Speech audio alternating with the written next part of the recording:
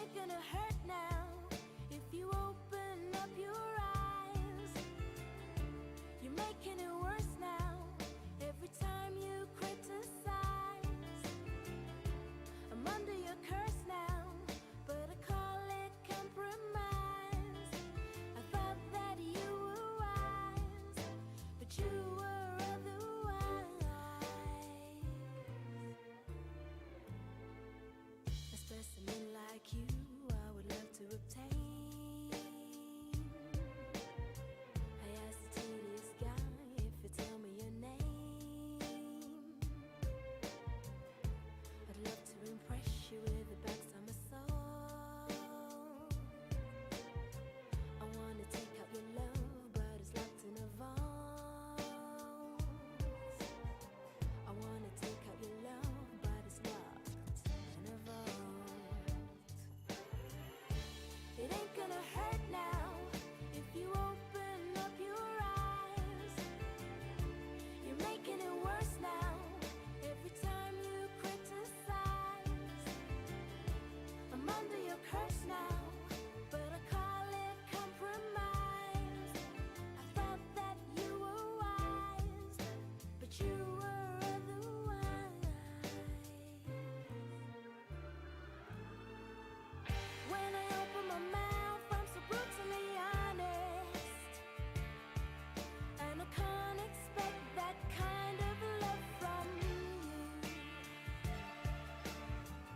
When you open your mouth, your teeth are beautifully polished, and I can't extract the pain you're going through. No, I can't explain the pain you're going through. It ain't gonna hurt now if you open up your eyes. You're making it worse now every time you womanize. I'm under your curse now, but I call it compromise. I'm under your curse. Oh no. It ain't gonna hurt now if you open up your eyes. You're making it worse now every time you criticize. I'm under your curse now, but I call it compromise. I thought that you were wise, but you were otherwise.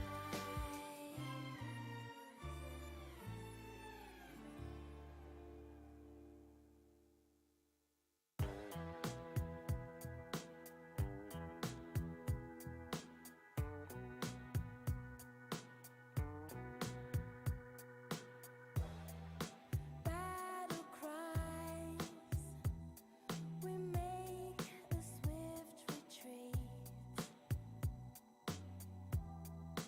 Paradise,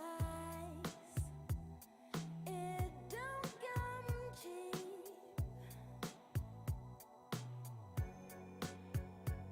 Square up to fight, like dynamite. The fly is young, we're getting deep without an aqualung. Our will is strong, we gotta work out where we're going wrong.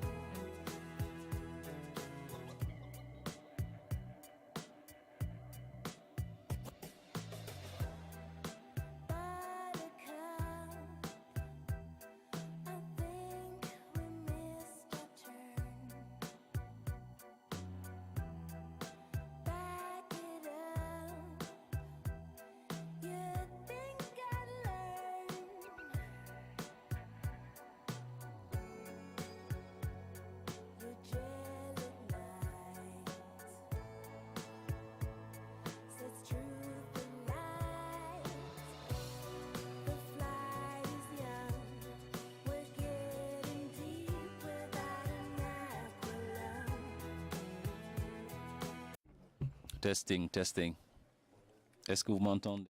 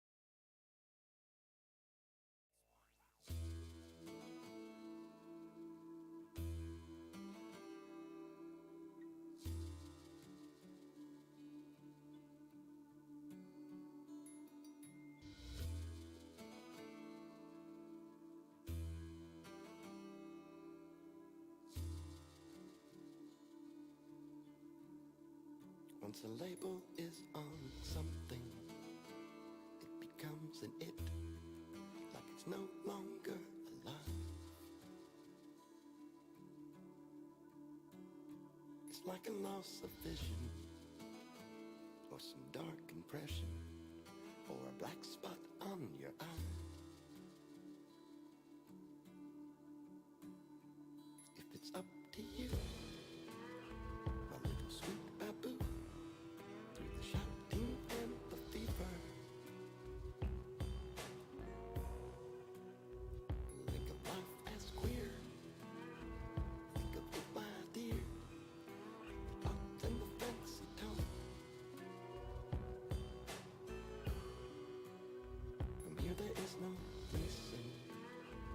Baby's got it made, but it's not what the life's about. What is imagination may become a fact if we think of it that way. If you want to know, I could tell you now. Or if you make it through somehow. Or is it best to keep on fall to sleep? It isn't looking very good to me from here.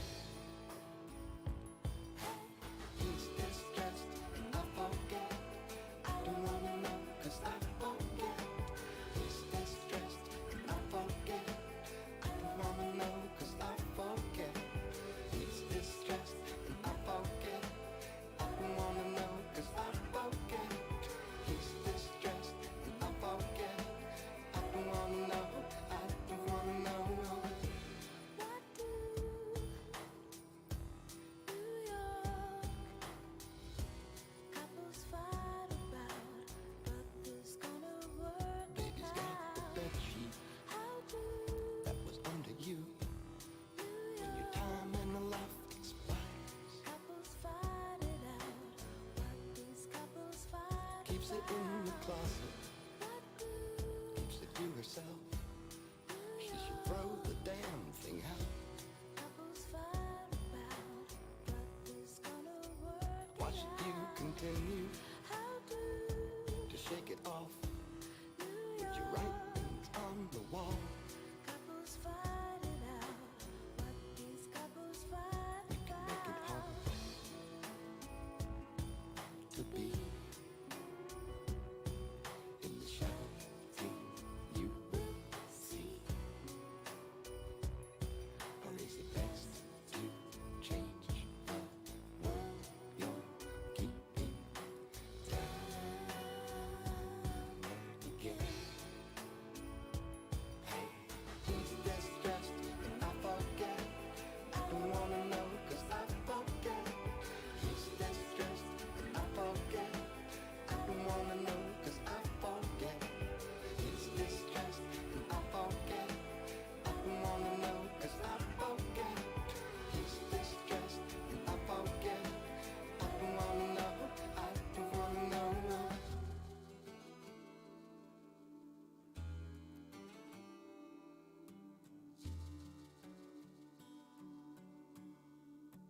Such is the sound of sorry with the shy report, all the grips that could hold you down. Just when things were looking up, you act just like a horse at your back. Everything was simple, but the body's warm, like a life spread on the ground. Loud and pink in general, the kitchen sink funeral. Every loving other, don't you fade on me, like a bomb that's about to blow. Often we will overlook the things that make it under. We can make it hard, or we could take the world apart. Or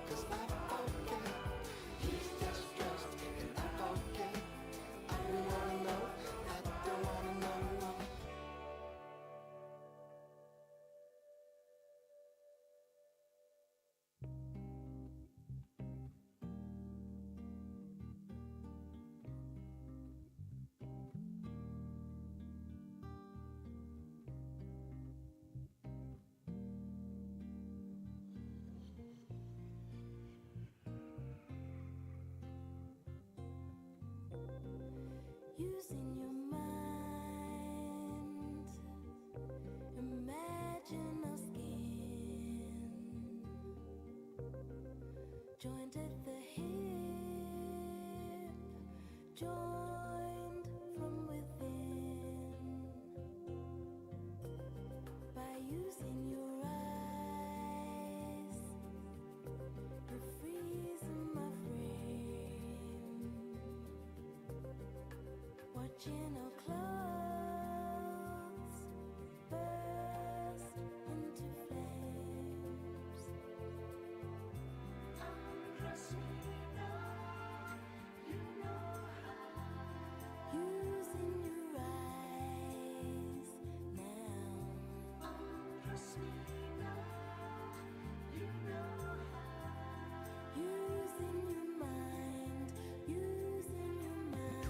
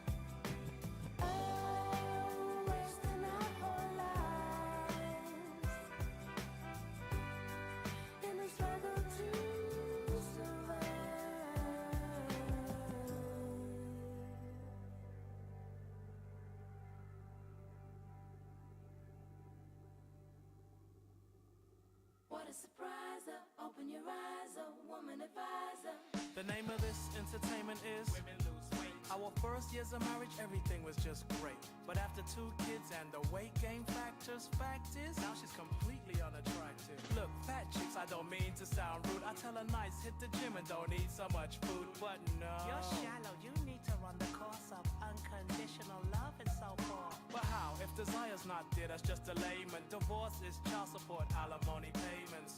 My unhappiness I doubt discouraged, so hurry for an easier way out this marriage.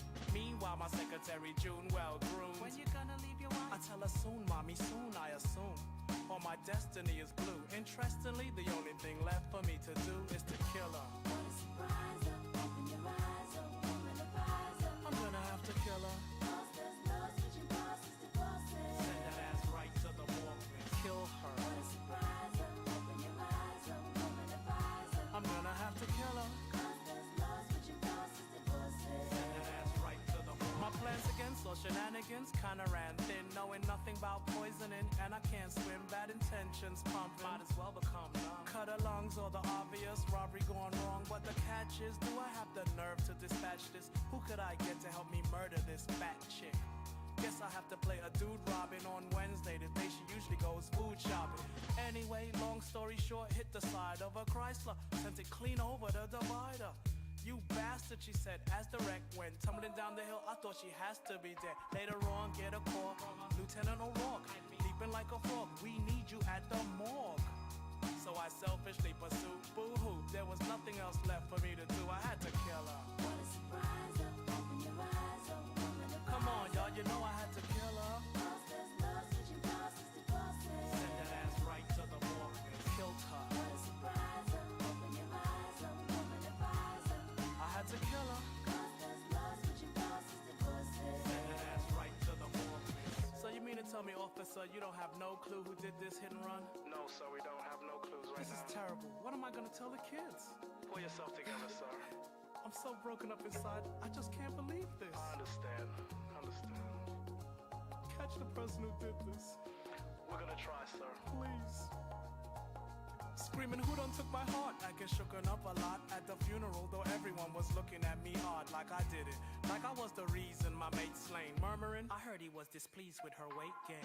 While my secretary, sort of a sexy blonde, can't cook. All she does is order from restaurants. All of the sex you I want. doubt could address clothes not washed proper and house look a mess. And talking to detectives that was waiting outside, how I took a long lunch break, day the wife died. I darn near turned pale. And because of betrayal, they indicted me, gave me an impossible bail. Good fortune to anyone admiring the raw tent. Moral of the story is, desire is important. So watch your weight, it'll keep your mate smitten, it's a given. Though looking back, I realize I didn't have to kill her. What a surprise, open your eyes, woman of eyes. I didn't have to kill her. Cause there's no switching bosses to bosses. Send that ass right to the morgue and killed her. What a surprise, open your eyes, woman of eyes. I didn't have to kill her. Cause there's no switching bosses to bosses. Send that ass right to the morgue. Well, there you have it. Keep fit trim, keep your marriages healthy. You know what I mean? Small message from More Chiba and Slick Rick the Ruler.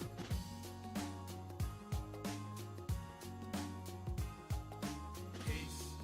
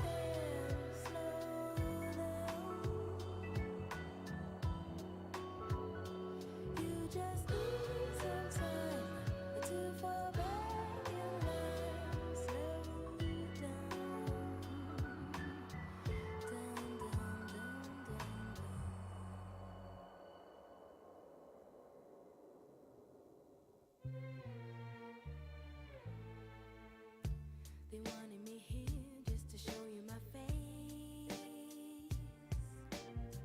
But when it comes to the crunch, I just hide in disgrace. You're calling me mad, but I know you're the same. 'Cause you gotta be seen to be playing the game. Yes, we gotta be seen to be playing the game. It ain't gonna hurt now if you open up your eyes. You're making it worse now every time you criticize. I'm under your curse now, but I call it compromise. I thought that you were wise, but you were otherwise. A specimen like you, I would love to obtain. I asked the tedious guy if you tell me your name. I'd love to impress you with the backs of my soul. I wanna take out your love, but it's locked in a vault. I wanna take out your love, but it's locked in a vault. It ain't gonna hurt now if you open up your eyes. You're making it worse now every time you criticize. I'm under your curse now, but I call it compromise. I thought that you were wise, but you were otherwise. When I open my mouth, I'm so brutally honest, and I can't expect that kind of love from you. When you open your mouth, your teeth are beautifully polished, and I can't extract the pain you're going through. No, I can't explain the pain you're going through. It ain't gonna hurt now if you open up your eyes. You're making it worse now every time you womanize. I'm under your curse now, but I call it compromise. I'm under your curse. Oh no. It ain't gonna hurt now if you open up your eyes.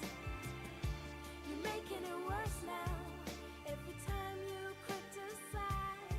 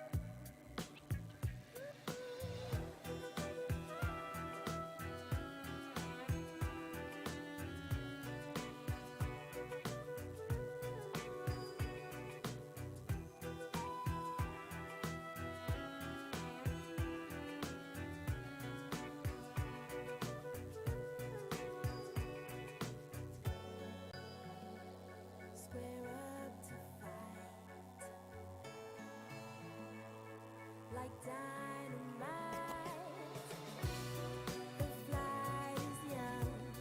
We're getting deep without an aqualung. Our will is strong.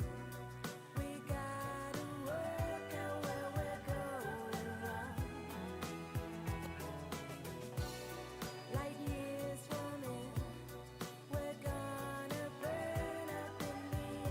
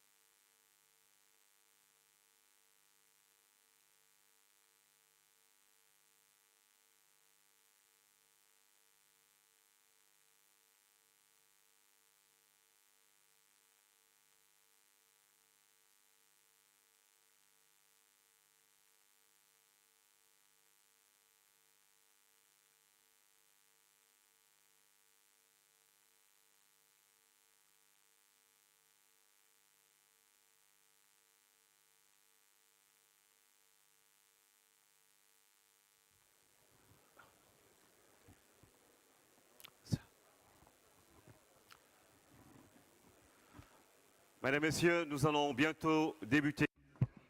Ladies and gentlemen, so we're going to kickstart this ceremony with the Republic President to join us very soon.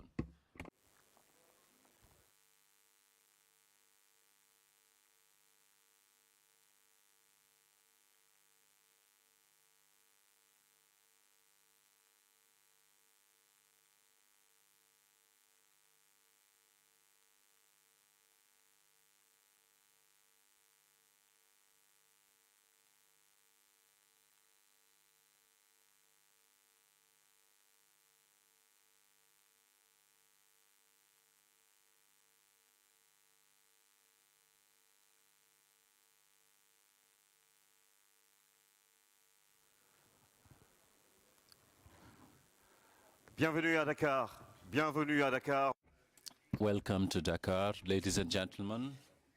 Very shortly, the President of the Republic, Macky Sall, will join us.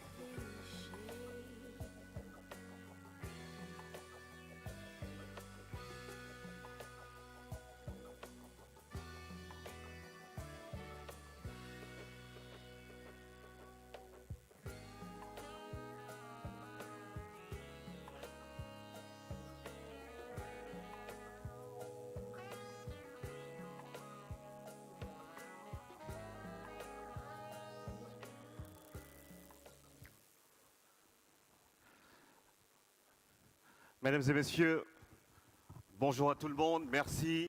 Ladies and gentlemen, welcome. Thank you for coming around, and please welcome the President of the Republic of Senegal, His Excellency President Macky Sall.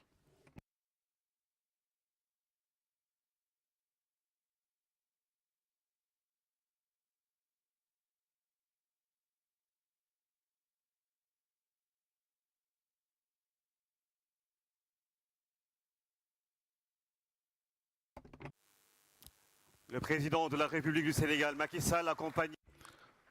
The President, with the President of the Republic of Mali, His Excellency Ibrahima Boubacar Keïta, Les invités de marque. as well as the special guests of the third edition of the International Conference on the Emergence of Africa.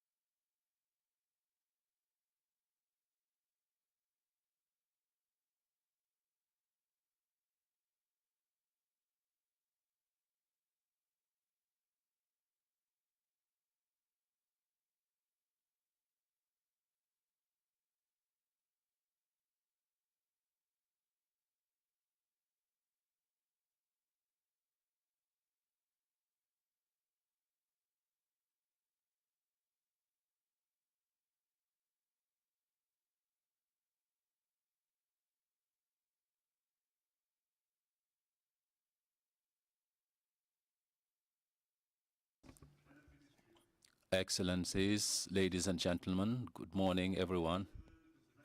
We are very pleased to welcome you today in Senegal, Dakar, in this beautiful hall of the International Conference Center Abdou Diouf, for the third edition of the International Conference on the Emergence of Africa.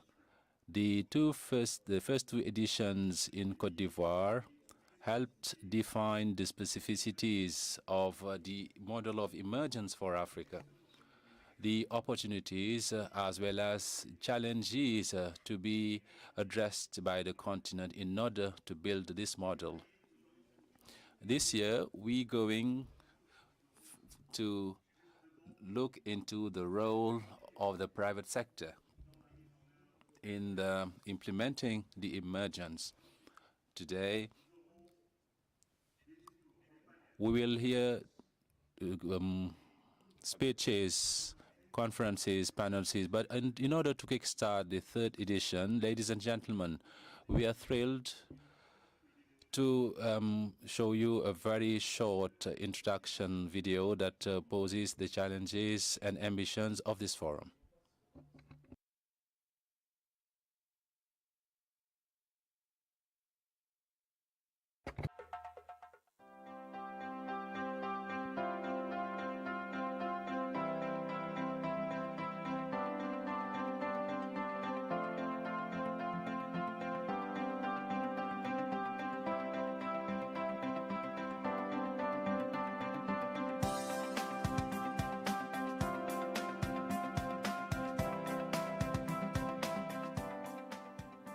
Afin d'améliorer le niveau de vie des populations, de nombreux pays africains se sont engagés dans une démarche plus volontariste et ambitieuse à travers la définition et la mise en œuvre de plans d'émergence. Cette nouvelle Afrique se veut plus dynamique, plus ambitieuse, plus innovante et plus présente sur la scène mondiale.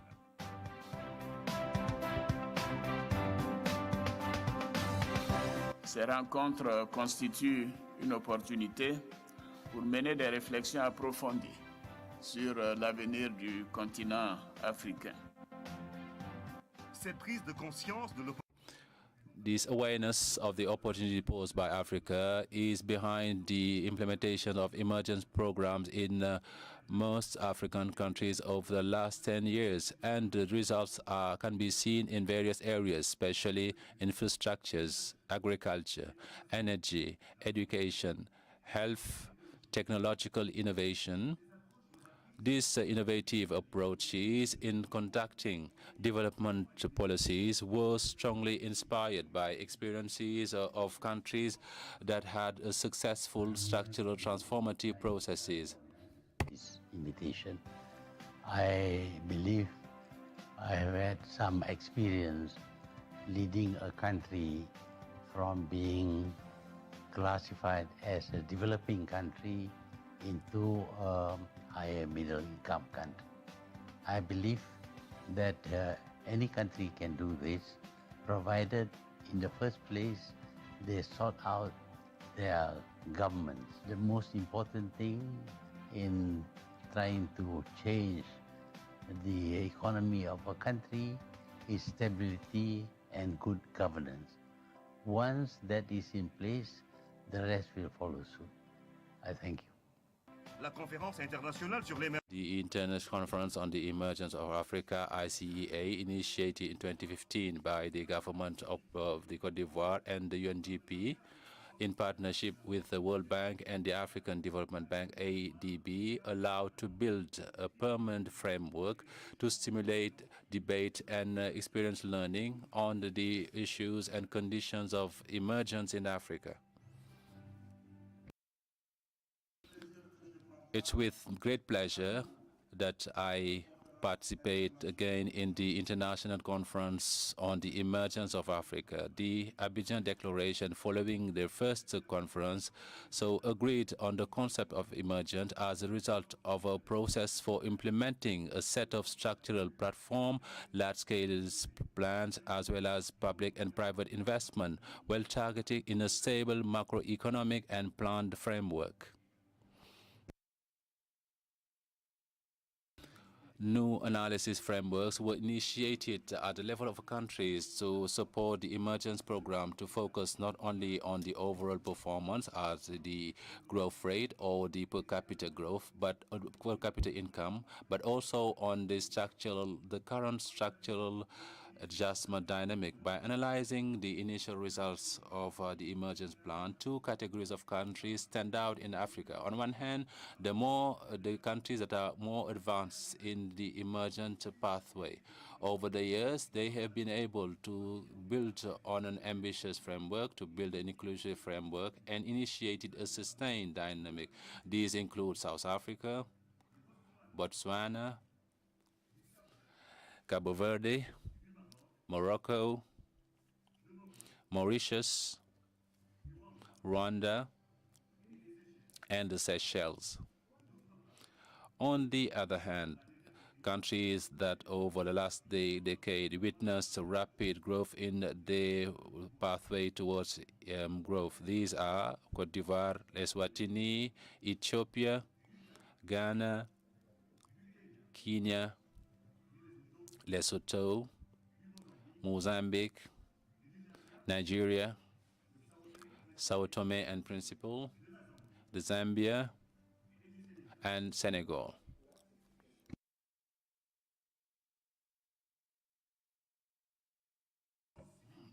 They are advancing rapidly and appear are the more likely to join the leading squad if they are able to accelerate the structural dynamic in the next years. After the first two editions, the third edition of the International Conference will focus on a strong private sector, namely through a framework that is conducive to entrepreneurship and network champions that can conquer domestic market.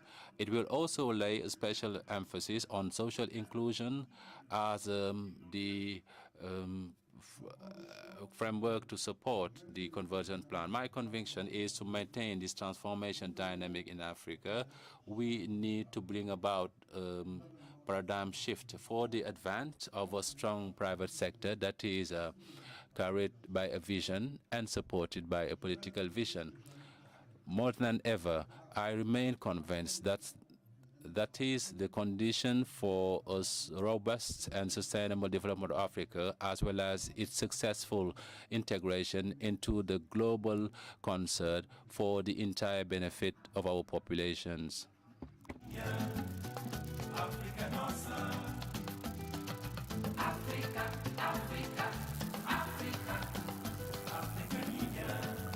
Merci. Thank you, Excellency, for this first session. You said so, political leadership is indeed a vital element of the structural advancement in Africa. And for this session, we are very honored to welcome His Excellency Mr. Macky Sall, President of the Republic of Senegal. Son Excellence, His Excellency Ibrahim Boubacar Keïta, President of the Republic of Mali. His Excellency Dr. Mahathir, Prime Minister of Malaysia. His Excellency Amadou Gon Coulibaly, Prime Minister of the Republic of Côte d'Ivoire. Madame Ségolène Royal, Special Envoy of the French Republic and former Minister of Environment Energy. Dr. Akinwumi Adesina, President of the African Development Bank. Tony Elomoni, Founder and Chair of Earth. He will join us very shortly during the day. And Baidi Agne, Chairman of the National Employment Council of Senegal.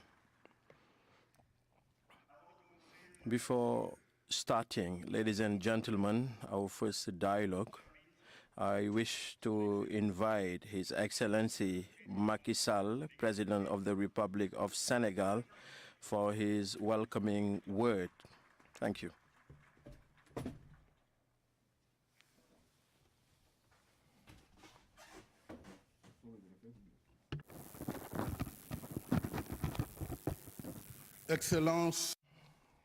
Excellencies, Ibrahim Boubacar Keïta, President of the Republic of Mali, dear elder brother, Honorable Dr. Mohamed, Prime Minister of Malaysia, the Honorable Prime Minister, Ibrahim Gon Coulibaly, representing President Alassane Ouattara, who was the inspirator of this international conference on the emergence of Africa. Honorable Chair or Speaker of the National Assembly, Prime Minister, the Chair of the High Council of Local Communities, the Chair of the Social, Economic and Environmental Committee, the Vice President of the National Parliament of Korea, Madame Ségolène Royal, representing the President of the French Republic in charge of international relations on climate. Ladies and gentlemen, distinguished ministers, Dr. Akinwumi Adesina, Chair of the African Development Group, Dr. Bandar, President of the Islamic Development Bank, Honorable Representative of the UNDP Administrator, Representative of international institutions, Representative of the Diplomatic Corps, distinguished guests, ladies and gentlemen, on behalf of Senegal, I would like to thank you for taking part to this event. I bid you a warm welcome in this new pole of Diamniadio and a pleasant stay in our country.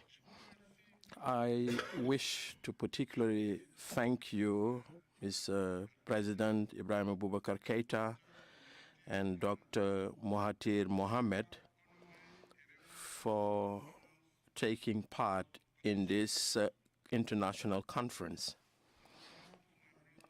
President Ibrahim Boubacar Keita, and on my own, I thank you warmly, Honorable Prime Minister Mahathir, for having to come so far to grace this conference with your participation. We appreciate it very much, and we are looking forward to hearing your view and your vision as the founding father of modern Malaysia. Je remercie le programme. I wish to thank the UNDP, the African Development Bank, the World Bank, for their precious support to the organization of the third International Conference on the Emergence of Africa. We are gathered here with a solid faith, the faith in an African that refused the fatality of underdevelopment in Africa, which is decided to take its own destiny to get into the era of emergence and development. More than anything, Africa is the continent that has suffered from history. But despite this burden, we decided, by keeping the memory of the past, we decided to look into the future and move forward. In so doing, we have in spirit that development cannot be built through international assistance, and that emergence cannot be decreted, but this is conquered through vision and act in a daily basis. That's why we want to bank on our own efforts, but also to bank on the vitality of balanced partners that are respectful of the interests of all parties, and that will be mutually beneficial. This is the Africa we wish to build, standing Africa, which is going towards progress. In this building Africa, governments are working. The youth is creative and educated, and they undertake and succeed. We need active businessmen and women that invest and create jobs and wealth. Our responsibility today is to work all areas in order to buttress this emergence dynamic and make it irreversible.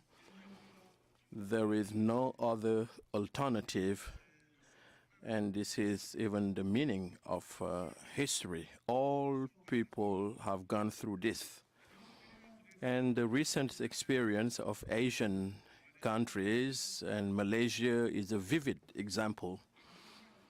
And this shows that there is no reason our countries, like African countries, should not follow suit by being optimistic and combative. This is the rationale for this conference, that is to provide a platform of reflection, to exchange experience and confront viewpoints on our strengths, our weaknesses, and the changes we should make in order to win the battle for emergence. That is why we involve this in this conference countries from outside Africa, experts, academia, members of the civil societies, businesswomen, businessmen, and each viewpoint is important. The topic of this conference is on emergence, private sector, and inclusiveness. The topic is broad. It suggests a lot of questions on the conditions for emergence, mobilizing resources for the funding of development, access to credit, the role of the state, the role of the private sector in development, the relationship between national private sector and international private sector, and lastly, without being exhaustive, social inequalities, hence the issue on growth and the role of the state in social inclusiveness. In Africa, public funding is the main resource when it comes to achieving major structuring projects. Like when it comes to highways, road projects, airport projects, or energy projects. For our countries, the first issue we need to address is to know where to find the money to carry out this major infrastructure. Certainly in the national budget, through the mobilization of tax, and this requires two options. That is for taxation, make sure that all pay taxes by limiting abusive taxation. Taxation should be paid where the activity creates wealth and profit.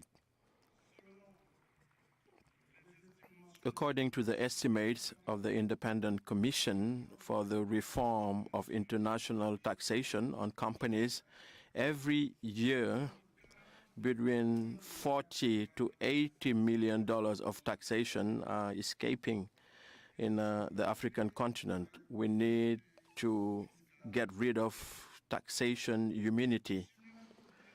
If taxation due to Africa was paid, the discussion of public assistance will not be an issue.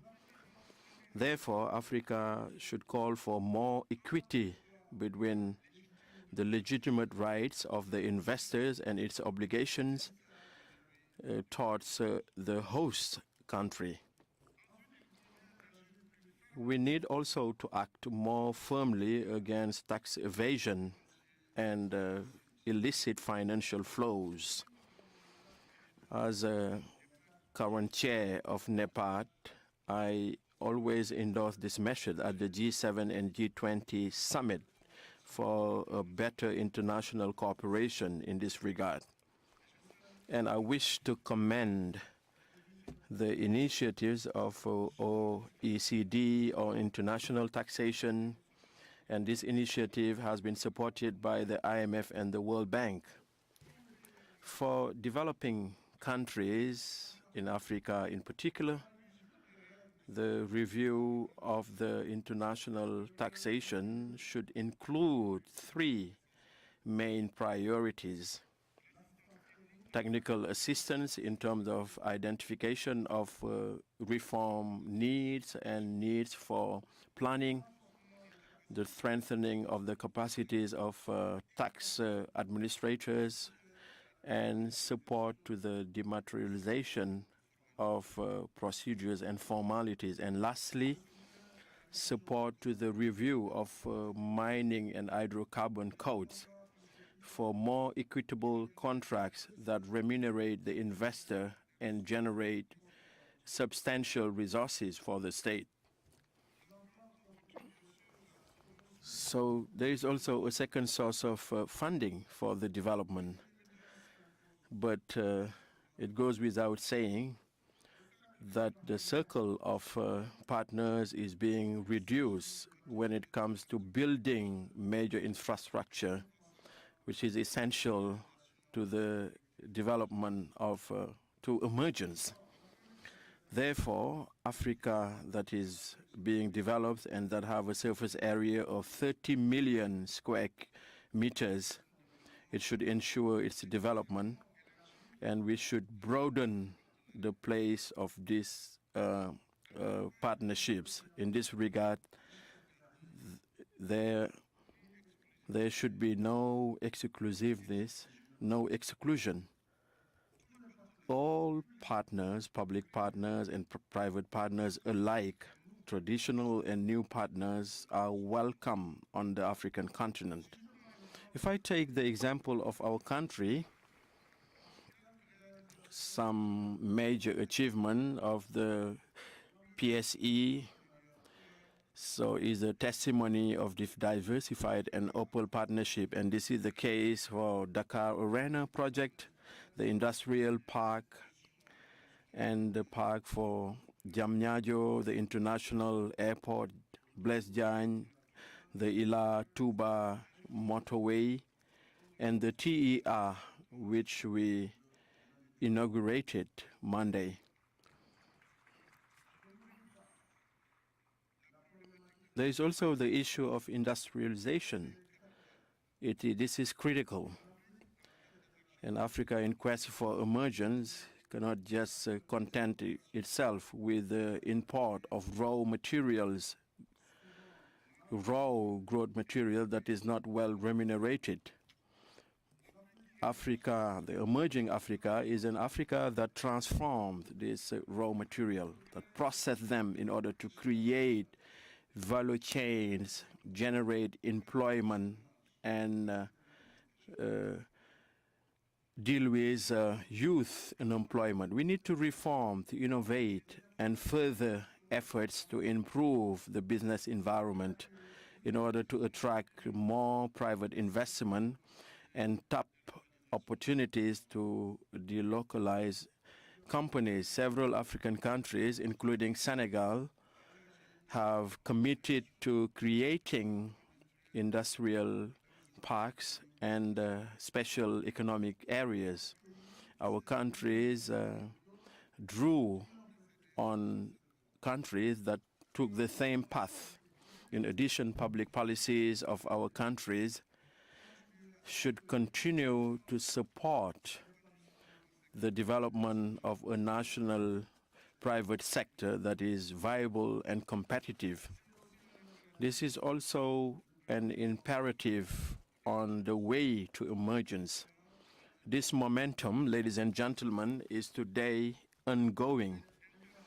It is embodied by men and women from Africa that invest in their own countries, but also they invest elsewhere in Africa and in the world. And I wish to commend all African champions in the private sector.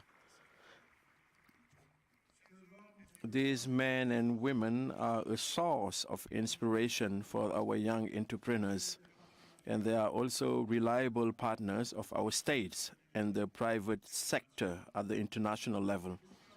They understand the requirements and they can deliver quality projects. In addition to foreign partners, Senegalese companies that are working on the TER project, they have given us a beautiful example of cooperation and efficiency. Let me now come back and finish on the issue of social inclusiveness. This is a major challenge for public powers in Africa, as you know. This poses the issue of the outcome of growth. When vulnerable social strata are left aside, this issue calls for answers that are adapted to the context of countries. In our own country, we put in place some initiatives and programs that are innovative, like the universal medical coverage, but also a program through social scholarships We also have the Emergence program for community development, which we launched with the support of UNDP. And this project has 4 main components, which is the common denominator of the major challenges in the rural world. That is the absence of drinkable water, the absence of rural electrification, the absence of roads, and also domestic works on women. We have brought answers with regard to the access to drinkable water in rural areas, the access to rural electrification, and we are working for a universal access in the next 5 years. We are also working on delocalizing territories, and also we are working on reducing women's workload in rural areas. This is the PUDC. We also have other projects like PIMA, but we also have a new instrument called the Delegation to Rapid Entrepreneurship for Women and the Youth, and this is designed to support self-employment. In the last analysis, I am convinced that beyond resources which are necessary for the quest for emergence,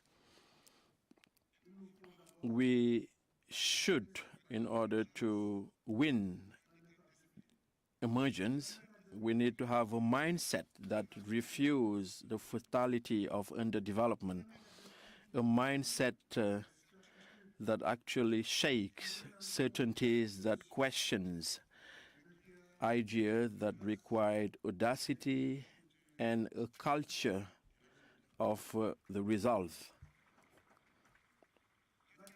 The quest for emergence has to do with a long-term vision and a commitment that translate this vision into acts. We need to believe in ourselves. We need to define our own priorities. We need to engage our resources and intelligence and to mobilize mutually beneficial partnerships. This should be our daily activity in order to forge the destiny of an emerging and prosperous Africa. Challenges are here, laying ahead of us.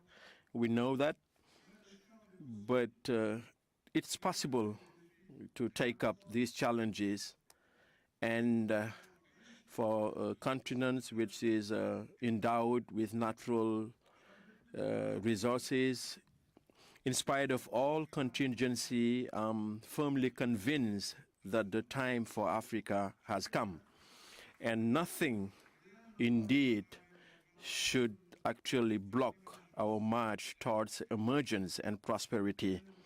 We need to win the bet for emergence, and this is within our reach. I declare the 3rd International Conference on the Emergence of Africa open, and I thank you for your kind attention.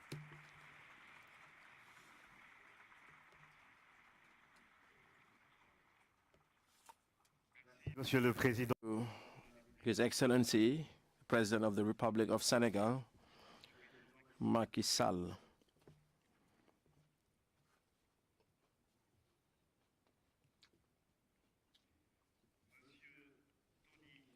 Mr.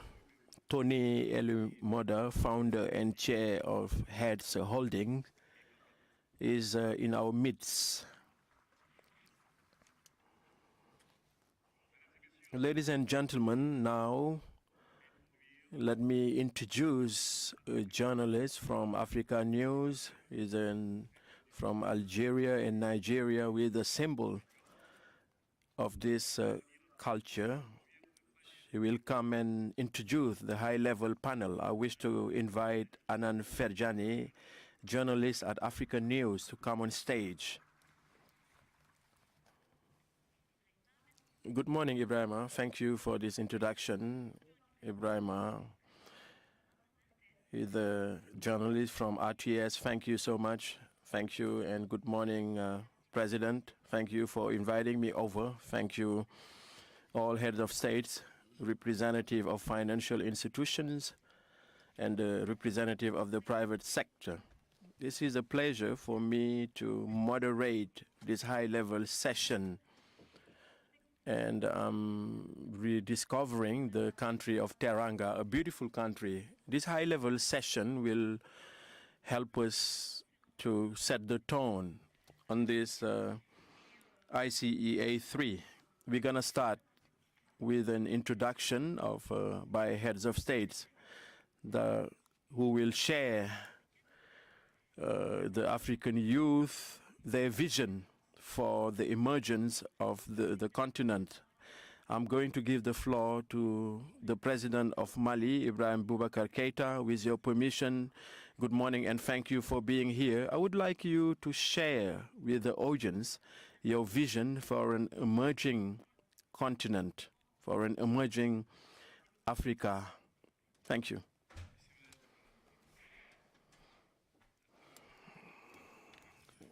Good morning,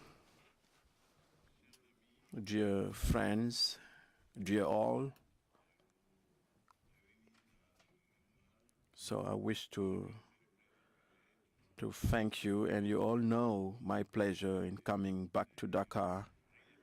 And this is a real pleasure for reasons you all know. So it's not just about the chebujen, the rice and fish.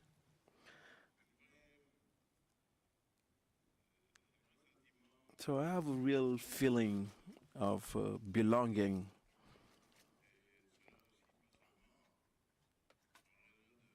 And this is not to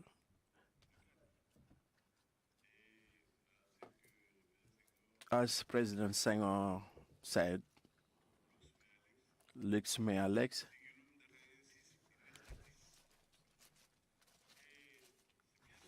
So this is today, once again, we are here, and whether the President of Mali is invited to this high-level gathering on the emergence of Africa, this is obvious. Yes, dear brother, President Macky Sall, for inviting me over to this conference.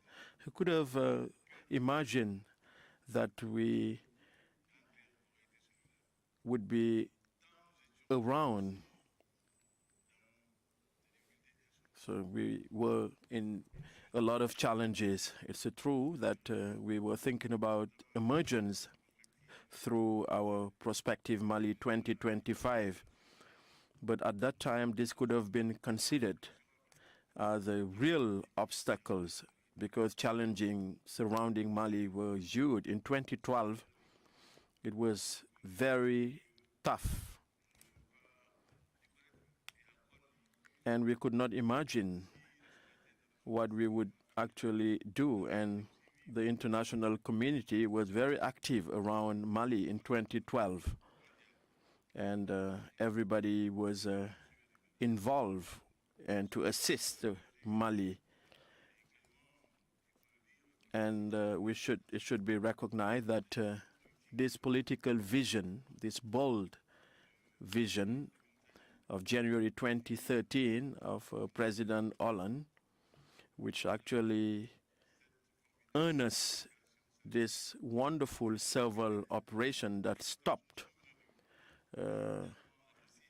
the aggression. This could have led to a catastrophe, and we would have not been able to be here. And combined with the mobilization of our brothers, including Senegal, I remember some Senegalese officers welcoming me to Kidal. So we were in destitution, and these young Senegalese were in destitution.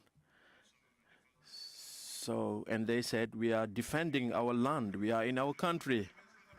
So when I talk about this, I have a real emotion, you see? So that's why today Mali can be present in such a forum. So we also understand that when the world is dealing with you, is taking care of you, you have a real duty to make sure that that people have compassion with you, but as President Senghor would say, and he's a real intellectual, and he would say, he would compare the concert of nation to a sort of universal banquet, but he would say that nobody would be invited to the banquet unless he deserved it. And that's true. International solidarity is around us, very active, but we need to deserve it. So we did not have a state, so to speak. We organized 12 ECOWAS summits. And we even have a memorable summit here in Dakar. So we do understand that we had to requalify Mali. And through the will and the intelligence, the active intelligence of its sons, we needed to recreate a state. When we see this image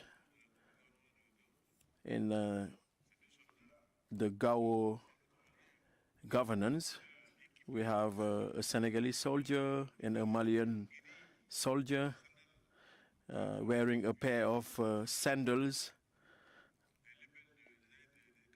and they had a gun which dates back to a long time, and this is a memorable image. I even cried. And I promised to myself that one day when I have a say in these matters, my first task will be to make sure that the country has the political decision-making tool, which is the army. Not because I'm a radicalist. I'm just aware that this is actually the challenge in today's world, and for a state to be qualified, it should have at least some capacity to defend itself against whatever aggression. Then that would not be enough. Because at that time, we understood that those were actually thriving on our social, economic vulnerabilities.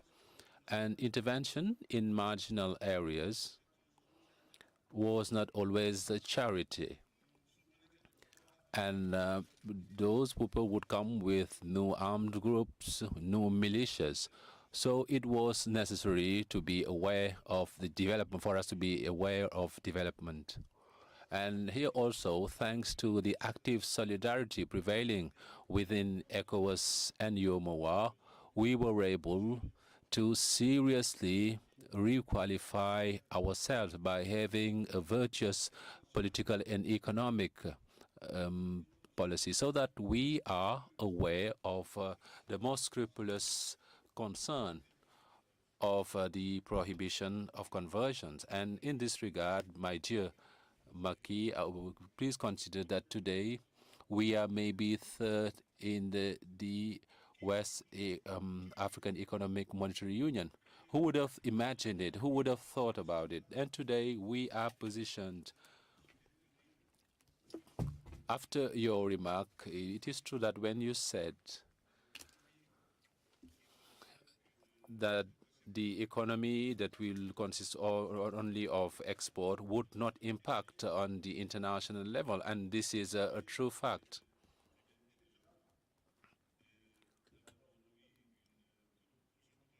If we have a cotton production that is substantial, we have a 428,000 tons, but I can barely say so. Because this cotton production, I will just process only 2% of it. So this is pathetic. This is a shame. Why? Well, because we go around the globe, because we actually need to qualify Mali. We need to requalify Mali. We need to make sure that the value chain induced by the cotton production is effective, real, so that eventually we'll have jobs for youth.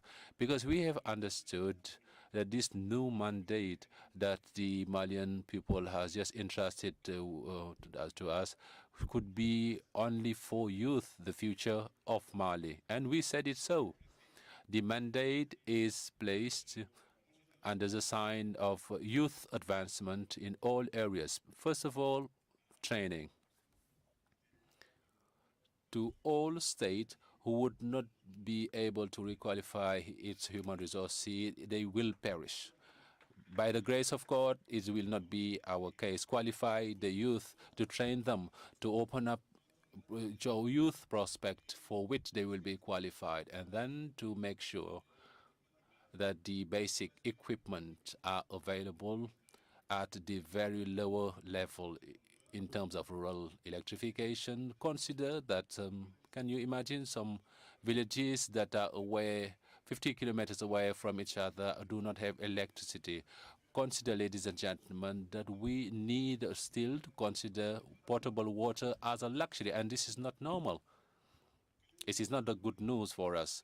So in the area of health, we do not have areas that have basic health care, and this is unacceptable. So we have basic needs to cater for, and we're going to do it. We have also understood that a country like Mali with 1,500,000 square kilometers needs to be developed based on concrete elements. In our country, we are fortunate to have Niger, to still have Niger, and that is quite meaningful. And this will enable to actually grow 1 million fertile land. So we have also decided, beyond the African decision that was made in Maputo, that each country allocate 10% of its revenues to the agricultural sector. In Mali, we decided to allocate 15% to the agricultural sector. We did not do it out of the blue. There was a positive response. Farmers made sure that in this area, also the subsidies, the input subsidies, they made sure that the production is boosted. I said cotton, 728,000 tons, so cereals, 10 millions in our silos. All things put together make agriculture at the basis of development. And we have also mechanized agriculture. We were also doing agriculture with harrows. Today, mechanization is a reality. We have also 2,000 tractors that exist in Mali. All this to say that we are absolutely convinced that we need actually to gear towards development, and no one will consider us if we remain in the old ages. The time of dignity is gone. So we need to stand up, we need to be dignified, and we need to make progress. That's what we need to bear in mind. Thank you so much. Alors, comme je le disais, le ton est donné. Merci. I think you have set the stone, His Excellency, the Ibrahim Boubacar Keïta, for this true picture that depicts the reality of Mali and also of countries. So in our mix, we also have the Malaysian Prime Minister, who made the honor to grace this gathering, and he will also share with the audience the experience of Malaysian country that witnessed a substantial growth rate over the last decade. Dr. Mohamed Mahathir. And I would like for you to also share with us, with the public, and with the African youth, your vision for an emergent Africa, drawing from your experience, from the Malaysian experience. Well, thank you very much for this invitation to say something about Malaysia and what the relevance of Malaysia's development in Africa with regard to the African countries. Obviously, we are all emerging. Even Africa has emerged, but to what extent?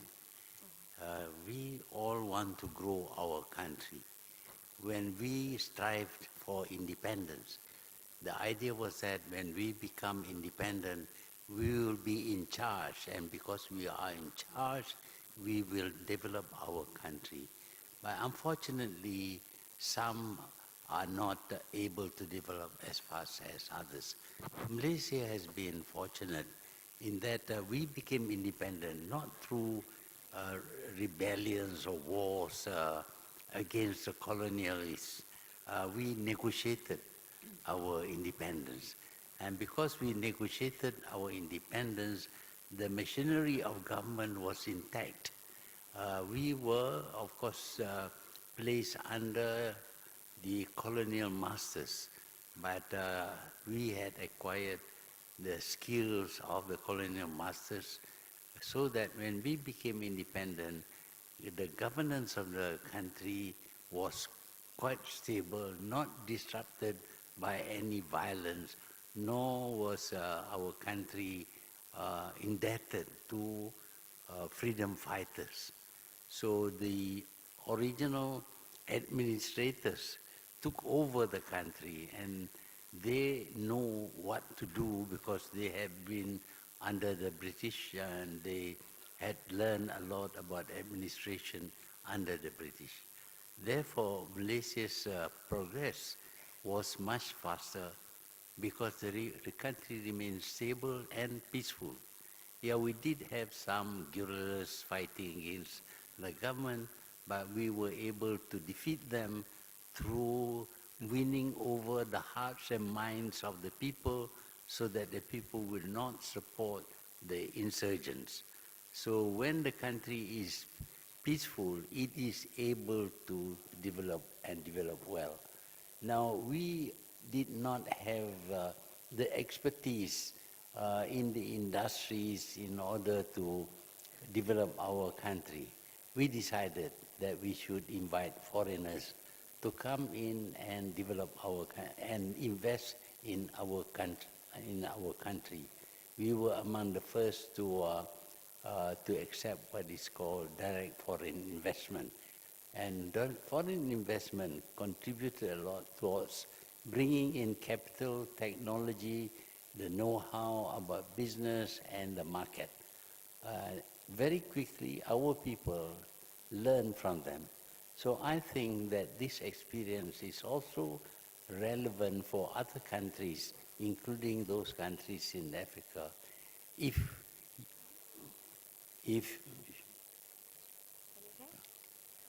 you don't have the technology, the skill, and the capital, it doesn't matter if you bring in foreign investors, even if they were your former colonial masters. Once they bring in their investments, then the country tends to benefit from the inflow of capital, new technologies, skills, etc., would be acquired by the country. And that was how Malaysia was able to convert from being a purely agricultural country into an industrialized country. In the meantime, it is important that government remain very stable. We had accepted democracy as a system for our country, but democracy requires a little bit of sophistication. You can only have democracy if the people understand the power of the vote, that the vote given by the people determines who should rule the country. What we notice is sometimes that people who lose in elections are not willing to accept losing. They invariably create a problem, etc., trying to deny the success of the winning party, and as a result the country becomes unstable. There could be another election, or there could be nullify the election results, and as a result the country cannot be governed. Fortunately, in Malaysia, people are very mild people. They are not violent people. They are prepared to accept the results of the election, and the government was formed, strong governments were formed, and because of that, with the peace and stability in the country, Malaysia was able to develop much faster than other countries. Other countries were also developing, but where you find a lot of political instability it's difficult for countries to develop. I believe that most of the African countries have now been independent more than 60 years, and during that time they may have learned, they should have learned about the intricacies and the sophistication needed in the governance of the country. Once that is acquired and people learn that you have to respect the votes given by the votes of the people, I am quite sure Africa would soon be very close to East Asia in terms of growth and development. I'm quite sure this is happening today in Africa. We saw on the screen just now, on the video clip just now, how far they have progressed. And I think that with the knowledge and the experience they have gained over the last 60, 70 years, African countries would be very much, it would be emerging as some of the early developing countries, and they will eventually catch up with the rest of the world. Thank you. Thank you. Et je vais à présent donner la Now I'll give the floor to the host, the President, Mr. Macky Sall, who could briefly, provide his message to the audience as part of the African Emergence Insight. Thank you. I would like to pick up from the idea I just put forward. Emergence has prerequisites. President Ibrahim Boubacar Keïta, a friend of Senegal, whom I really great, as well as the Mahathir Mohamad, the Malaysian Prime Minister. Both of them said that one of the prerequisites is a stability, not to build emergence in an unstable environment. This stability is a crucial issue we need to address as Africans, and also as part of the international community, because the world is interrelated. Africa's insecurity will affect global insecurity. We also could see the interrelationships between the situations in Iraq, Syria, as well as situation in Libya and in the African Sahel. Everything is interdependent. So we need to ensure the minimal conditions for security, without which we could not produce, we could not develop anything. Furthermore, the new paradigm of development needs to be discussed with our partners. It is clear, as Prime Minister Mahathir said so, we have industrial, technological delays. So we need to actually catch up for this delay, not only through the public sector, but we also need to promote the development of FDI, foreign direct investment, and of course, with technological transfer that come with these FDIs, foreign direct investment. Equally, our educational system needs to go through a paradigm shift. If at the beginning of the independence, we needed lawyers to defend our state, to defend our independences, participation in the international organization. While that is true at the time, we need to reverse the trend, to resolutely turn towards the digital sciences, technologies that will bring about development. And we need this technological leapfrog in order to put ourselves in the digital world. So we both need efforts by the government, what I said about mobilizing resources, in domestic resources first of all.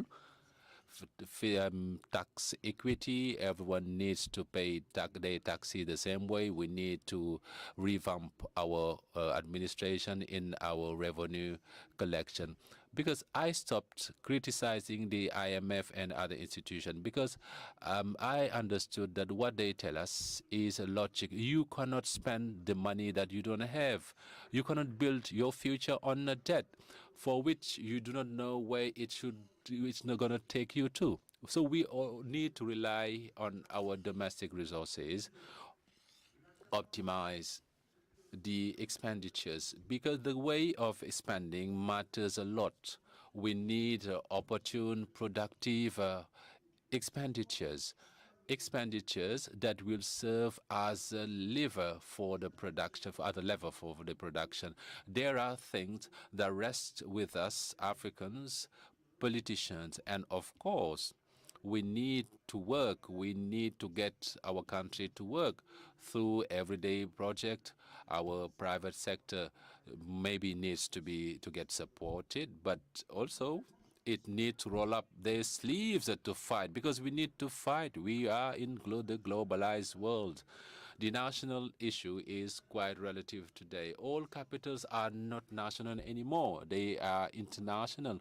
We are even living in economic communities. We're not talking anymore about national enterprises, because we have community-led enterprises. We have common space. We have companies. And it's through competitiveness efforts that we can break the continent out of this situation. And I believe Africa is resilient enough.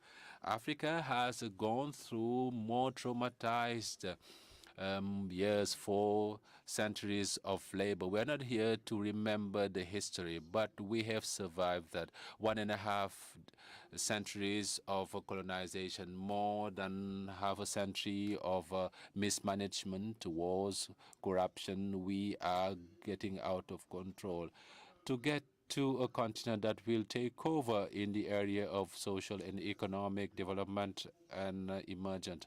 A dynamic youth that needs proper training, not youth that will be trained to insult NGOs who make you believe that this is the reality. No, insulting head of state and insulting everything, it is not with us, with that Africa will get to emerge. And we need a youth that engage in job creation, value addition, and also for that, African leaders need to work with the African civil societies that need also to bear in mind the environment of their continent. We are not Europe, America, we are not Asia. We are Africa with our realities.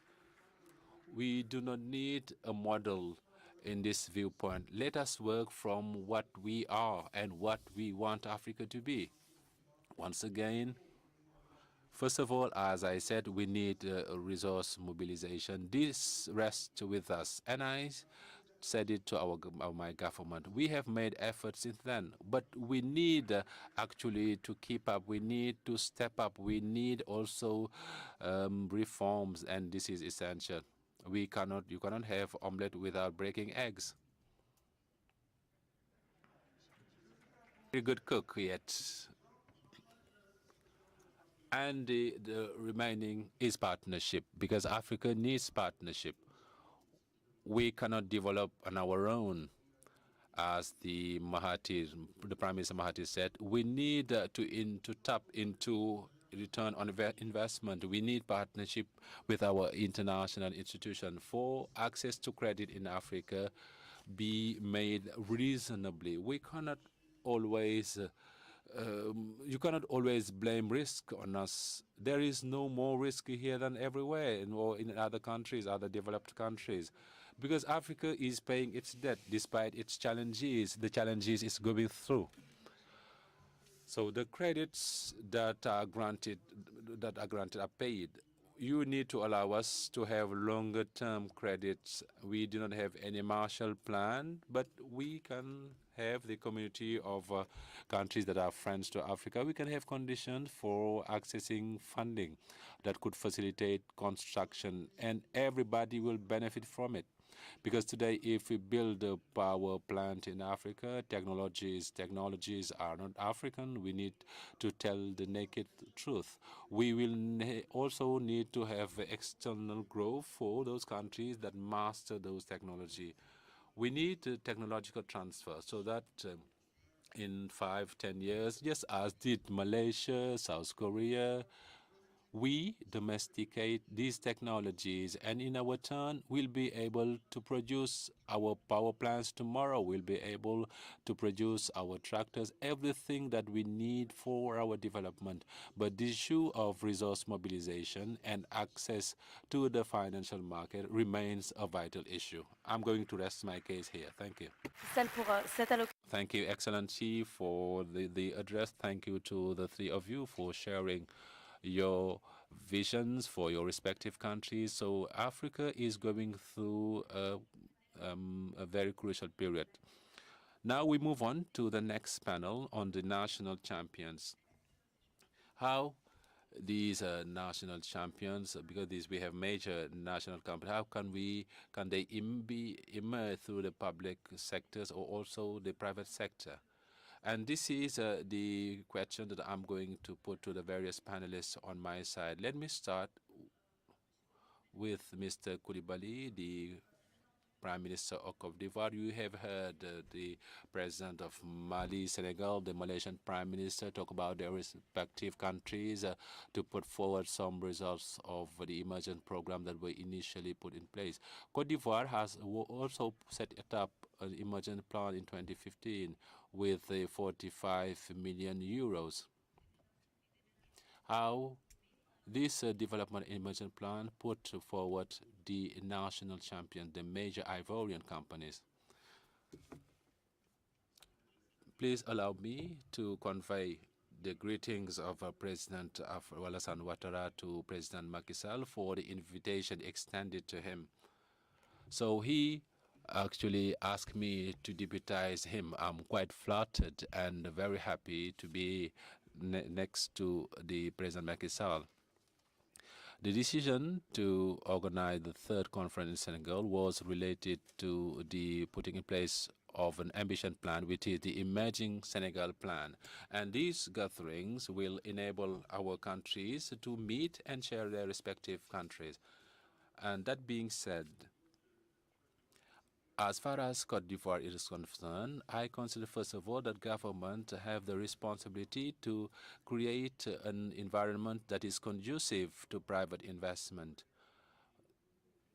The first section between 2012 and 2015, the first national development programs to the tune of 11 billion CFA, we created the conditions with infrastructures, in transportation, in energy, and all these elements for us were essential in order to have a dynamic in the private sector, and that is instrumental. Our countries need to have infrastructures of quality, so energy in abundance and also at low cost to allow the private sector to be competitive. I would say that was something really critical that we ensured between 2012 and 2015. And we took out the option under this national development plan. We were at 60% in terms of investment to be fulfilled by the private sector. And I believe by implementing the plan, we realized that in 2015, 62% of the national development plan was actually financed by the public sector. So we put in place the second plan for 2016 and 2020, and for the to the tune of 30 billion CFA francs, follow the same logic in terms of a private sector contribution, at least 6%. And we said that we would actually maintain the construction of infrastructures. And then we realized that the vital element was to engage in industrial strength so that we can process the raw material. Let me pick an example like the cocoa, for which we are the leading producer with 2 million tons. But you know that on this sector, the overall resources from the cocoa sector account for $100 billion. But cocoa producing countries, so Ghana, only 5%. These are things that are not acceptable.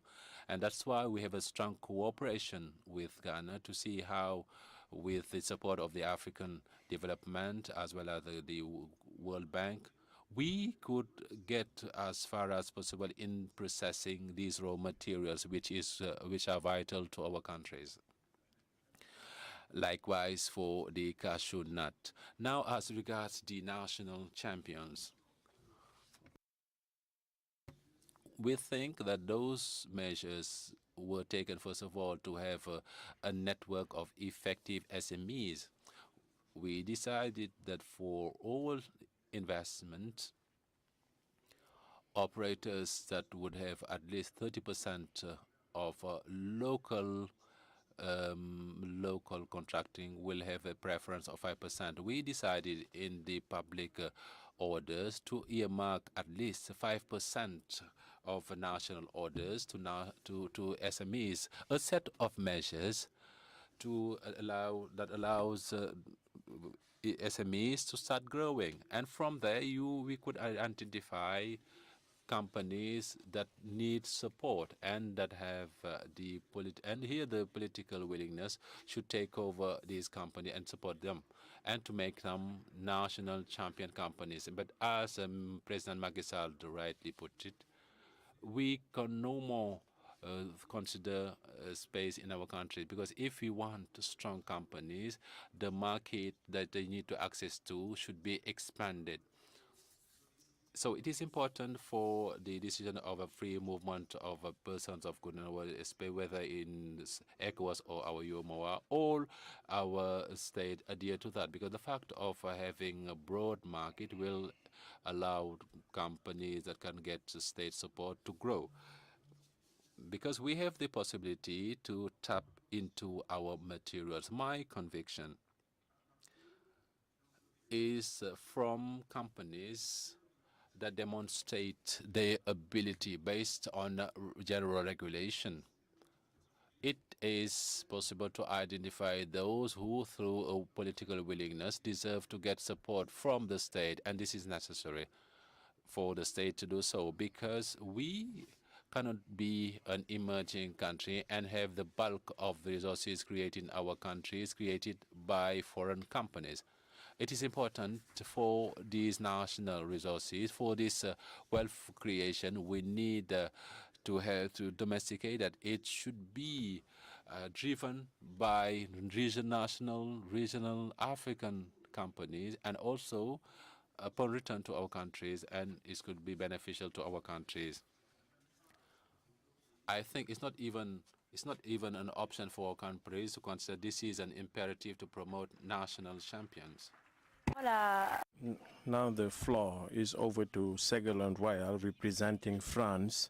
You are the special envoy to President Macron, and you're going to react to what the Prime Minister of Côte d'Ivoire had just said. As an important partner of Africa, France should compete with other powers like Asian powers that are present in the continent. How France may contribute to promote national and regional champions and allow more egalitarian partnership. First of all, I would like to thank you for the invitation of President Macky Sall. I wish to greet the President of Mali. This is a pleasure for me to come back to the country of my birth. So you won't be surprised if the answers I'm going to provide with regard to this question will be on the responsibility I had as the chair of COP21. How can we take the climate challenge by making sure that this is not a weight, but an opportunity rather? And in this viewpoint, I would like to recall historical reasons to see how the commitment of the African continent and Senegal in particular, Mali, Cote d'Ivoire, were instrumental for the Paris Agreement on the climate. Without the commitment of the African continent, there would not have been no Paris Agreement, because the African continent was telling industrialized countries, you are very kind, but you did your development with coal, with oil, with gas, with fossil energies and greenhouse gas emissions, and you are responsible for global warming. Now that you realize that this is a huge issue for the planet, you are asking us, we African continent, to give up development. So we want that, and this has created a problem in Paris. But we need to have more climate justice. We need to have transfer of technologies on the one hand, and investment in our country. Therefore, today what is at stake is to understand that the damage of the global warming are more an issue for African countries, which is hot. We have desertification. We know that the Chad Lake is disappearing. The issue of coastal erosion with the Waka project, which was launched here. We also have the International Conference on Water, which will be organized here in Dakar in 2020. We also have some problems with the dam. We have this agricultural desertification and the massive displacement of populations. And this destabilizes states and create a lot of problems, a lot of security issues. When we actually address all these challenges, we said, how do we make sure that these challenges be turned into opportunities, and how African companies can benefit from these efforts?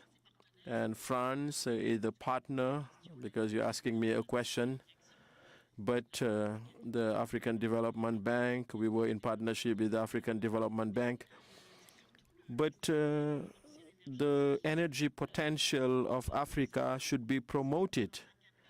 And without giving you figures, according to the International Energy Agency, we have 300 gigawatt that may come from Africa by 2030, 100 gigawatt for hydroelectricity, 100 gigawatt for wind electricity, and 32 gigawatt of biomass and 4 gigamass of geothermic source. And I would like to say that the energetic transition program of Senegal, actually we have a lot of opportunities, but industrialized countries should transfer technologies and put in place funding, which was pledged. $8 billion were pledged during the Paris conference, and these commitments should be made. To finish, I would like to say that there are areas related to the environment, and these are economic development potentials. We have renewable energy. We also have the issue of water, the issue of biodiversity, the issue of nature. And what is at stake basically is that African continent should not make the same mistakes of industrialized countries. If you take the example of fossil energy, the example of intensive agriculture with pesticides.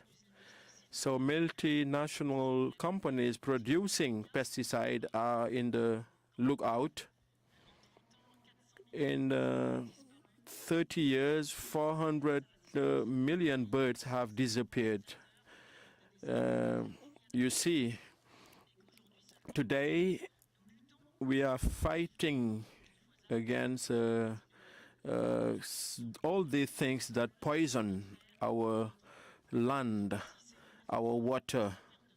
So if we could use this as examples, I think if we can put national or natural products, and I think this is economic development potential we can tap. We also have the issue of urban civilization, and I have seen that projects that are yours. In globalization, I think we may have the worst. What is good is to create employment activities, but what is worse is that when culture disappears, and that's where I would like to conclude, because globalization more often than not destroys the cultural identities. And I would like to recall when His Excellency Macky Sall said when he was inaugurating the Museum of Black Civilization, which I will visit tomorrow. Mr. President, you said that the conservation of nature, of culture, has saved African countries, and this is critical. And you also said that colonization, which tried this resistance and fight against colonization, resistance, the defenders of negritude have found in their cultural authenticity the means to develop and protect their identity. You also said that we need to bank on our history, and you insisted on the need to repatriate the African heritage. And I think this is critical. And you are right, and we support you in this momentum. So the cultural goods of Africans should be repatriated to the African Museum that you are building. Merci pour ces... Thank you for these words. Also with the chairman of African Development Bank, whose name you just mentioned, Mr. Adesina, is going now to talk about the involvement of the African Development Bank into the different emergence plans implemented by African countries and who are represented here. Mr. Adesina. 5 priorities for the institutions, namely to feed, to light up, to industrialize, to integrate Africa, and to improve living conditions for all Africans. So can you tell me now, how does the strategies that the AFDP have put in place align with the different national emergence plans that are in place at the moment on the continent, please? Merci beaucoup. Tout d'abord, je vais Thank you very much. First of all, I would like to thank the President of the Republic of Senegal for inviting me here. I was here 2 days ago when you launched the start of the regional express train. Well, it's fabulous. It goes fast. And when you say that we want to develop, we need to go fast. And Africa is too tired of so many things being delayed. First of all, poverty shouldn't be looked at as a comparative advantage for Africa. What are we going to do about that? And we need to have the type of leadership we have today around us here to give that necessary impulse. I think that development should be implemented with a lot of trust and pride. That's what the President of Mali told us. It's the same thing with President Macky Sall as well, and also with the Prime Minister Mahathir. And I think that all this is extremely important. We need to go fast. But if we take the Sustainable Development Goals, they consist of many things we have to do, but we can't do it all in one go. We need to be specific and be selective as to what we are going to do. This is why the African Development Bank decided to focus on 3 things: a supply of energy to Africa, feeding Africa, integrating Africa, industrializing Africa, and also improving the quality standards of African populations. We have here Mr. Achim is here. But UNDP carried out an analysis of these 5 priorities of African Development Bank. What did they find? They found that if Africa manages to reach those 5 goals, they'll achieve 90% of the Sustainable Development Goals objectives, and they would have completed 70% of the agenda. And these 5 elements are needed to accelerate the development of Africa. High five for our heads of states. We need to go fast. So what do we do in Africa? Mrs. Verasongwe is here, and she's worked with the Economic Commission for Africa, and in a free exchange market. It's a big market, $2.5 billion. It's the biggest regional market that exists. But it shouldn't be other people's market. It must be a market conquered by Africans themselves. We're not going to give our markets to other people. And for that, we need African companies, African businesses. I see here there's Mr. Tony Elimelu with UBA. The African Development Bank has invested a lot in companies like that. We've carried out a survey on all African companies to know what are the constraints and challenges. There were 3 major constraints. The first one, access to finance and funding. President Maxwell talked about the long-term funding. This should be affordable. Secondly, energy. Mrs. Secretary Royal just said about energy something. And also there's the issue of political stability. That's what friend, the Prime Minister Mahathir reminded us about his own country.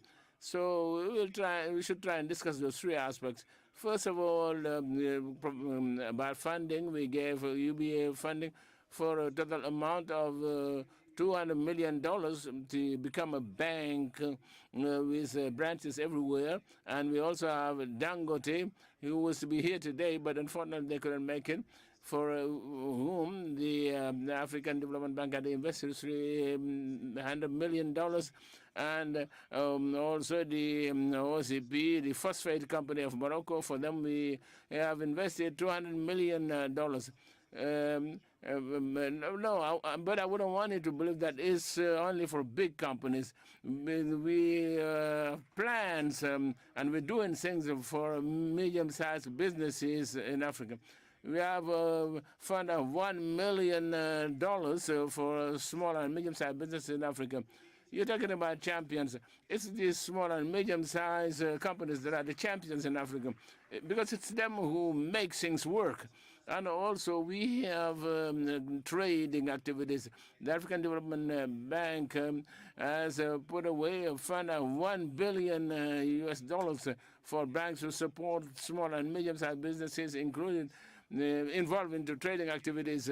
And we have also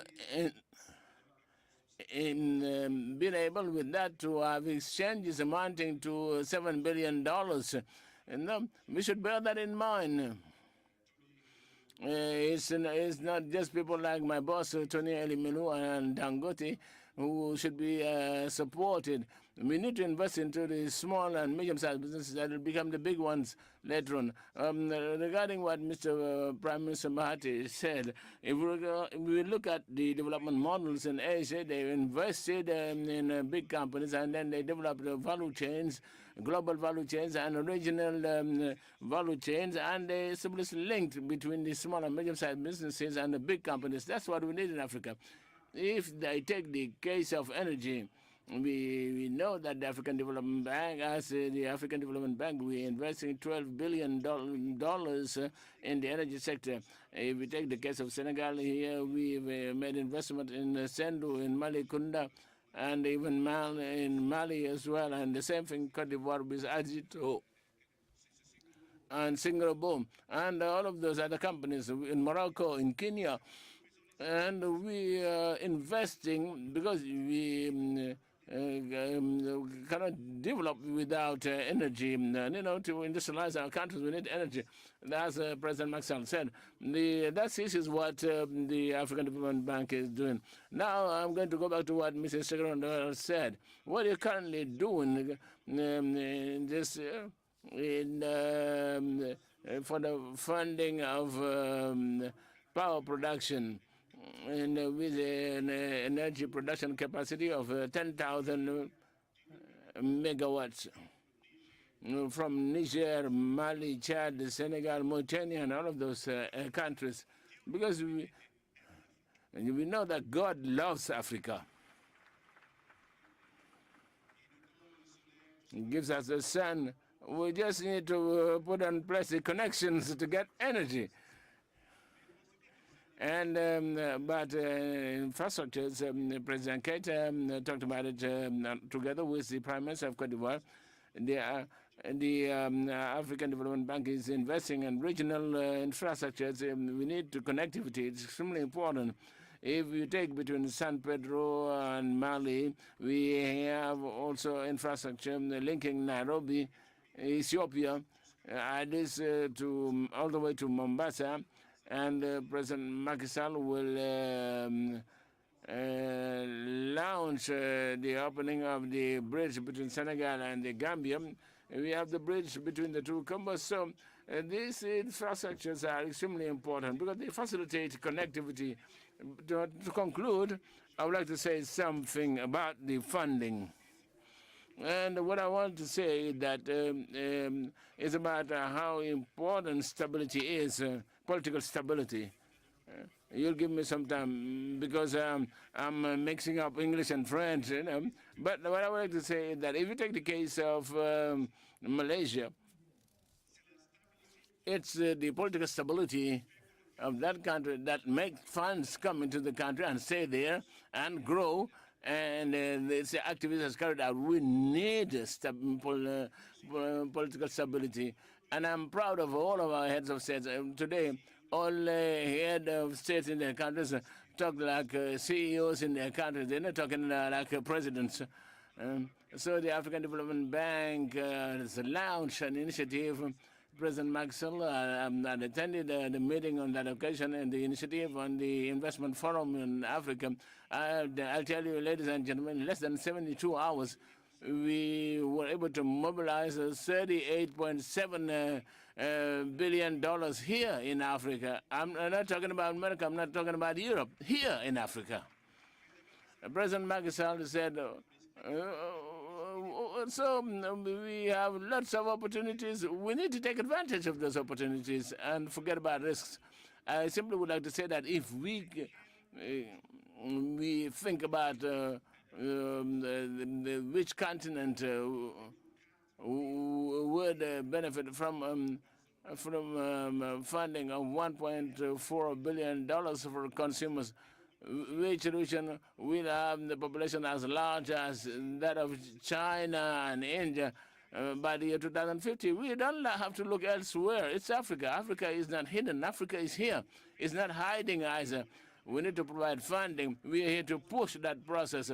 I think that the future depends on Africa. And to support Africa, we are here.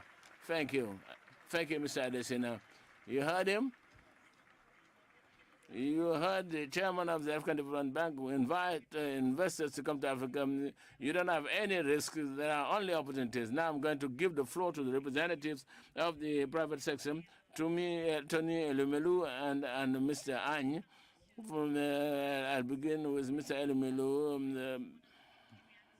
The different speeches that were given by our presidents here, but also the president of the AFDB, and talk about as a member of, as an entrepreneur, as a member of the private sector as well, and leader of your own company. How do you believe we can promote African leaders in the private sector, and also maybe small small companies which are not as financed as they should be? First, let me congratulate and commend the President of Senegal for this wonderful opportunity.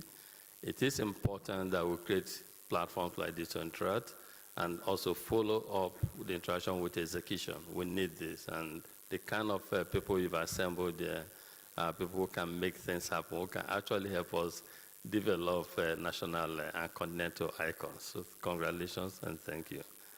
Since I came in last night, I've seen quite some infrastructural improvements in the city compared to what it was when I came last time. So I'm quite impressed as an investor, the private sector, to see developments like this in Senegal. So my big brother, President of Mali, good to see you again. And again, you have created the right environment in Mali that's not making us come to invest in Mali. That is what we need on the continent. We need our leaders to create the environment that will enable the private sector in Africa invest across Africa, and also foreign private sector to also come to invest in Africa. This is what we truly develop Africa. And to the President of Malaysia, I've been a good student of what has happened in Malaysia and what continues to happen. We know that Malaysia, for instance, took palm kernel, palm trees from Nigeria, and today you export oil to the rest of the world. We want to see more of this happen out of Africa. We want to see African economies develop and process our cocoa, our cotton, and even our petroleum product, petroleum crude into finished products. And my host country, Prime Minister Côte d'Ivoire, is always a welcome environment to do business in. I'd like to speak on three things here. First is the private sector, because indeed the conversation we're having here is what we should be having in the 21st century in Africa. How do we create the African conglomerates? How do we make African companies succeed? And how do we, through that, help to create employment on our continent, eradicate poverty, and make sure that we create an inclusive economy? We can do this if we prioritize the private sector. And for me, private sector is not just about the big companies. I look at it, the big company, if we say private sector, let it maybe the big companies. We need to look at the small and medium-scale companies. And most importantly, we need to look at the youth of Africa. You cannot be talking of industrializing Africa if we don't prioritize our youth. If you look at the big companies, we need our governments to create the enabling environment. If enabling environments are created, we will have our big companies even become bigger. And we do need them to become bigger and bigger because they pay taxes, they create employment, they help to catalyze the economic ecosystem. And I'm happy when I listen to our president, and as Dr. Adesina said, our presidents are beginning to talk like private sector leaders. That we need, and that we must encourage. They now talk about, listen to President Mali, listen to President Mike, so all talking about how to encourage investment. We need it. The private sector is ready, eager, and willing to help partner with government to develop the continent. But in the past, private sector was always looked at with suspicion. But that is changing now, and we need to encourage that. We need to create the right environment that will enable private sector to succeed. If we want power, and not if, we do need improvement in access to electricity in Africa. This can happen through private capital. But for it, the private capital to come in, we need to make sure the regulatory environment is right. We need to make sure that rule of law is there. We need to make sure that we can respect contracts and so many things. So for this to happen, once this happens, we would have a developed private sector, and we do need one. Small and medium-scale enterprises. This, to me, is the engine of growth of every advanced economy, and the development of Africa can be no less. The reason we're where we are today is because we have not truly prioritized the small and medium-scale enterprises. We must face this. As an investor, when I want to invest in a country, and we invest in 23 countries across Africa, we also invest abroad. When I say abroad, like America, Europe, one of the things we look at is the private sector, the small and medium-scale enterprises in these countries, are they doing well or not? If small and medium-scale enterprises in the country are not doing well, it's a bad signal for foreign investment. So for countries that genuinely want to attract foreign investment, they must first and foremost, prioritize the small and medium-scale enterprises.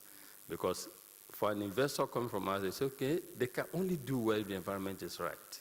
So if they are doing well, you foreign investor coming to the country, it means you can also do well. So it is important. And by the way, you need them in the value chain to support whatever business you want to do. So it's important that we prioritize the small and medium-scale enterprise. And the last is the youth. In Africa, we are blessed, but at times, as Dr. Additional says, it can be a boom or it can be a doom. It can be dividend, it can actually be a cost. We have over about 30%, 60% of our population represented by people under the age of 30. That is an issue that we should be talking about on our continent. And the good thing is, these young Africans want to succeed. They are hardworking, they're energetic, they're intelligent, and I speak from experience. Through the Tony Elumelu Foundation, we support a lot of African entrepreneurs, 1,000 of them every year. And when I listen to their stories and I talk with them, I'm always very inspired, encouraged, even at my age, to see that those to whom the future of our continent truly belongs are ready to take up leadership. But they need support. They need capital, they need the right environment, they need training, they need mentoring, they need networking. And I must commend the presidents who have here. When I came to Senegal about 2 years back, President Macky Sall was kind enough to receive in his office the young Senegalese entrepreneurs that the Tony Elumelu Foundation selected and empowered with the money and training and everything. You know, that singular act of setting aside just 10 minutes of his time to encourage these young entrepreneurs go a long way in their life, and they will never forget that moment. Same thing happened in Mali. When I came to Mali, the president was kind enough also to create that opportunity to see these young Malians, and they are also succeeding. The message here on the young, to every one of us, friends of Africa, leaders in Africa, private sector in Africa, we must deliberately support these young Africans. President Adesina and his team are working very hard. They are working hard to further support these young Africans so that ADV or AFDV is not seen as supporting only the big boss. They also want to be seen to be supporting these young African who are ready to work. So in a nutshell, we indeed can create icons, continental icons, global icons, national champions out of Africa if we support the private sector by creating the right environment. We prioritize the small and medium-scale enterprises at national levels so that they can succeed. The statistics today is poor. Our small and medium-scale enterprises in Africa don't succeed. We need to reverse that. And the way to reverse that, again, what the private sector, big private sector needs, the right environment they need. And more importantly, they need government to deliberately, as someone said before, relax certain measures. You need to tax people at that level, but there's also a way you tax them at that level. It should be a taxation policy that encourages them. Yeah, you know, we're talking about icon. Anyway, so we need to do all of this to help develop our continent and create the icons that we need. Thank you. Thank you very much. Je vais à présent vous donner la parole, monsieur. Now I'm going to give the floor to Mr. And probably you're going to react to everything that has been said. Thank you, President. Speaking last has the benefit of either being short or the disadvantage of repeating everything people have said.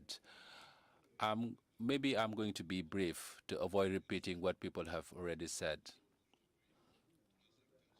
So we have actually called upon the attention of 3 players: the state, the private sector, and also the development partners. As I was listening, I prepared something on the role of the state. I said that the government has actually expressed its role. It knows what it needs to do. So the issue at hand becomes on the government aspect, because the two presidents and the prime ministers talked about the private sector from the perspective of what they should do. So in actual fact, it is how can we translate this political willingness that you express? How can you translate it into action in order to develop national champions in sectors and subsectors? You said it so. Please also note that since we're talking about the emergence, as far as I know, I do not know any emerging country which economy does not build on its national economy. Of course, another issue on the emergent which appears, for instance, we have a president, we have a well thought, well put up person over 35 years, but we say that you, president, you have 2 terms. I may say we have the limitations between the initiators of the plan and also the duration of the plan. How at the state level, how can we have a buy-in that do not follow changes and for us to be a term? Because we in Africa, we are seeing whenever there are change in leadership, it actually challenges even some investment, and it is a so fresh discussion, and this leads to instability. We also need to see through that. Of course, I'm not going to repeat that the government should be strategic, the issue of governance, how the banking sector should be behind, how development partners whom you call on their attention can ease out the conditions for financing our state. And also with these new development partners, how can they ease their commercial contract vis-a-vis our state? It's not because I'm China, I'm going to finance, I inevitably need to fulfill the entirety of the infrastructure. I think we need to engage discussions to see that you are maybe going to provide the financing. It comes from this country, but the national sector should contribute 40 or 50%. And I think all these issues can help increase the capacity to make sure that we have a greater takeoff, so that this dialogue we need to initiate with the government. I would like to summarize to say that our government should help us further with our qualities and our shortcomings. Thank you, Mr. Ayn. Thank you to the panelists. If you have a brief last word, Mr. Ibrahim Abubakar Keita, maybe to respond to the question that was earlier raised by Mr. Makisal, who was talking about the involvement of youth who should not insult, but rather contribute to the emergence through discussion. In your opinion, so are those youth heard? And those youth who also want to contribute to the private sector, are they heeded? Or are we considering their concern in the emerging plan that are put in place? I think he is quite right, my brother Maki. To be audible, we need to avoid noise, deafening noise, I should say. I often say that, first of all, insult me, you may slander me, so provided that you speak a very good language, very good French. But when you can barely utter 2 words, it becomes something deafening, and I keep repeating it. We can hear the youth. We hear the youth concern. It's not by demagogy that I decided to dedicate my term to the youth. This is my intimate conviction. And I said to the other gentleman said it so. We in Mali have 60% of a population that is young. We are under 25 years old. It is both an asset and a bomb, time bomb. I consider this is an asset. And for this, we need to actually tap into this asset. First of all, by opening up opportunities that are offered to them, and there are multiple of them, by qualifying those youth to be employable as we wish.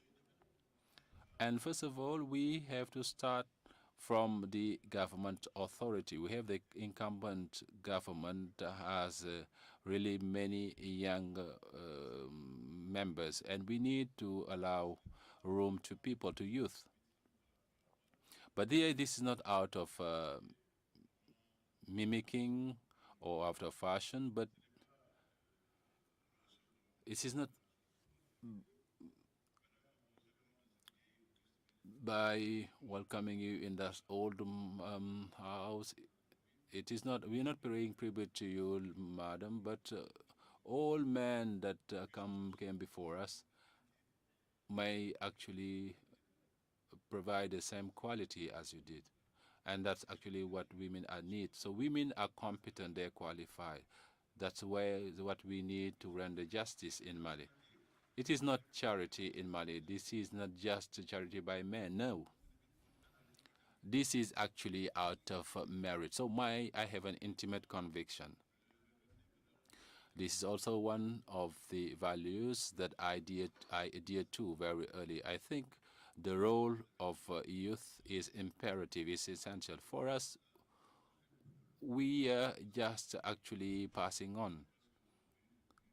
And we are actually halfway through our journey. We need to ensure continuity with the youth.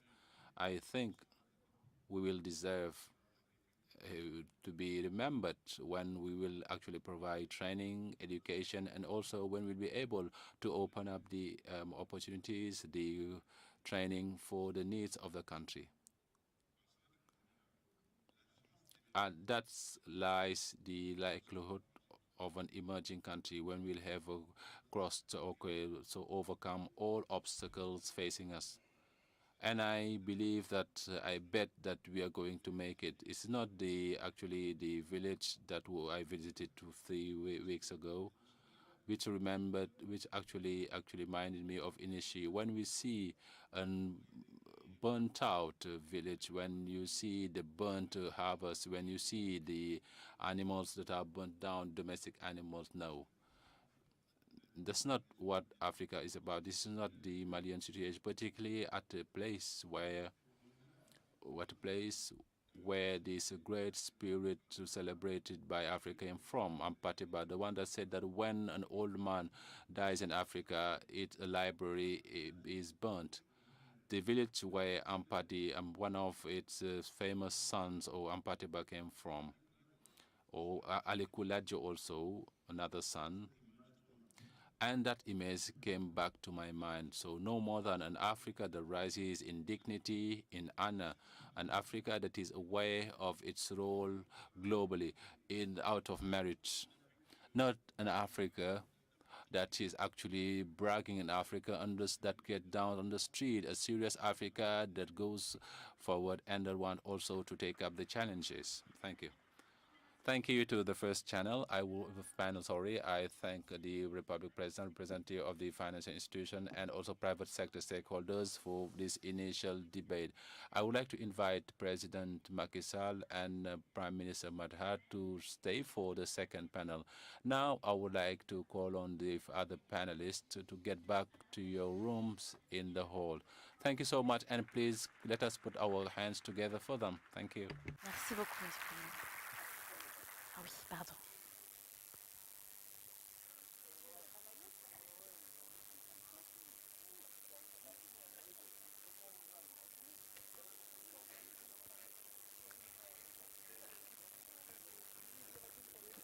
Merci beaucoup. Au revoir.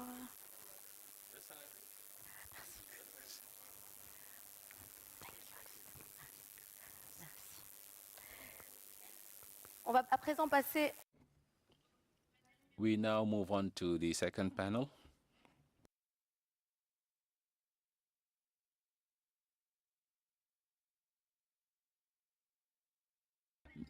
Now on to the second panel, with your permission, how the private sector can contribute to the inclusive emergence. I would like to call on the stage Mr. Akim Steiner, UNDP Administrator, Mr. Hans-Peter Langs, Vice Chair of IFC, Sultan Ahmed bin Sulayam, CEO of DPO, and Mr. Lehazi Mejouar, CEO of CGM in Morocco. Please let us clap our hands for them. Thank you.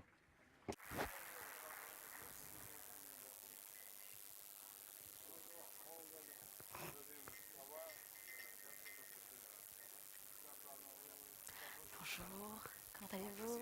Je m'adresse à vous en français du coup. Qu'importe. Je vous pose les questions comme vous voulez. Français ou en anglais, vous choisissez. D'accord. Bonjour. Alors, vous êtes là, il me semble, ici. Mesdames et messieurs, je vais vous... Ladies and gentlemen, I kindly get to your seat. So we're going to start the second panel.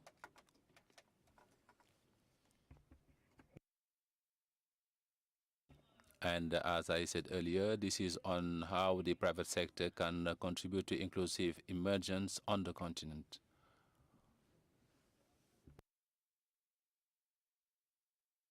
Let me start by giving the floor to Sultan Ahmed bin Sulayem, CEO of DP World, a company based in the United Arab Emirates with chapters in many African countries. Mr. Sultan Ahmed, merci. Hello. As a leader and the CEO of a multinational company that is operating in Africa, I want you to share with us some of the aspects that you've observed when it comes to emergence on the continent and how the private sector can contribute to an inclusive emergence, according to you. Thank you very much. First of all, I would like to thank President Macky Sall for the organization, and I'm honored to attend. Africa is a country that probably has the fastest economic growth anywhere in the world, and plenty of opportunities.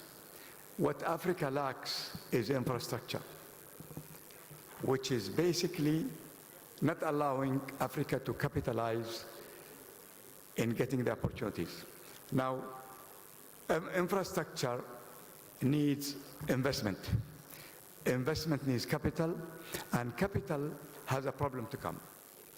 There is a lot of capital today chasing infrastructure. And interesting after the crisis that many funds cross fingers to go and fund infrastructure. Infrastructure investments are very attractive because it is an investment that provides a service that the service pays for it. What prevents capital to come to Africa? Two things, unfortunately. Lack of governance and transparency. This is a problem here. Luckily today, there's an emergence of countries with good governance. We have been in Senegal, when the previous government was there, with the democratic process, President Macky Sall came and nothing changed with us. And that gave us confidence. Rwanda is enjoying the same. There's an emergence of many, actually, countries in West Africa that are interested today in showing their country as a country with governance and transparency.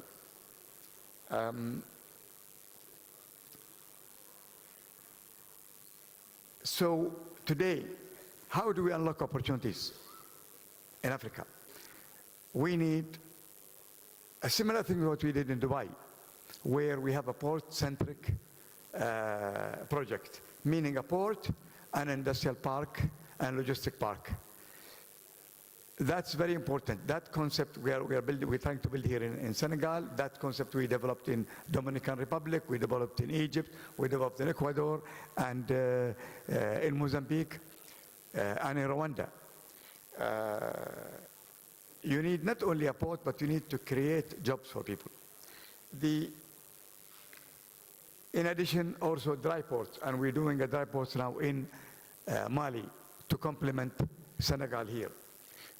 We need rail and road proper connectivity. We need to remove the tariff barriers. In Africa today, the tariffs almost 50% more than what it is in Latin America. And that's why it resulted in very little inter-Africa trade. And we need to improve education. Very critical. Today, the jobs that our children will enjoy or will be able to take are totally different than the jobs today. It's a digital age. And if you look at Africa today, only 1% of the students graduated from college will have expertise in the digital age.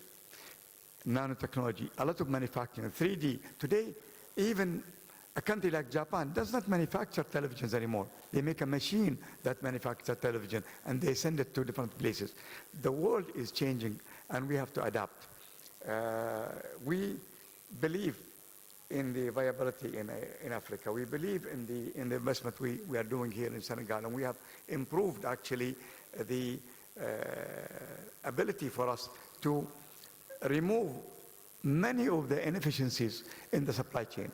Today, you have landlocked countries, 16 countries, where 200 million people, they are paying an amazing amount of money to get cargo to them. If you take, for example, Rwanda, to get a container from Japan or China to Mombasa or Dar es Salaam, maybe it is about $500 to $600, 20 foot.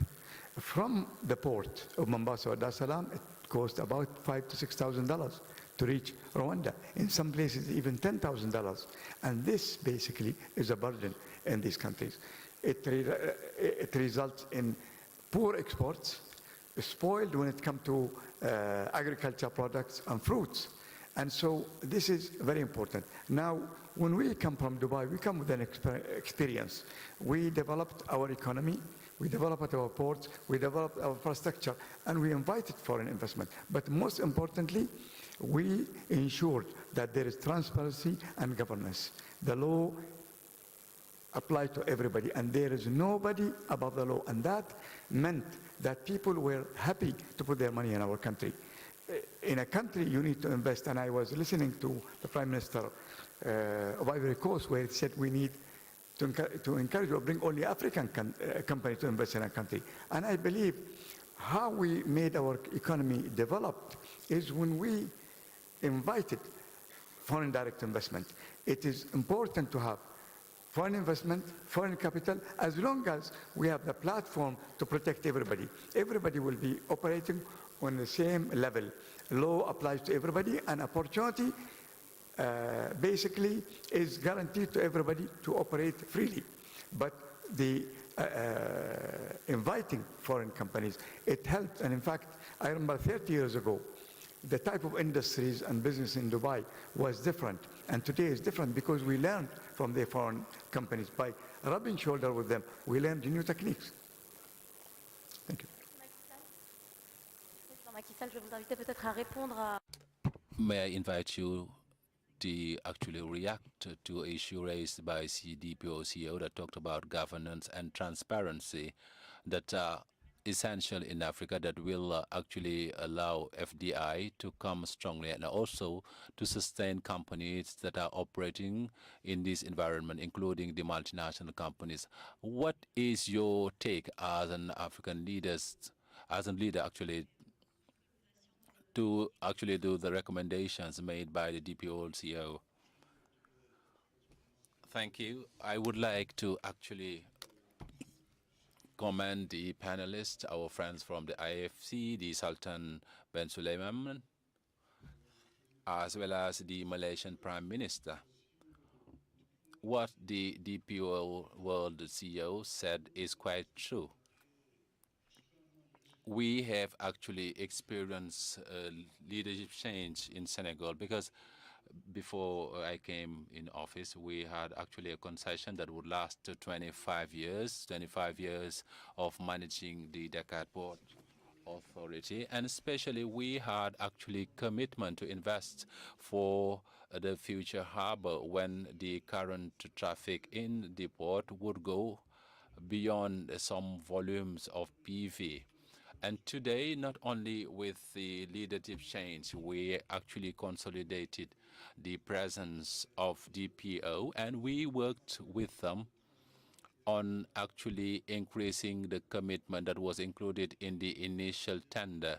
They're going to build a new deep sea harbor, the Diane sea ports, and we are working on that. So the institutional stability at national level is vital, but also the stability of contract between the company and the private sector, which contribute to promote the foreign investment. And it is obvious that the public investment cannot meet both the basic needs, the vital needs of a country in terms of health education, because we need to train the youth, we need to actually care population, we need to build infrastructure, also security expenditures. If we want services to be developed, that should be done through the private sector. And of course, we need a very good combination between the national private sector and the international private sector. And also, in the way forward, there is some share that is actually earmarked to the national private sector. Already in the construction of the Dubai port, there were 25% as a matter of principle, 10% for the state, and 15% that was actually dedicated to the private sector. And for the future, and already we have actually tabled a law to the National Assembly as part of the gas and petroleum content, about what we call the local content. And this local content, the lawmakers will define areas that can support or to the sector that are actually semi-petroleum, where the national private sector will actually will need to have some level of investment. So if I summarize, this governance, stability of the country, stability of contracts, and of course, technological transfer are actually can guarantee the success, which can also allow the operation of multinational. Because by definition, if they have a dry port in Bamako, if they are operating in the Dakar port, they can work with us on the railway that can also enable facilitating trade between Mali and Senegal. And from this perspective, Africa needs corridors everywhere, whether in East Africa, the North-South corridor. African countries must trade among themselves. We can see it's over 1 billion of inhabitants and consumers, but the challenge lies in the lack of supportive infrastructure, the lack of appropriate communication means. Today, between Bamako and Dakar, it's almost 1,000 trucks on a daily basis. This is challenging. This is pollution. This leads to accident, road accident, and this is something that is not viable. While we had an old railway which we're trying to upgrade, the transportation, the system for transporting goods, services, and people need to enable the development of a more vibrant trade among African countries. And for this, both the national and international private sector have their role to play. We are aware that, first of all, the private sector is the one that creates jobs, and the companies have their role in the social and economic development. We are putting in place policies to promote and improve the business climate, to reassure the private sector and incite it to be present in Africa. Now I'm going to give the floor to Kim Schneider, UNDP Administrator, your United Nations Development Partner. The issue of inclusiveness is the issue that calls on the attention of your UNDP. I speak French to you because you're perfectly bilingual. As UNDP, you have various goals. You have various goals to be achieved by 2030. How these goals do consider inclusive emergence? Allow me to use the passion of French and la francophonie, but speak in English as it is the language of my daily work today. And I want to begin by thanking President Macky Sall for hosting this conference on Emergence in Africa, a conference in its third edition. I also want to acknowledge President Ouattara and the beginnings of this discussion, which began in Cote d'Ivoire 3 years ago, and that we in UNDP feel enormously privileged to be part of. I personally have grown my development credentials on the continent of Africa, so I sit here with a degree of humility, but also a great sense of comfort, because I have learned many aspects of development through the many, many different experiences of an extremely diverse continent in Africa. But to many of you, as you know, UNDP has been part of the development journey of virtually every African nation for the better part of 20, 30, 40, sometimes even 50 years.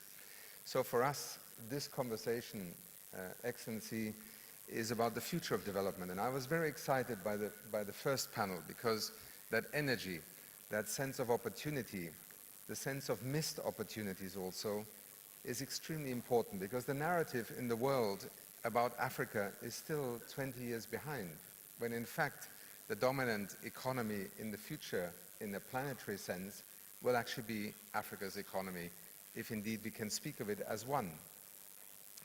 You have asked me to address particularly the issue of the private sector and inclusiveness, and let me begin by saying that I was fascinated that this morning already we have heard that the private sector in Africa is many things. Unfortunately, in traditional development thinking, very often the private sector is only seen in terms of corporate, larger entities. Africa's economy today is a private sector economy. It is the small-scale farmers that feed the continent. It is the informal sector that is supplying services every day. Africa does not have to invent a private sector. It has to invest in it. It has to also invest in a private sector development that begins at two ends of the equation. We have heard a lot today about infrastructure, about the 21st century technology and the platforms, and these are the locomotives of development. But let us also remember that development very often is about recognizing those who are either part of this development process or who are left behind. The bitter lessons we are learning across the world today is that whether rich societies, developing economies, emerging economies, if you ignore the notions of inequality, of fairness, of inclusiveness, sooner or later your development process implodes. Whether it is through extremism and terrorism, whether it's through polarization and nationalism, look at what is happening to some of the most developed economies at this very moment. They are falling apart, not at a moment of economic crisis. Many of these countries have the lowest unemployment levels, are developing economically very well, and yet the consensus about what is success in development has been lost. And I think for Africa, at this moment in time when it thinks about emergence, about acceleration, about scaling up, it is vitally important that development is designed and driven with a sense of inclusiveness. President Sall, you have spoken to some of the major infrastructure projects and innovations that have been put in place in a remarkably short time in Senegal. But in your opening remarks, you also referred to the PUDC program, a very deliberate effort to invest in some of the more marginal parts of the country, reaching some of the poorest members of the population, to make them part of the acceleration of development. The private sector in Africa has already taught us many lessons, fascinating lessons. If we take the energy sector, we have heard already from Prime Minister Mahathir this morning, stability, good governance are fundamental for investment and success in terms of development. But it's also good governance in the regulatory sense, economic and financial governance. The energy sector in Africa has in part been locked into a state monopoly legislation of a post-colonial era. And yet the advent of renewable energy technologies, the fascinating opportunities of going off-grid to connect Africa's population to power and electricity, which is still the challenge for the vast majority of African citizens today, has been slowed down because of the regulatory framework. And yet those countries in Africa that have deregulated have seen billions of dollars go into the development of both on-grid and off-grid renewable energy technologies. Kenya today, with its geothermal power policy, institutions, parastatals, legislation has attracted well over $1 billion in private sector investment in developing geothermal power. And we have had other examples already by Madame Royal also, who cited some of the major schemes across the continent. So how governments work with the private sector in mobilizing investments, technology, but also remembering that it is not only the big power station that lights up the capital and provides power for industry in the capital region, but how development can be powered by sometimes jumping and, as you said, President, leapfrogging also the energy grid. We live in an extraordinary era of opportunity. A second area, health. For much of Africa today, it is still a real challenge to provide a basic universal health care system. And this will continue to be a challenge financially, infrastructure-wise, personnel-wise. One of the things we have learned, a very tragic number, is that 40% of the people who escape poverty fall back into poverty because of a health crisis in their family. We need to learn to work with the insurance sector, and I have at the moment the pleasure of chairing the International Insurance Development Forum, which involves insurance companies, governments, to try and understand how can government involve the insurance sector with its knowledge, capacity, experience, algorithms, business models to reach the bottom billion and bring them in with microinsurance schemes. This is the shortcut to addressing this issue. But let me give you another very exotic example. Nollywood. This is the third largest film producing industry in the world today. 1,000 movies are produced in Nigeria today.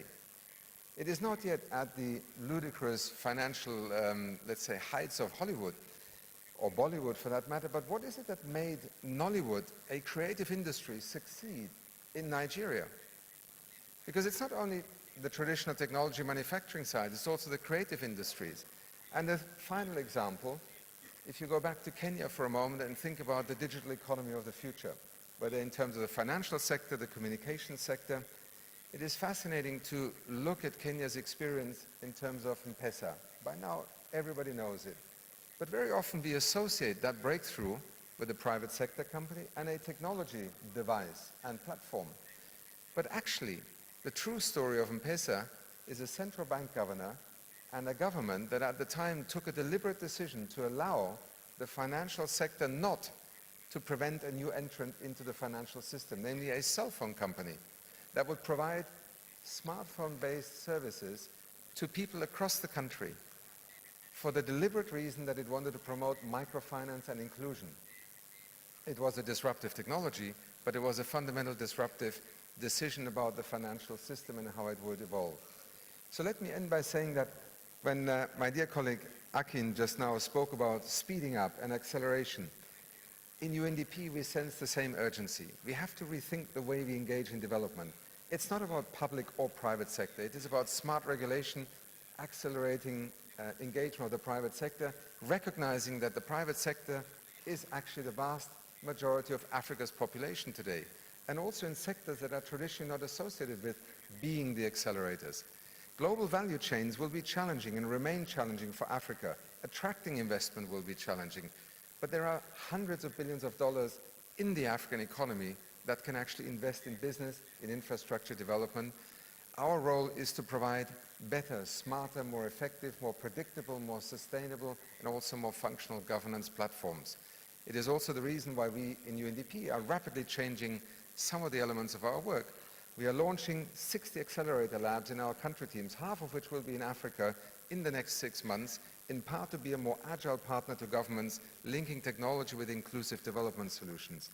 We have launched a startup platform called SDG Impact that is looking at the precise question of why is capital finding it so difficult to land in Africa, and helping to address the enormous potential that we, together with our partners in the international financial system, but particularly in the national banking and financial system, can actually mobilize. The future of development is going to be African. It is going to be African-led. But let us also be clear. There are major hurdles, and the global economy is not waiting for Africa to play this role. In fact, it is becoming worried about it, which makes the discussion about emergence in the context of African development policies and realities, and I deliberately use the plural, so important, so vital. And once again, President, thank you for hosting us here. This is the future of development. Thank you. Mr. Steiner, for these remarks. I'm not going to give the floor to Mr. Lankus, if that's how you pronounce it. I hope I'm not saying it the wrong way. Can you talk about the way in which the World Bank and your service, your bureau, is contributing to a more inclusive development and emergence in Africa? Thank you. Thank you very much. And thank you, President, Prime Minister. It's really an honor to be here. I have been surprising people by saying that I came to Dakar for the first time in 1968. And I have watched the evolution of Senegal. I've watched the evolution of many parts of Africa since then. And it's amazing what's happening. It's particularly amazing what's been happening in these last few years. This continent is en marche. It has developed a real dynamism. We've looked at investment into Africa over the last 4 years in the context of the Compact with Africa. Those countries that joined the Compact, which are countries that embrace change, that embrace reform, like Senegal, like Côte d'Ivoire, those countries have attracted 40% more foreign direct investment over this period of time. Africa as a whole, foreign direct investment has declined by 40%. It's a stark contrast, but it shows what is possible when you take this path, when you embrace change. Now we have to support this dynamism, and we know that it needs a huge amount of investment to do that, to continue with that momentum. It needs that investment because people still don't have access to services. 600 million Africans today do not have access to electricity. 80% of roads in Africa are not paved. We need to invest in infrastructure.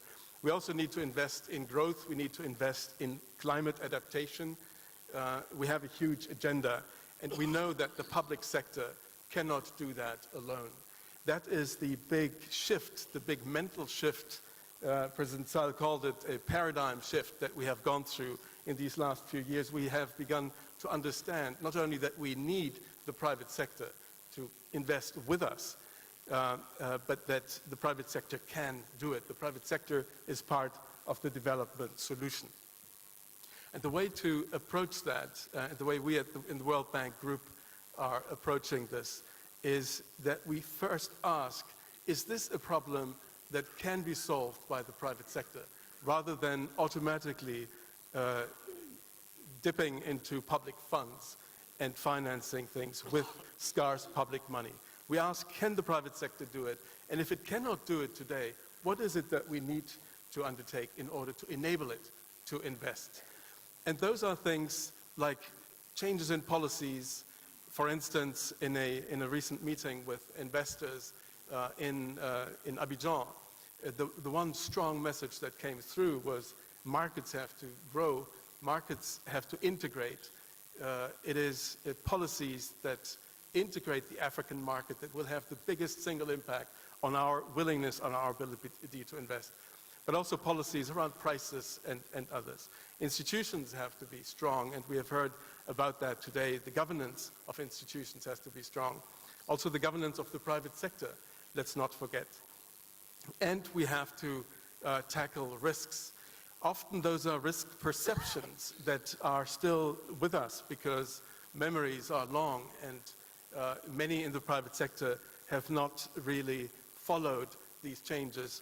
When we look at the data at the IFC, our investments in private sector infrastructure in Africa over the last 20 or so years, the default rates have not been higher than in the advanced economies of the OECD. And that is a stunning fact that is often lost on the private sector. So the risks are not as large as they may seem, but perceptions are still very high, and we need to deal with those. The World Bank Group, IFC, African Development Bank, others, we have put in place instruments that help the private sector de-risk their investments. and are growing those instruments very quickly. Let me give you a couple of examples. A recent investment in Cameroon, Nachtigal, the hydropower plant. It's $1.2 billion that have been that are being invested there from the private sector. That required work in the public sector to enable that. The stretching of mortgage finance in the WAMU zone, the ability to finance housing in the WAMU zone. There have been investments recently by IFC, by the World Bank Group, into the capital markets in order to finance housing. That required a lot of work on the regulatory side. Let me close by saying it is not a question of public or private. I think we are pragmatic enough today to understand that it is public and private. We need both. They are complementary, and we see good examples in Africa today for how to make it work.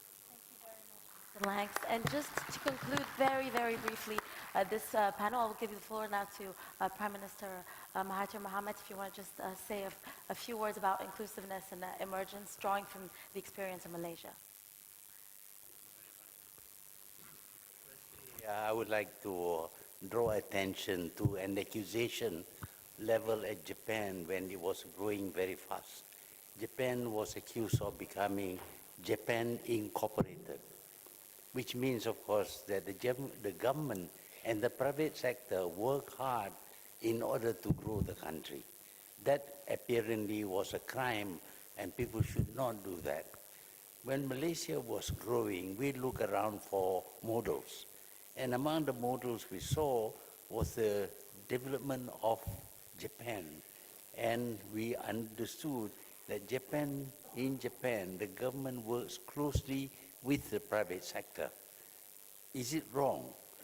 We analyze the whole process and find that it is not wrong for government to work with the private sector, helping the private sector to succeed so that they make a lot of profits, a lot of money, because a portion of that profit will go to the government.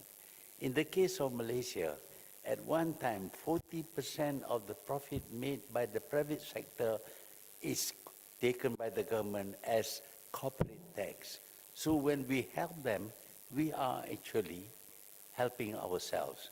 Of course, now we have reduced from 40% to 24%, I think now, because the private sector has grown because of this very friendly policy of the government, helping the private sector all the time. In any case, government is incapable of creating wealth. Government just cannot create wealth because it has to involve in some activity which would be commercial, not governance. So if the government wants to create wealth, it must start some business or other. Even if the ground is full of gold, the government must dig for the gold, and that is a business function. And government is never good at business because government do not think about making profits for itself. Because the profits are meant to be given to the people. So government invariably fail whenever they take over the private sector's business. And we saw this about the belief that if government takes over all the business of the private sector, then they would get 100% of the profit. But as it turned out, when they took over all these businesses, they do not make any profit. Because of course, they must pay their workers much more, they must be fair to everybody, and they have to reduce their prices, and they make less profit. And with less profit, government revenue will come down. And without government revenue, you cannot develop infrastructure, as pointed out just now. Infrastructure is very important. Without infrastructure, you really cannot do good business. So government needs money. It is far better if the government allows the private sector to do business, to create jobs for people, to make money for themselves, and to make bigger profits, because a percentage of that profit belongs to the government. We are not helping them for nothing. We are helping them so that they can help us with their profit. Prime Minister Mahathir. Thank you. Do you want to just finish one sentence? If you can, go ahead. Well, I think it is quite clear that antagonism between government and private sector is not something that will have a country or a government. Cooperation with the private sector or the Malaysia Incorporated concept helps the whole country to develop very, very fast. Thank you. Merci beaucoup. Thank you. Thank you to all our panelists. Now I invite you to go back to your seats. Partaking in this second session on how can the private sector contribute to inclusive emergence. Thank you very much. Merci à vous.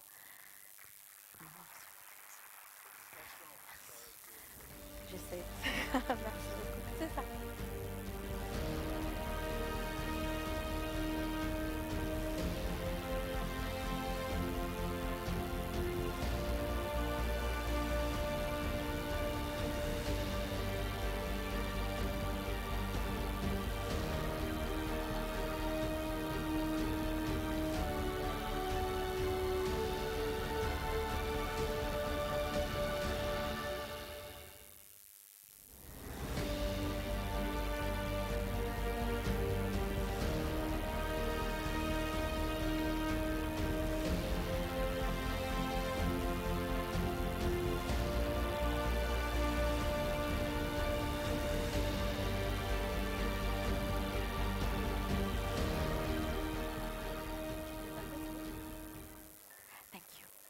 Je vais à présent appeler nos prochains panélistes pour... May I call on the panelists for the last high-level session for the morning? I would like to call on the Prime Minister of Malaysia, Mr. Lee Yu, Vice President of the Korean National Parliament, with a round of applause. Is Mr. Lee around?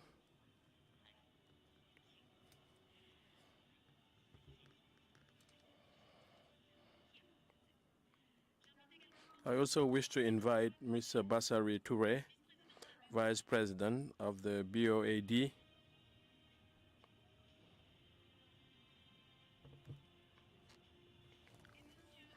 and Ms. Neta Igon, President of the Turkish Contractors Association from Turkey.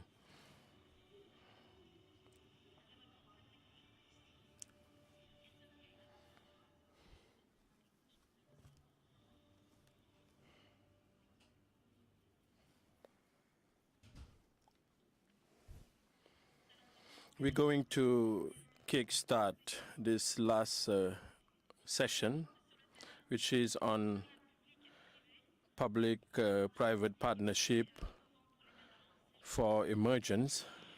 And I would like to invite you to get back to your respective seats so that we can start this session.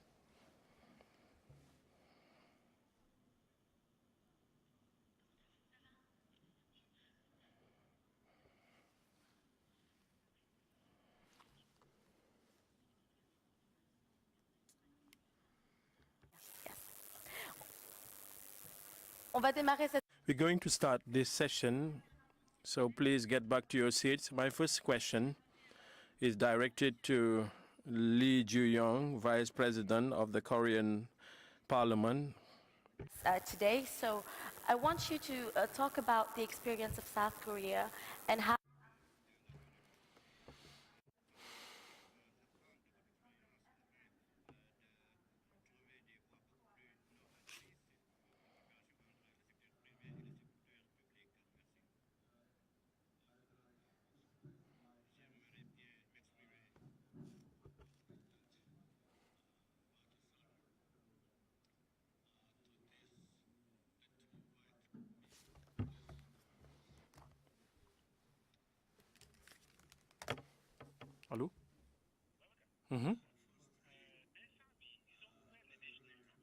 waaw il paraît.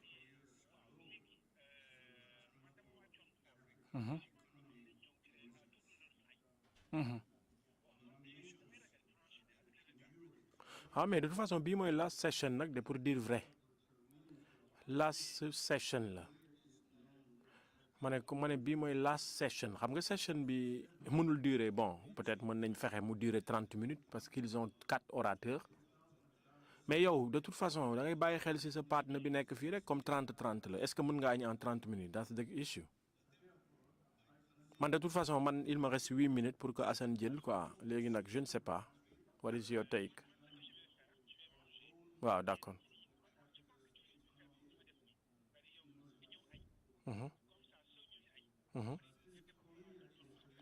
waaw yàggul léegi bàyyil ma wax si ak Assane ok c'est bon ça marche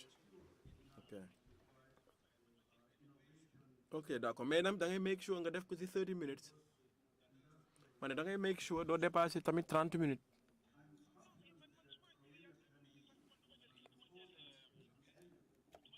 waaw kon c'est bon kon ça passe vite ok c'est bon kon ça passe ok jàmbaar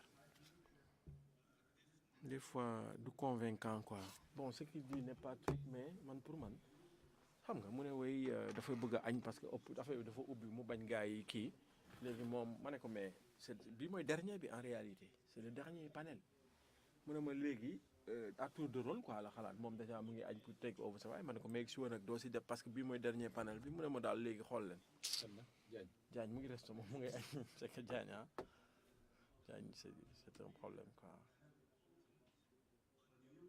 léegi mën na la bëgg non li mu bëgg mooy ñu à tour de rôle ñu ñëw añ bañ a xaar bi affaire bi jeex ma ne ko mais c'est 30 minutes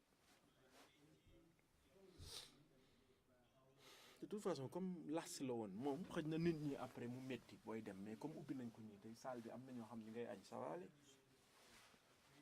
Here, Africa Foundation as an affiliate of the Foreign Ministry and is seeking for ways to support invigoration of FDI to Africa by Korean companies.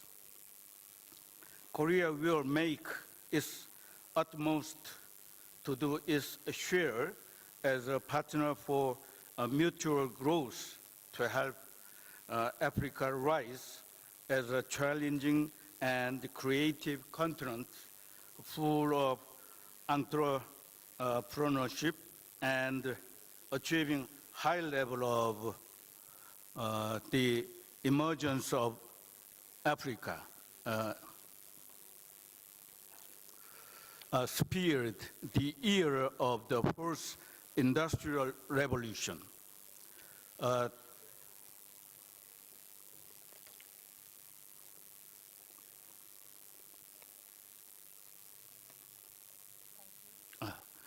And I would like to stress the Korean economy building up. Yes. Just a moment, please.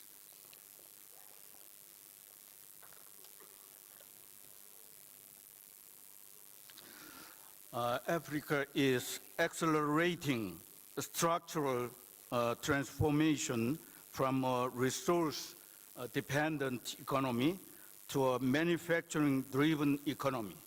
Going in this direction requires a strong private sector committed to develop competitive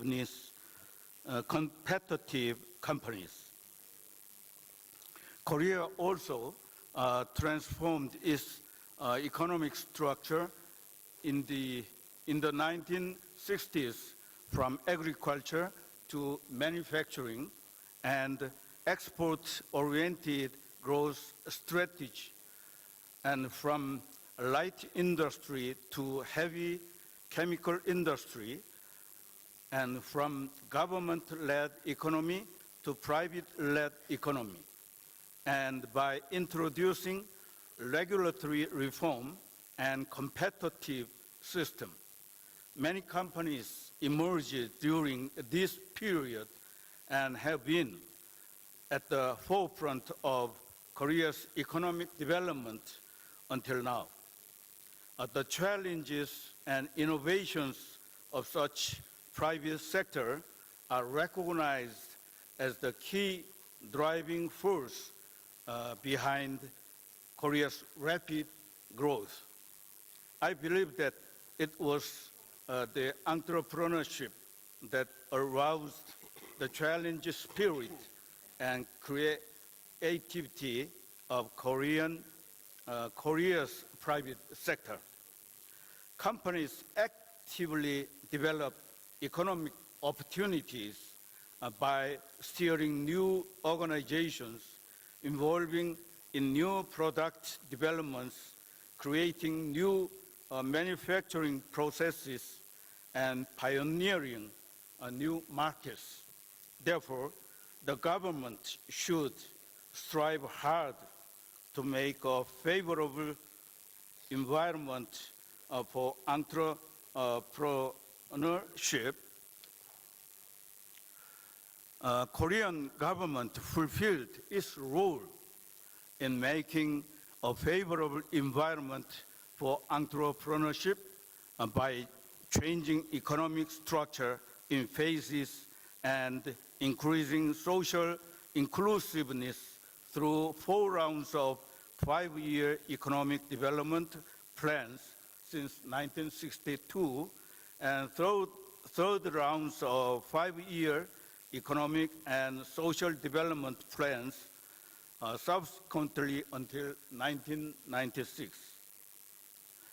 It is my sincere hope that such experiences of Korea represented by its economic and social development plans and the spirit of its entrepreneurs provide useful reference for the Africa Economic Emergence Project.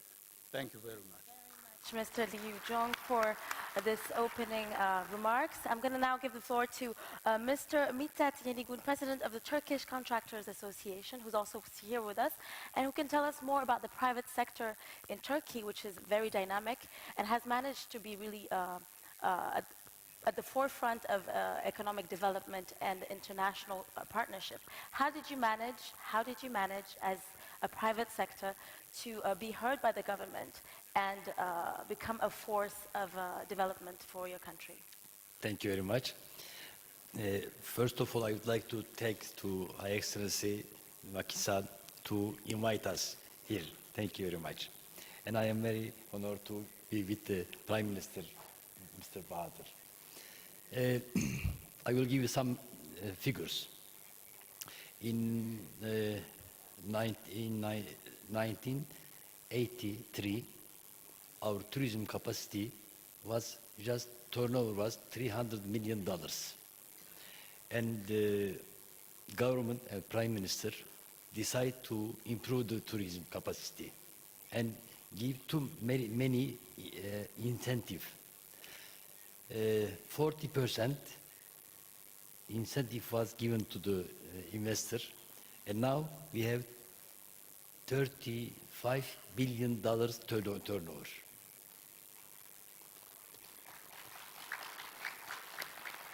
For construction, actually we are very aggressive.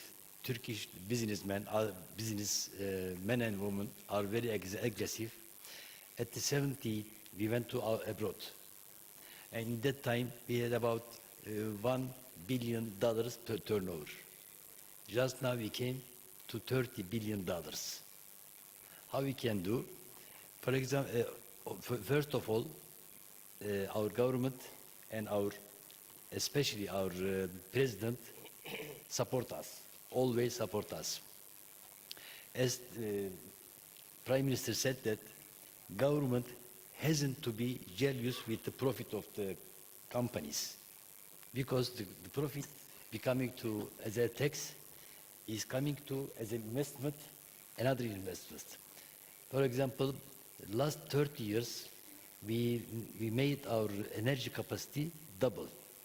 It was about 38 megawatt. Now we came to 84,000 megawatt, and most of them done by contractor. Because when we make profit, we are going to another investment, energy, and industry, tourism, like that.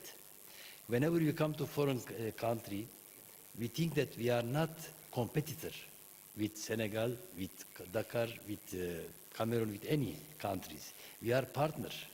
If you work together, we will win too much, and it will be win-win, not just for us. I would like to give an example. At Cameroon, now we are building a sport complex, a stadium. We have 1,400 people working.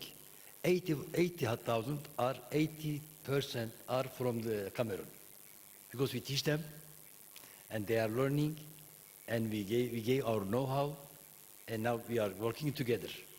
It is very important. In Senegal, many of our companies work, and I think the President is very happy with them. For example, the airport, all of we came to airport. They finished by Turkish companies, and now they are operating it. Therefore, we have, and the bureaucracy, especially, bureaucracy become cost to you, Mr. President, for all of Africa. We are doing our job, but when it costs too much, it come back to you. Please try to do the bureaucracy very easily. We are not, don't let to be jealous of profit of contractor, of investor. If we are together, I am sure that we will do it. For example, this building, you know, our friend built within 8 months. It is a record. Therefore, if we work together, we will do everything. We want to come to Africa. From 10 years ago we came. Till now, our turnover became to the amount became to $66 billion. But we want to come, and we want to make more. And in Africa, there are many things to do, especially for humanists, especially to improve the life. Thank you. Thank you very much, Mr. You just heard President Macky Sall, who actually called you on your attention regarding bureaucracy, red tape. So companies actually, well, countries need to do something. I will now turn to the Basiri to represent the West African Development Bank. And so far, the bank has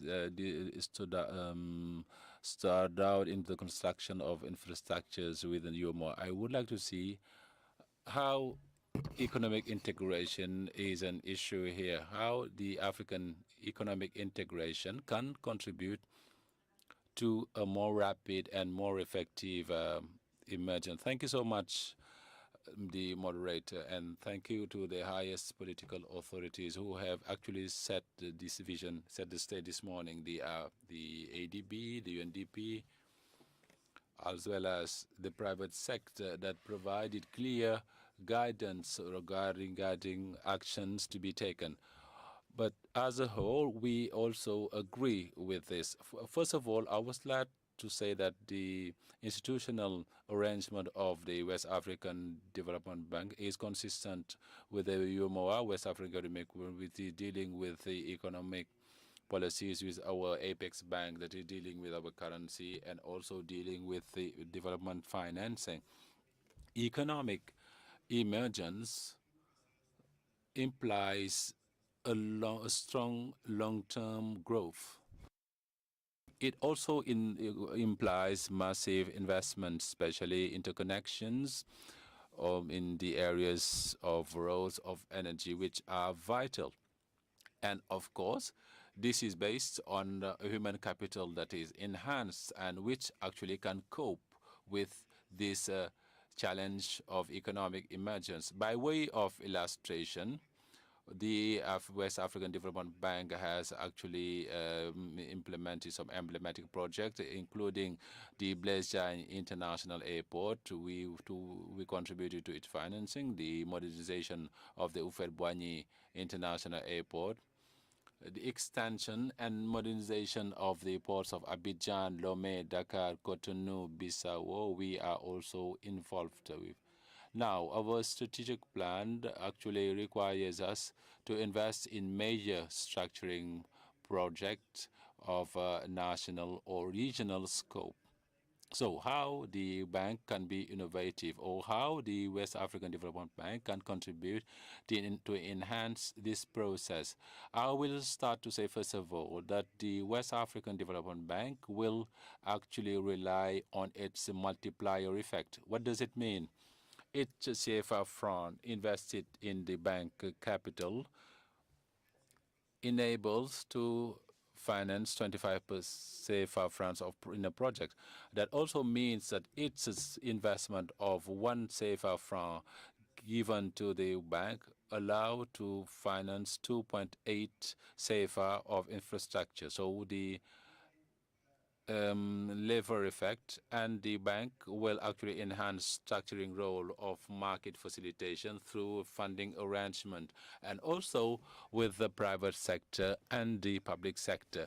The West Africa Development Bank has a very good reputation, a very good rating by the rating agencies, and this enables us to leverage funds with either condition. We also have an expertise to reassure our customers. So just to summarize, without giving greater details, as on December 31st, 2018, 1,109 billion invested by the West African Development Bank. This actually enabled investment of 20 billion CFA francs, and I believe it was quite important to underline this. So our shareholding, we have the central bank, we have the 8 countries of UEMOA, we have also our partners like France, the Pays, the Clave, China, India, Morocco.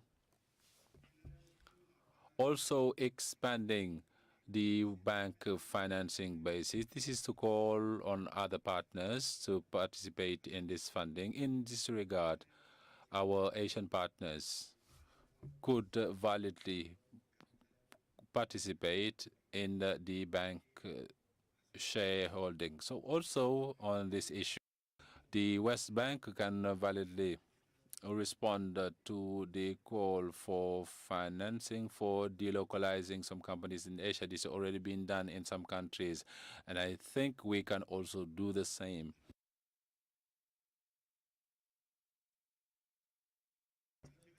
So let me just make it short. We can also engage in innovation with renewable energies. This morning, we heard what the ADB said, what Ségolène Royal said, and we think that Sahelian region, for instance, can serve as major solar power production projects. On top of that, so BOAD in social housing, which so the regional mortgage refinancing fund, which allows us we provide these longer-term loans and with lower interest rates. All this can be done with enhanced human capital and good governance, just in a nutshell. Thank you so much, Mr. Bassirou Touré, for that regard. Thank you to all of. Please, a round of applause to our panelists, Mr. Lee John from the Korea, Mr. Bassirou Touré from the BOAD, and also for the gentleman from the Turkish Cooperation and the Malaysian Prime Minister. Thank you for attending this high-level panel. Thank you also to our audience for following this high-level session, which has now come to a close. Now, I would like to a round of applause for our panelists. Thank you.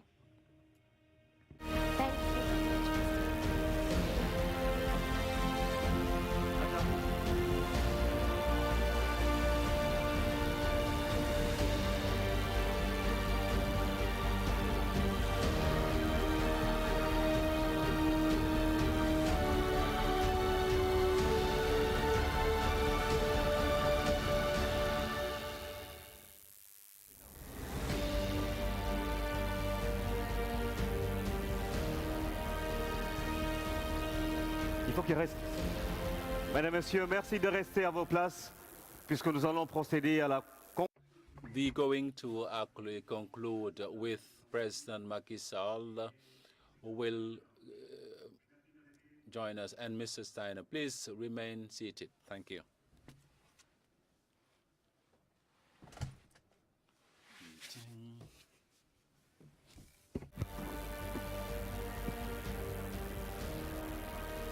Le président Macky Sall va revenir. President Macky Sall will join us shortly to conclude this session. Merci de rester à vos places. Kindly remain seated. The President of the Republic of Senegal, Macky Sall, will be with us. Ladies and gentlemen,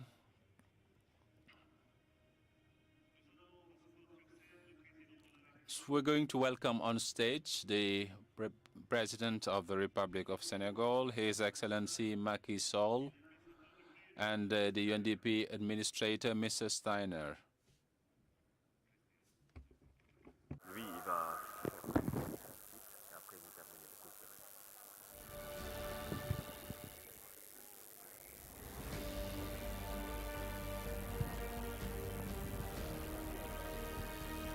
Merci, Monsieur Steiner. Thank you, Mr. Steiner.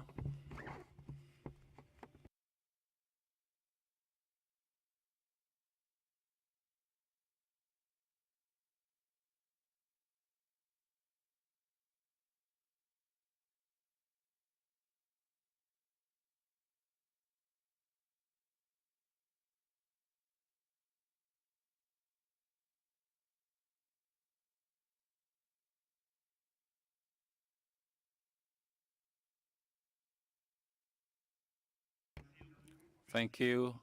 Thank you. Kindly get back to your seats. We heard relevant, outspoken, and passionate interventions. Once again, discussions show that there are solutions to have national champions emerge on the African continent. So making the private sector to buy in the emergence of inclusive growth, innovating to create partnership between the public and private sector with the aim of achieving emergence. So in a nutshell, to conclude, I would like to give the floor to the UNDP Administrator, Mr. Akim Steiner. Thank you. Gentlemen, you have had a very long morning, and I in no way wish to attempt to summarize, but I think three highlights are worth taking away that define both the character of this conference and this dialogue, but also the discourse around development in Africa, growing out of African experiences, and again, in their full diversity. I think you heard the President of Mali speaking this morning to the challenge of thinking about emergence, development, transition to the 21st century economy when control over the nation state has in part been lost. The challenge of engaging young people when you cannot reach them, these are also realities that in some countries on the continent still point towards very fundamental elements being put in place. At the same time, we are also discussing Africa's transformation into a 21st century continent, leading development innovations in the financial sector, in the communication sector, using drones in the health system such as in Rwanda, but also connecting two economic realities. I'm often struck by the odd picture when you see an American, European, Japanese tourist or Chinese tourist sitting next to a villager in a very remote area of one of the great tourist destinations on Africa. That particular spot at that moment in time is to one, a trap from which they're trying to escape. No access to electricity, no access to education, no access to health services, employment. Where will my children earn their livelihood? And the other person just paid $1,000 a night to spend in a tent sitting in that same spot. What does it signify? The opportunity lies in connecting Africa to markets, local, national, regional, global markets, and suddenly development opportunities arise.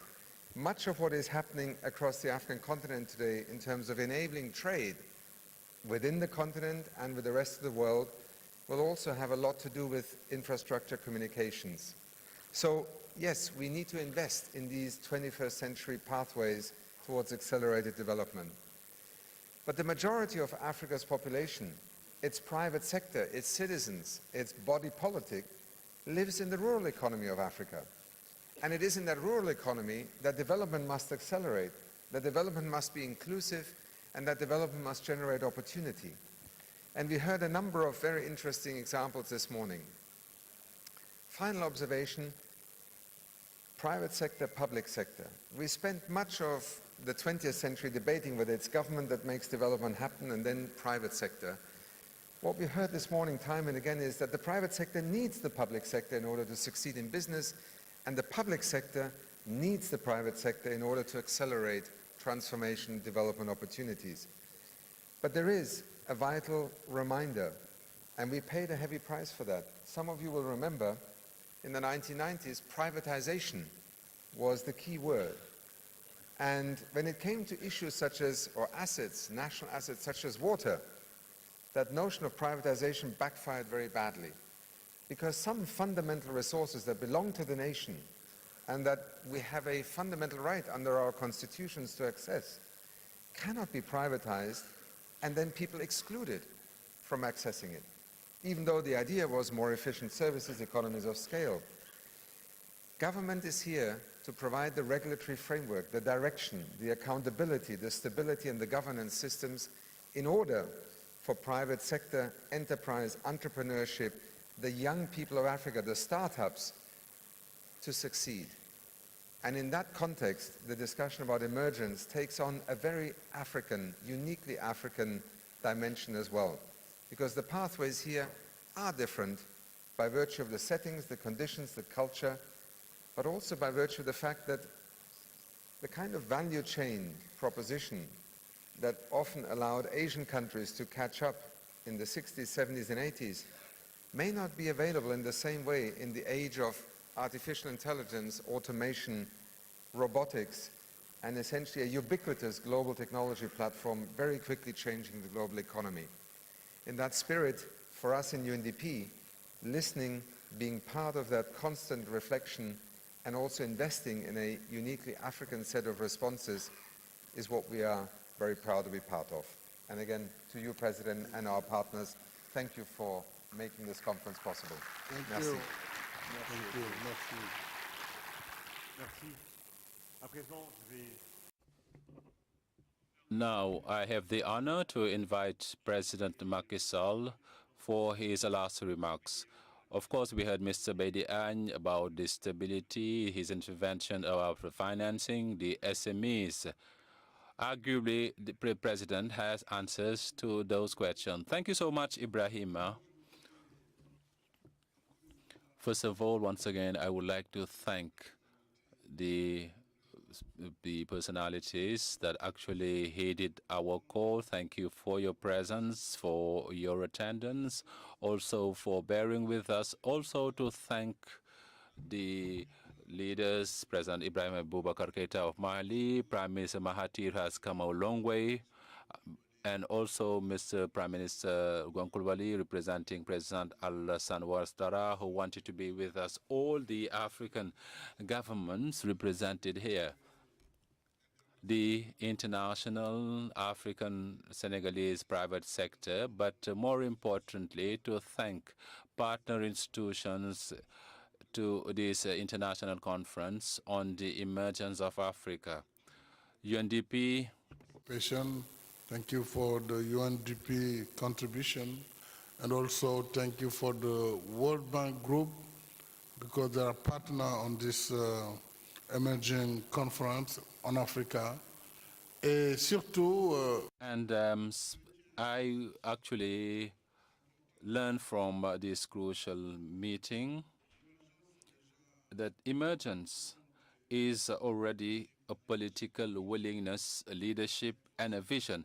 But this vision should also be followed by daily actions. We need a culture of results. We also need domestic resource mobilization in the first instance. This is the first effort, the rest with the states. We also need to diversify the international partnership, as I said, without any exclusion, but any exclusivity.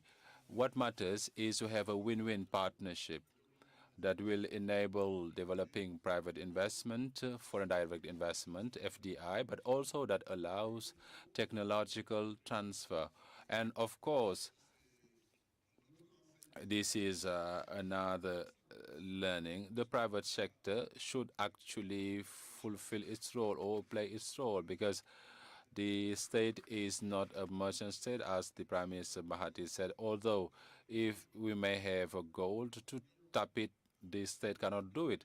So the state should regulate, monitor, and also ensure a balance, but particularly to make sure that the wealth created, the growth we are fighting for, should be inclusive, a redistributive growth, because the ultimate goal of development is to ensure human well-being.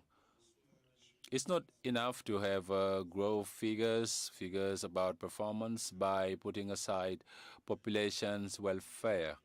And here, even developed countries are learning, because in actual fact, we are here to provide an improved welfare, and these improved welfare are dependent on social welfare policies, policies of inclusion, medical coverage, provision of vital services, water, electricity, basic services.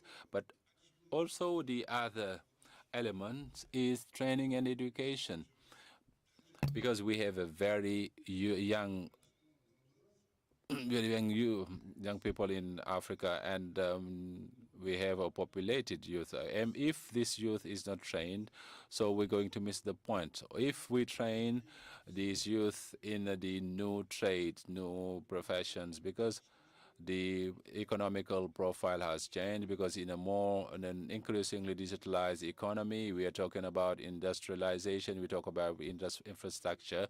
Though training should match the needs of economy. This is another challenge that we need to take up.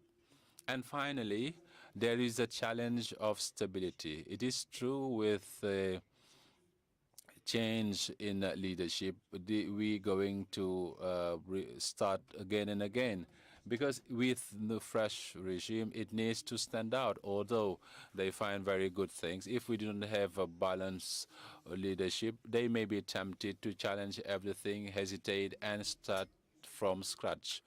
Of course, we have consolidated all the good things that we found here. We do not have many of them, but anyway.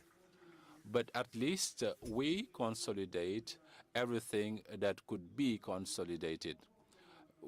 I must say, with the Sesame Plan, I really liked that program that actually takes care of the elderly people's health. But we actually, there was many deaths between the program and the hospitals. We consolidated that. The early childhood initiation centers was an important program to help the rural communities have a nursery, so boys and girls could be taken care of from 2 years old. Although there are changes, we need to maintain the fundamentals. As I launched the Emerging Senegal plan, I considered it over 20 years. It is obvious that I will not be leading Senegal at that time, but I just want a second term to complete what I just started. But we need to wish that the achievement under the PSC go beyond my term. And if we are in a genuine program with the partners, even if we must pass law on the PSC, the one that will come after me can put his own touch, because a leader may have a personal touch, a social fabric, fiber, sensitiveness. We cannot help this. But maintaining fundamentals to me are essentials. All these are challenges, but I think in the afternoon panels, the talks by the specialists will actually teach us further positive lesson. I would like to encourage our partners, the IMF, the UNDP, the World Bank, but also IMF. Those are everyday partners. The African Development Bank. We're proud of our African Development Bank because in actual fact, it has decomplexified the situation. There was a very strong commitment. Dr. Akin often does not have the banking language, the language of figures. But this is also commitment, because he was politician, he was minister, he had to work to provide self-sufficiency in Nigeria. So we need voluntarism, even on the side of our institutions, our central bank. I would like to say hi to the governor of the central bank, the chair, the president of the UMOA Commission, the BOD, West African Development Bank, which is quite vibrant. All these institutions must support the state in major programs. But also, we need to ensure that our traditional partners that are coming with us, particularly in major infrastructure, keep doing it. The World Bank, for instance, need to keep supporting us. The European Union, the major infrastructural issues. Railway, we actually had many discussions on the issue. Today, between Mali and Senegal, the train actually goes barely 26 kilometers per hour. Even on a bicycle, you can overtake it. Actually, we need to rehabilitate our railway. At least that it should go up to 80 kilometers an hour in order to transport goods. And those are the major issues at hand. The major infrastructure is vital to Africa. Of course, we should not, with these needs, we should not overlook the daily matters, the daily business. That's what the PUDC tried to do.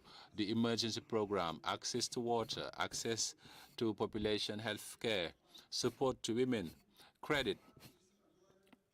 These also need to be an everyday activity. And also the partners, the private sector, the state, need to work by laying focus on the major infrastructure issues and also issues of emergence. That's what I wanted to say. This is not a conclusion, but just a remark to commend your presence, the Speaker of National Assembly of Korea, whom I acknowledge, as well as all our guests. And I would like to say that enjoy your meals. I think it's time also to go to the restaurant. What the conference is suggesting. We need an emerging lunch, actually. Juste avant de nourrir également après cette... So, after this lunch, before that, I would like to invite the various panelists to join His Excellency Macky Sall. A round of applause for Macky Sall. When we talk about Senghor, we talk about the universal, but we can say that Macky Sall is the ambassador of emergence in Senegal. So, a group picture of the president with the various panelists, the Prime Minister of Côte d'Ivoire. Please join the president for the group picture. The president will come back with his guests. So all the panelists are invited. For the 3 panels, all the panelists for this morning session are invited to take a group picture with the president.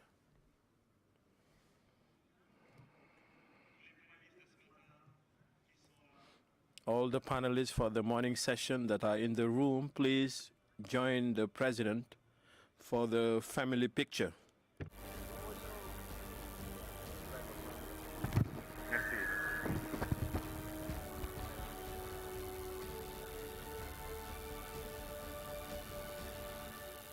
Les photographes, merci de vous rapprocher. The photographers, please let them get closer to take the picture.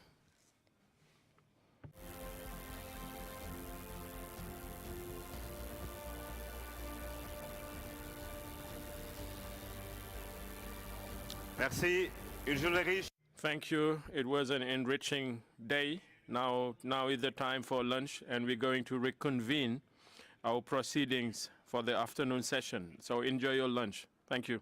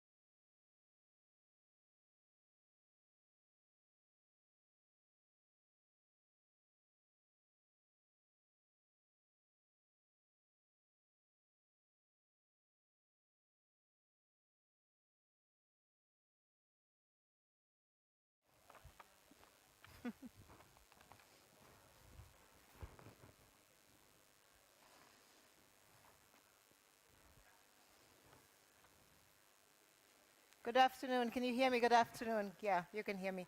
Thank you very much. Thanks for coming back. We are going to get into the second session, which is going to talk about the private sector and national champions, how we develop them and what they're supposed to do. So joining me on stage, first of all, we're going to have Ms. Ahuna Nzakona, the Director of the Africa Bureau for UNDP. Ahuna, please join us on the stage. We will also have Mr. Mario Pezzini, Director of the Center for Development at the OCDE. Mario, please join me on the stage as well. I think we have our name somewhere on this thing. A Senegalese national champion that you all know, Mr. Babakar Ngom, who will be here he's the CEO of PDG of Sedima.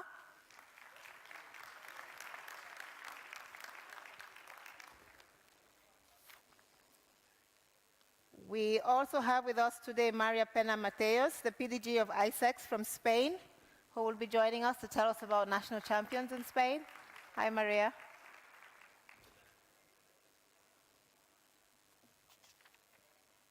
We have Mr. Chong Yi of CASA, who will be joining us as well. He's a long-standing friend of the continent and of Africa, has invested, and he will tell us about that a little later. Mr. André Bouffiou, CEO of Siemens Belgium, is here with us as well.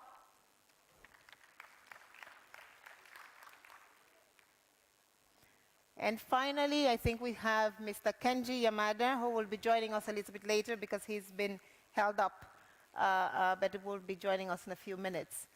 So, to start us off on this conversation on the private sector and development of national champions, what we will have is a short discussion and presentation. I think we heard this morning a little bit about the constraints for emergence and what is needed for countries and regions to emerge.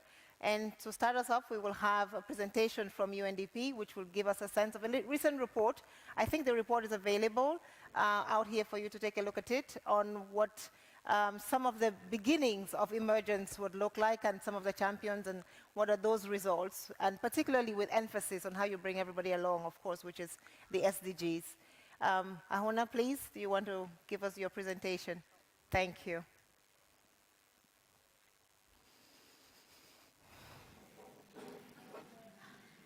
Nangan Def. It's wonderful to see the group of women in that circle there. I was missing it this morning. What a privilege it is to be here, and to be here to present very quickly to you a few elements of a report, a study that we have done on this topic. Why is this important? Because we don't want an Africa that emerges without its people. So what are the things, the elements, the ingredients that will ensure that as we talk about the emergence of the continent, that we are actually seeing that emergence, including all African peoples. So what are the key messages that this study enlightens on? One is that emergence is not an end in itself. It is a means to achieve quality, inclusive, and sustainable growth.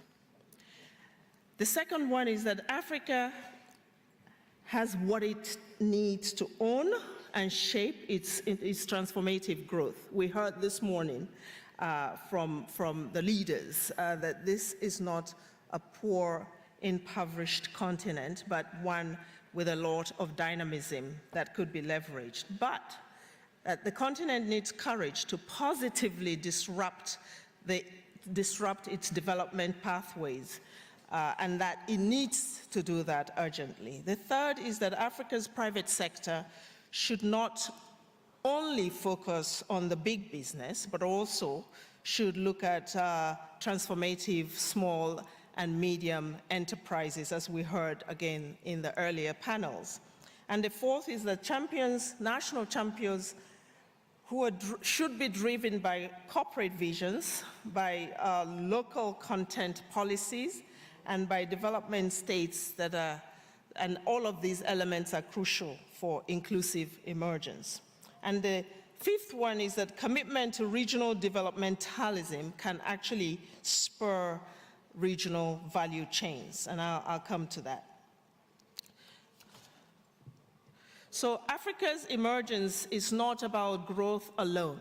It is a combination of three main elements, is the first finding that we have here. And you look at those elements, a developmental state. You need a state that leads in enabling the environment for emergence to happen. And when that is done, as we heard this morning, it's not so much a state that accumulates profit for itself, but a state that creates conditions for private sector to accumulate profit that then gets plugged back into developing opportunities for growth. So there you look at changes in production and changes in consumption patterns. The higher the productivity enabled by private sector, the higher the consumption patterns rates of the population.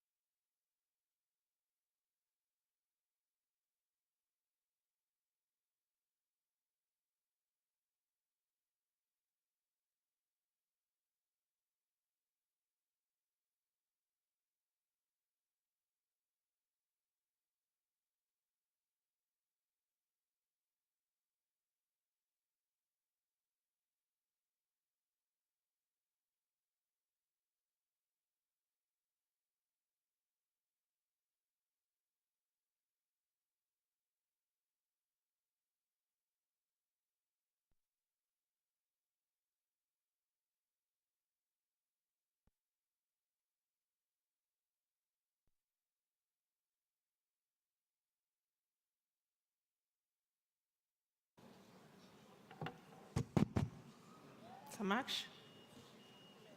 Samaksh? Okay, thank you, and sorry for that interruption. I will try and go a little bit faster to catch up on the 3 minutes we lost. I was saying that emergence, Africa's emergence is not about growth alone, and we know when it's growth that's not accompanied by human development, what happens, as we heard this morning. So I've given the 3 elements there that we think will be crucial for emergence to be fully inclusive and sustainable. So the existence of a developmental benevolent state that enables private sector to operate in a way that changes production patterns and also consumption patterns, and also human development. And the next piece that we have here is that Africa is a land of opportunities. This is a continent that's obviously been pregnant with potential for a very long time. It has been in labor, and a very painful labor, and we're saying with this concept of emergence that it's time to induce birth. And what has Africa been pregnant with? This is a continent that has actually is the youngest continent on Earth. It has a youthful population in an aging world, and this does mean that it can harness that population for strong labor force and a middle class. So Africa is the future of development, if you like. The other one is that Africa is the most profitable region on inflows of FDI, 11.4% compared to 7.1% globally. We also know that there's wide value addition deficit still that can be leveraged. About 60% of the world's unutilized arable land is actually in Africa. But also we have the presence of large deposits of minerals. Africa has about 59% of the world's diamond, and DRC alone accounts for 57% of cobalt, and South Africa, 77% of platinum. We have just had the adoption of the Africa Continental Free Trade Area, which Vera here can speak to. But that does create opportunities that this continent hasn't had previously for regional collaboration on production and distribution, as well as logistics. We also have a change in financing landscape. Rising remittances, for instance, have overtaken ODA in a number of countries. We have unutilized institutional investment funds of over $500 billion and over 263 billion foreign reserves that are invested outside of Africa that probably can be harnessed. Improvement in overall governance index is also something that this continent is experiencing, and as we heard earlier this morning, the importance of stability and political as well as economic stability for emergence. The fourth area is that we do need courage to positively disrupt the continent's development pathways, and this is where the inducing of that birth comes in. And what do we need to do? 3 areas. We need to invest in quality education, skills, science, technology. Again, not telling you anything you don't know, but just confirming and validating the fact that these are the fundamentals for emergence. Infrastructure, as we heard this morning, both in the areas of energy, transport, but also water and communications. We need to end illicit financial flows. Approximately $60 billion value of this erosion of Africa's important capital, including the flows that go through multinational corporations. We also need to end tax holidays and waivers for the largest and richest companies and begin to think about how to redirect some of that in supporting the small and medium enterprises where we do have the largest opportunity to create jobs. We need to take actions that end export of primary commodities only, because that's what's haunting many African countries today, including the challenges that are imposed by, such as in the area of tariff escalation. We need to review mining codes in many countries and contracts to reflect the current market realities.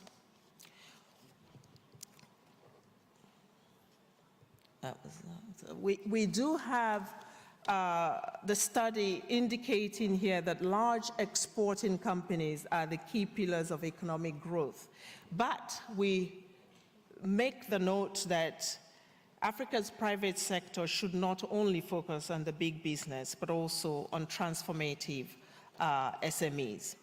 However, we know that SMEs need a lot of support. At the moment, they are accounting for about 80% of Africa's employment. SMEs accounted for 60% of business-to-business spending. We know this from Tony Elumelu, who was here this morning. De-risking investment climate for SMEs is critical for this to actually unleash the kind of transformation we're talking about. Easing access to finance in Morocco is an example of this. Establishing business development fund in Rwanda is another good example. Entrepreneurship development in Ethiopia. Local content policy that we have in the oil sector now in Nigeria. And of course, the Tony Elumelu Foundation, which is training 10,000 African youth for 10 years with a $100 million investment, is another good example. And we look at 7 case studies that were done looking at how we grow national champions in African countries. I won't go into the details now, but you see, look into the report, you will see the elements brought out for some of the companies that we highlight here. Sanlam, South Africa, for instance, Ethiopian Airlines, and OCP in Morocco. These are all examples of what characters national champions should have. The second area is success stories of the engines of economic diversification. And there we highlight specifically tourism industry in Rwanda and also the creative industry of Nollywood in Nigeria, which the UNDP administrator referred to this morning. The third area of the study, studies that we've done on specific challenges that are faced by the countries that are trying to grow national champions. And you will see particularly Cote d'Ivoire and Senegal highlighted with some of these big challenges. So national champions, as far as we could see in this study, can be defined across 3 dimensions. They are significantly owned by nationals with major decision centers within the country themselves. Leaders in their domestic market with important cluster generating impact in the value chain. They're also relevant competitors in the international market. What are some of the lessons that we have learned by studying in the experience of these national champions? There are three major ones that we derive from the case studies. Lesson 1 is that national champions focus on incremental expansion driven by corporate vision, and they have a culture of excellence. The second one is that developmental states help promote national champions. We cannot, in the context of Africa, escape this idea that we need a strong state that provides drivers for private sector to excel. Those states would implement local content policies, they would implement social contract on value creation, they would eliminate obstructive policies and regulations and also promote access to credit and financial instruments. Essentially, these are states who would invest in crucial infrastructure to enable the economy to grow, and that we term these the umbrella states. The third lesson is that regional developmentalism does help achieve economies of scale between countries. And here we point to the Africa Continental Free Trade Area as a major enabler that is ahead of us in promoting intra-Africa mobility, but also regional infrastructure. I'm concluding, you know, promoting inclusive emergence in Africa requires a chain. There's a chain here that we need to look at. First is emergence. Yes, emergence is taking root on the continent. You have stronger developmental states, you have rapid structural economic transformation happening in some countries, and you have a positively impacted human development situation. But if we're going to sustain it, we need to expand fiscal space for the state to actually play this role. We need to continue to innovate and to lift productivity to a higher level. We need to promote national business champions that focus on SMEs and also local content policy. We need regional integration and cooperation to promote regional goods and synergies. And the imperatives of sustaining this means that we need to engage citizens and non-state actors much more than we are doing currently. We need an inclusive political dialogue with all actors to avoid disruptions and also when you have a change of leadership. And of course, we need to build steady social contract that means that no one is left behind. And I'd like to conclude by saying that for me as an African, I take away three things without which I think it's impossible for this continent to emerge. I haven't grown up on this continent. Those three things, you might be surprised, don't include money. The first is what I would describe as courage. Courage to challenge the status quo. Courage to confront the uncomfortable questions around who is really controlling Africa's resources. We have data that both resource-rich and resource-poor countries in Africa face the same rates of poverty. So it's a big question. It's uncomfortable perhaps in some quarters, but Africa needs to have the courage to address those questions and approach and confront the inconvenient truth about its resource base and who is controlling it. The second thing I think Africa needs is courage. It's confidence. I think it was said this morning by President Macky Sall when he said that we need to believe in ourselves. I think that Africa for long has been traumatized with this notion that it is not able, it is not capable, it cannot do it, and someone else needs to come and rescue it. That does not accompany emergence. Africa needs to get to a point of huge confidence in its own people, its own young people, its own abilities, its own businesses to deliver quality rather than always sourcing it from outside. And lastly, I think that Africa needs to have more women in political leadership. I don't say that because I'm a woman. I say that because it is the only way this continent will emerge. Thank you. Jerajuf. Merci, merci beaucoup. Thank you. Thank you for this presentation. When we take a look at countries that are emerging, and we did talk about that, we have access to electricity, access to energy, and we know that among countries that are moving towards emergence, we realize that these countries are 75%. So Senegal is one of the countries in Africa that has more access to energy, and Senegal was able to increase its access to electricity to move towards emergence. I think this has to do with this power cut that we experienced 5 minutes ago. Mr. Kanji, if you wish to react to this presentation, thank you for joining us. So, thank you. Over to you.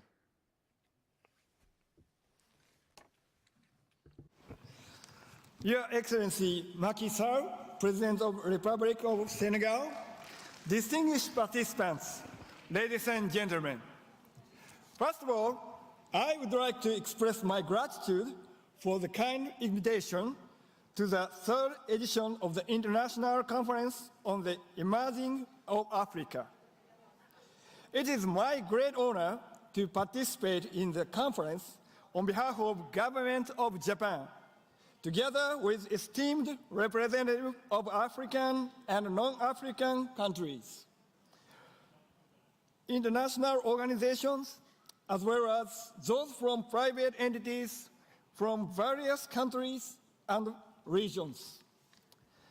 The conference offers important opportunity not only for African countries, but also for development partners, as we can receive updates on the current status of social and economic development plans implemented by African countries, and also get to discuss avenues for future cooperation. I would like to pay my respect to the government of Senegal and the relevant institutions for their diligent efforts to organize the conference. In engaging in economic cooperation, Japan has made full use of unique background as an established donor with the history of being a recipient of international aid itself. After World War II, Japan received grant and loan assistance from the international community, and in the spirit of self-help, Japanese people devoted themselves completely to reconstruction and development of the country. This formed the foundation of our current economic strength.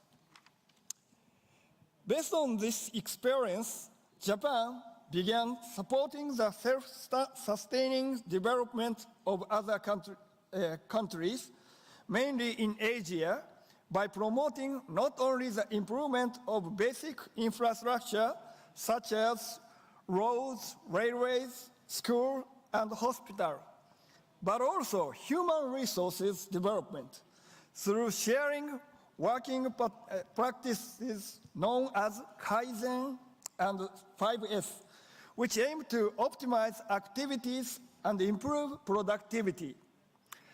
These initiatives have contributed to the rise of many emerging countries in Asia. Malaysia, represented today by His Excellency Dr. Mahathir Mohamad, is an excellent example of such a country. Since TICAD was launched in 1993, Japan has led the discussion on the challenges for African development and has demonstrated strong leadership in addressing these issues in close coordination with African countries, international organizations, the private sector, and civil society. We will continue to support African countries' initiative to become emerging economies. Following up on TICAD 6 hosted by Kenya in August 2016, which was the first TICAD summit meeting held on the African continent, Japan held a TICAD ministerial meeting last October. At that time, I myself co-chaired a plenary session on economic transformation for inclusive growth. The participants in that plenary shared their understanding of the critical role played by the private sector in socio-economic transformation toward inclusive economic growth.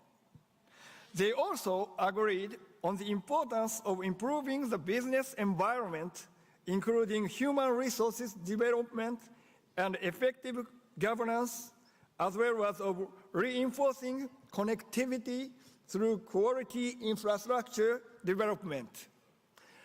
Before becoming a politician, I worked at a private bank where I engaged in corporate revitalization as well as loans for small and medium enterprises.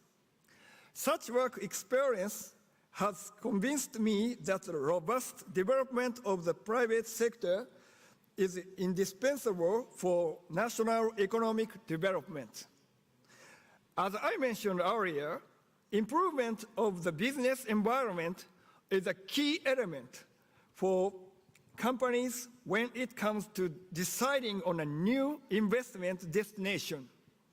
And the government plays an important role in this area. With this understanding, to enhance development of human resources, the government of Japan has invited more than 1,200 trainees to participate in the Africa Business Education Initiative, or ABE Initiative. Some former participants are now already working actively as entrepreneurs in their home countries. In addition, we have trained over 800 persons for work in the field in positions such as plant managers. Moreover, in order to reinforce connectivity and enhance the logistics network between inland and coastal states, Japan has been supporting regional infrastructure developments, such as the East Africa Northern Corridor in Kenya as a gateway to East Africa, the Nakara Corridor connecting Mozambique, Malawi, and Zambia, as well as the West Africa Growth Link. In this context, Senegal also plays an important role as a hub in West Africa. Furthermore, in order to encourage Japanese companies to invest in the African market, we are working on deepening mutual understanding of business opportunity as well as challenges in Africa. For example, the government of Japan organized the Japan-Africa Public-Private Economic Forum in Johannesburg in May last year, with the participation of more than 100 Japanese companies and 400 African companies. Japan also dispatched the 11th public and private sector joint missions for promoting trade and investment in Africa to Rwanda and Zambia in July last year. In order to make Africa a more attractive investment destination, it is essential that African countries work toward good governance, including by fighting against corruption, in addition to ensuring sound financial management and debt sustainability. It is also necessary to actively pursue agendas such as concluding bilateral investment treaties and tax treaties, establishing efficient administrative system, and fostering regional peace and stability. Ladies and gentlemen, TICAD 7 is going to be business TICAD. TICAD 7 is going to serve as a great occasion for Japanese private sector to establish and strengthen business ties with Africa, which offers rich investment opportunity with its abundant natural and human resources. Heads of state and business executive will discuss ways to foster effective cooperation between governments and the private sector. Through various side events, including a business exhibition, we will support Japanese companies to expand their business in Africa. We look forward to wide participation from the African public and private sectors in TICAD 7. I understand that this conference is also aimed at promoting networking among companies from Africa and other regions under the initiative of government of Senegal, which emphasizes the role of the private sector in development. I would like to conclude my remarks by expressing my wish that this conference will serve as an opportunity for participants to deepen their knowledge in order to realize their policies and explore business opportunities. Thank you. Merci beaucoup. Thank you very much, Mr. Yamada. Thank you. Now, can you please maybe react, and maybe we can make it a little bit more interactive now and have you react from your seat on the presentation. Thank Oui, you. si vous me permettez. Yes, I'll try to do it in French. I'm sorry. So English and Spanish are like French. So it's worse when I speak Italian. Anyway, it's very easy for me to react to the presentation by UNDP because everything that Aruna said, I do share it. Allow me just to make a summary. And there are 3 points which I think are very important when we discuss the development of the private sector and the development of the industrial sector. Why? And why, how, and which governance structure? Why? I think the why question is quite important. In the past 2 decades, we would think that if we could guarantee the same conditions, various countries would naturally find their comparative advantages, and companies will be competitive. So we may say countries may have economic growth that are high, but they may not be able to address their issue. So growth is a tool, not an end in itself. So if we could guarantee development, we need to try and identify the bottlenecks that actually impede us from guaranteeing development. And we know that these bottlenecks are at the industrial level. Therefore, industrial policies, I would say industrial strategies, yes, they are critical, they are necessary, and I think I do share the point raised by my second point. As you can see, I'm trying to be brief. So what should we try to do? We have heard it in the presentation and we heard it this morning. We have many issues. We build on the general observation. Demography is maybe a pleasant news, but it can also be a concern because between 29 million of people that came to the labor market ask for answers. So we heard that we can build a free zone in order to attract foreign investment. And through this mechanism, in some way, we can employ more youth and better utilize the African opportunities that are substantial. That was a discussion we had with PNJ many times in Paris. Arguably, it can become helpful. It depends on the sector. We know that we cannot do it every way. You often in free zone, we need to build a particular regulatory condition in some area, considering that we could expand it in the future, but not overnight. So we'll have a lot of this, but not everywhere. And now comes the UNDP report that tells now that we need to consider investing in national champions to explore where we have major opportunities. Often we even can't consider creating them. And also here we can have something to respond to the issues. It is true, but it depends a lot on the sector. There are sectors like the oil, chemistry, where we do not have a backward and forward linkages. So other consequence, they will create very little around. In my country, we try to do it in the southern part of Italy, which is least developed than the northern part of the country. And today we have that. We have built many cathedrals in the desert because such investment did not produce a lot in the vicinity.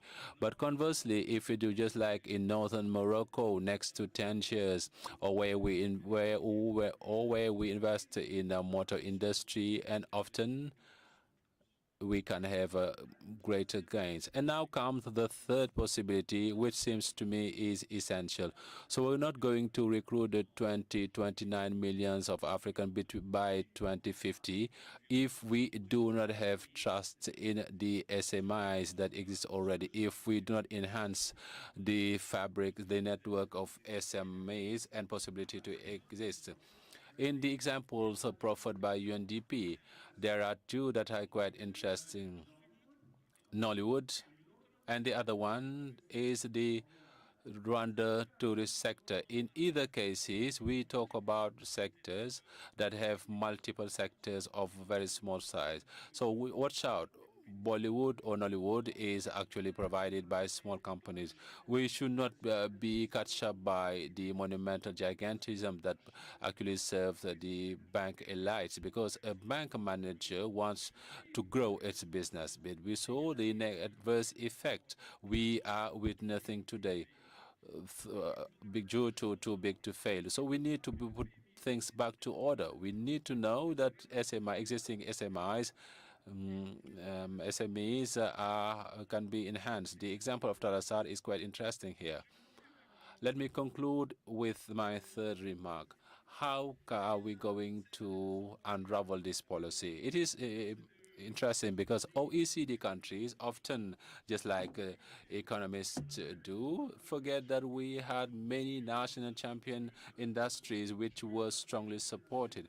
I had the opportunity to teach at the Paris Mining School for 5 years, and I was bypassed by people that manufactured Citroën. Those were civil servants, but at the time, it was smart enough to build some sort of simulation of the competition. They were to have peer pressure, and also if they had to see whether they worked properly or not. Otherwise, possibility to create rents in protected companies is quite important. I have nothing against public companies, and on condition that we find mechanisms to monitor them, and we have a healthy competition. We can see the rent seeking, so otherwise we're going to do rent seeking. Economists are struggling to see it, and I will conclude with a joke of two economists sitting next to side at the OECD. So every 5 seconds, they clap their hands. One asks, why are you clapping the hands? But we are in Paris. This is to keep crocodiles away. But we are not in Paris. Often we are just reproducing ideas to say that we need competition. Thank you so much. Thank you. Thank you so much, Mario, for that very beautiful example. I think today we have with us Mr. Babakar Gom. He's a national champion, or rather international champion. I must say today that we consider the economic free trade area. We want to create champions. So start from the national countries who can or maybe also cross over to continental borders. In Africa, when Africa has trade between itself and it creates more jobs, more prosperity. It also actually creates more jobs. Today we're talking about you as a national champion, and very soon you'll be a continental champion, particularly with the passage of the Continental Free Trade Area, which will be soon ratified by Senegal, I believe by late February. Could you please take us through your experience? What did you achieve? Also in response to Mario to say that we need to remain our private sectors. Thank you.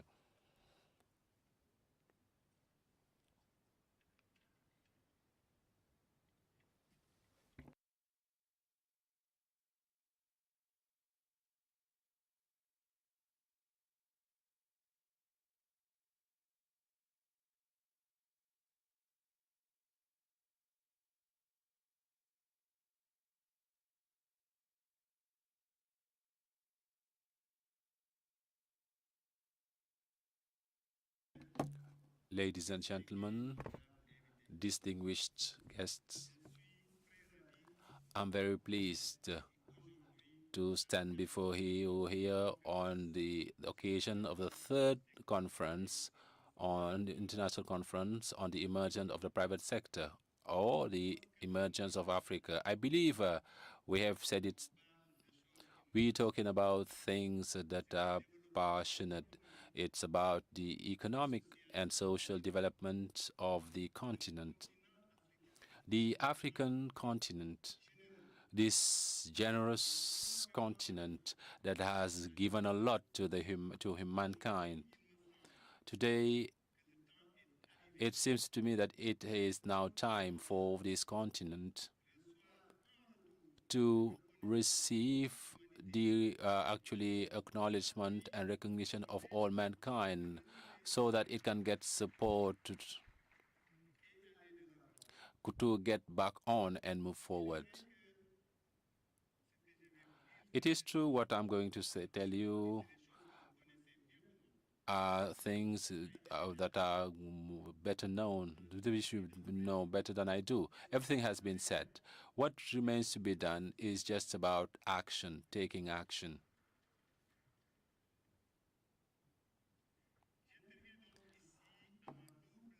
Here I address you in my capacity as founder and CEO of the Sedima Group.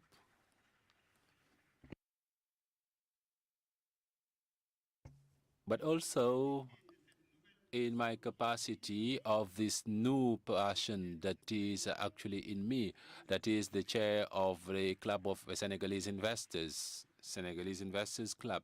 Yeah. But I will talk to you more about Sedima. This is what I know best. That is what I experienced for 42 years. At that time, I was 22 years old, while my dad and mom decided that I would go and pursue my studies in France. I was enrolled there. And so I decided to go and settle in a tiny village in Senegal without water or electricity in order to fulfill my passion. This passion was just about husbandry, animal husbandry. I started with my 120 chicks, an investment of about 60,000 CFA, so 100 euros roughly.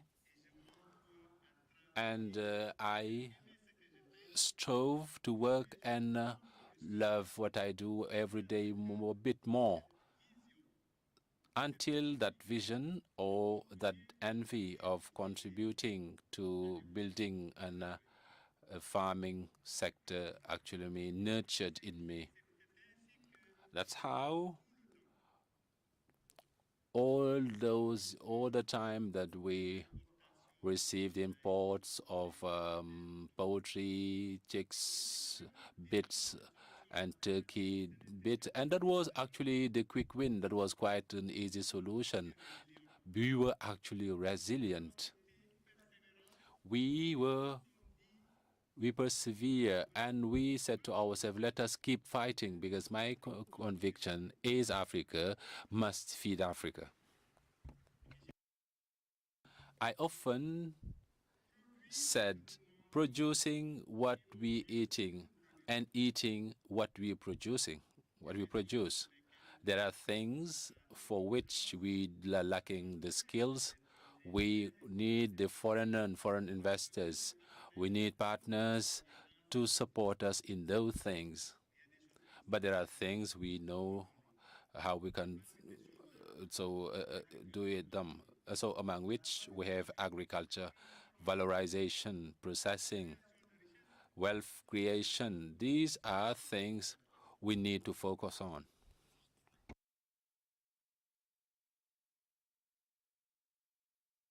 As far as I'm concerned, talking about the sectors, because this is the issue at hand, the development of integrated sectors or value chains, I remain convinced that for the integrated sector, no country has the capacity to mastering all the sectors. So necessarily, we need to make option even if we go about 3 sectors well identified and for which we provide the necessary resources and we do whatever it takes for these sectors to emerge and means to have a control from throughout, to have a control over all segments of the chain and for each segment to be stronger than the other. That will help us to build a strong sectors. And there are examples at global level. I really liked Prime Minister Mahathir, who said that they went to see the Japanese example. We do not have to recreate the world. There are things you need to go and look for them where it is best done. We can come and duplicate them for the sake of time.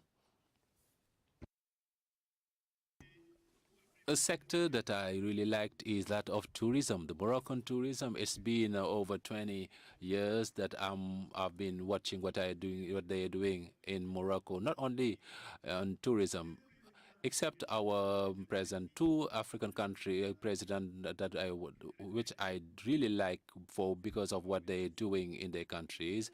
This is King Mohammed VI, because of what he achieved within 20 years in his country, Morocco, and also President Paul Kagame, because of what he has achieved in Rwanda since 1994.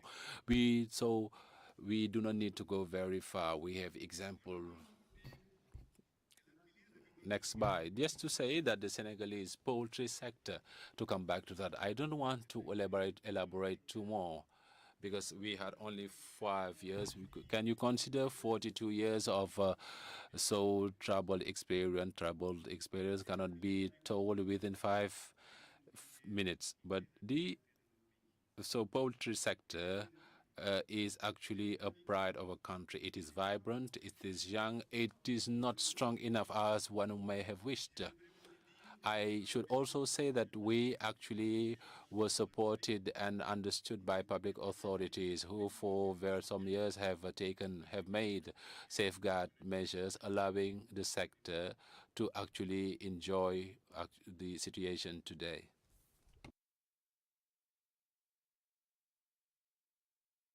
We can have sectors. In Senegal, here we have these huge opportunities on tourism, and you know why. Everything that we have here for actually a high-end tourism to be developed in Senegal. We have also a lot of opportunities on horticulture, and it starts to take off, but there is still a long way to go.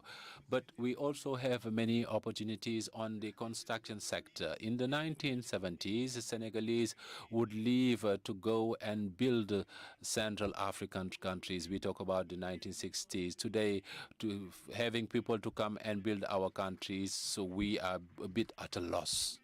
I'm not saying no, but there are things to be achieved. For that, in a relatively short time, we should be ourselves to build our countries and or build our infrastructures, and that's what resilience is about. And this is the DNA of our club and also the entire Senegalese private sector. We want a strong national private sector with the emergence of genuine champions, and it can apply to the entire Africa. Thank you for your kind attention. Merci, merci beaucoup. Thank you so much. Maintenant, Maria, vous Now, Maria, you're going to take us through what Spain is doing to encourage national champions. What is the Spanish experience? What can we share from that experience? Also, by remembering the fact that, Maria, we had to be careful with the involvement of the public sector in creating national champions. It's not actually the public sector being actually responsible for creating national champions, but also to support the development of national champions. First of all, thank you for the invitation extending to us to participate. ISIX is an institution responsible for the internalization of the Spanish economy, but I will try and be as brief as possible. I believe that the idea that I want to put forward can be applied both to Spain and to any other country, any institution that is responsible for supporting the internationalization of the economy. In this regard, I would like to focus the link between internationalization and competitiveness. I believe one cannot talk about the development of the private sector. Of course, we talked about the competition, we talked about the development of the private sector, but this is extremely important for the private sector of a given country to get to emerge and to be compete with the international scene. This is actually the international market that tries to help us to be more innovative, more collaborative, and more resilient, and more capable to cope with the external cycles of markets. To me, there a role to be played, not just by the public sector, to substantiate and help in conquering international market. When we are talking about the national champions, we need to actually grow to grow in size. National champions, of course, that are able to compete with the international markets. Is there a role to be played by the private sector to support these private sector, these companies on the international market, and also to make them national champions in order to cope with that competition? In my opinion, of course, there is such role, and this role can be played in multiple ways. First of all, in institutional support. I believe that the support the public institution could provide to the private sector is quite instrumental to draw the attention of other countries, to draw the attention of other market, and especially to draw the attention of foreign investors. So in investment attractiveness policy, the institutional support, the role of the government is quite essential, because not just about supporting the foreign investments when they're making decisions. Of course, we can be in Senegal, Nigeria, Algeria, or any other country, but especially to put in place clear, transparent rules that can provide the condition necessary for these investors to have a shorter-term decision. Secondly, there is a role in managing information. We have a huge market, and we need to properly manage the information, because it's not all the information on the market which actually is able to become a business opportunities. And I believe it is also an extremely important role that can be played by the public or the private sectors. The support that I listed in the services to promote the country as a destination of investors, as also origin of export, it is also clear equally important. Often, we need to have the public, and also they will be supported by a national champion that will actually put forward the image of the country abroad. But this supporting role is quite instrumental. And after the supportive role, in whatever it can be, the process of export and obviously the export process. When we talk about internationalization, exports, and investment, those are the two sides of one single coin. In most cases, national champions will actually appear where we have a major participation of foreign direct investment, and also we can have also foreign investment that contribute to exports. This is actually a virtuous circle that is nurtured. And in my opinion, we need to have an institution, we have the public sector that have faith in the private sector and also have faith in the development of the private sector on the international market. That's why all the internationalization policies that are effective should always be entrusted with the public sector, with sector-wide associations, with the employers' organization, the unions, etc. Otherwise, we'll not be capable of having a political win-win. I think that those rules are quite straightforward, and I believe they can apply to any given country, and no matter what the capacity of the private sector are in those countries. Thank you. Merci beaucoup. Merci. Thank you. You clearly provided great ideas, example of the public sector that meets the private sector. And this morning, we could see the commitment of private sector with the public and private sector when we actually have such a result. Now, I would like to move on to a global company, which is very known to us, which actually was a global to become a regional company. What was actually the journey of Siemens, and how did you succeed in creating a multinational champion? Thank you for inviting me to this panel, and I would like you to. I did not see any crocodiles, but anyway, maybe they have eaten the chicks. In 1848, our company was a family-run company that has become a national and then an international champion. And as far as Africa is concerned, just like everywhere, there are 4 major themes that should be present. Certainly, we need a market, and the market is present in Africa by virtue of its population, its activity. We need to have a cost basis for the activities to be proper. I also think that we have all the assets in Africa. We need also a lot of innovation. I could see in the young women's population, and so a rise of people that are well-trained, people that are really savvy with technology. And it also starts with having equality between men and men for all talents to emerge in this area.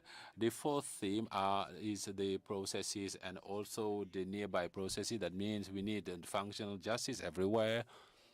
We need proper governance, and this is a theme that is both applicable to the major nations and Africa. We also need this investment in environment to be enabling for business. So for national champions and the companies, when I read the title, I smiled this morning when someone said it is the major national companies that are champions in their countries. No, that is not the case. The national champion is not the nationalist champion. It is the champion that emerges from a country that goes to the international, that opens up, and that has also a specific skills to conquer new markets. We need to make the right investment choices. I really loved the phrase, let us build what we produce and let us produce what we eat. We may be very thriving in the poultry sector. Let's stop with training people that will be specialized in the culture of penguins. Let's have the best chicken poultry farmers. In Morocco, the major sector is not the nitrate, the phosphate. These are spare parts, motor spare parts, everything that is related to the motor industry. These are a few examples in Morocco that are a success story. And the key elements are the resources, but also the diaspora. The diaspora has a role to play. The diaspora must support its home country with the skills that they received. And the diaspora will and must play an important role. And we should also shoulder this responsibility, particularly those people who were fortunate to be trained, to shoulder their responsibility in their country and to train the elite that every country needs. There is also a mindset in Europe, the US, in East Asia, Japan, and everywhere. That is, the export is part of the foregone century, and we moved to the bilateral trade.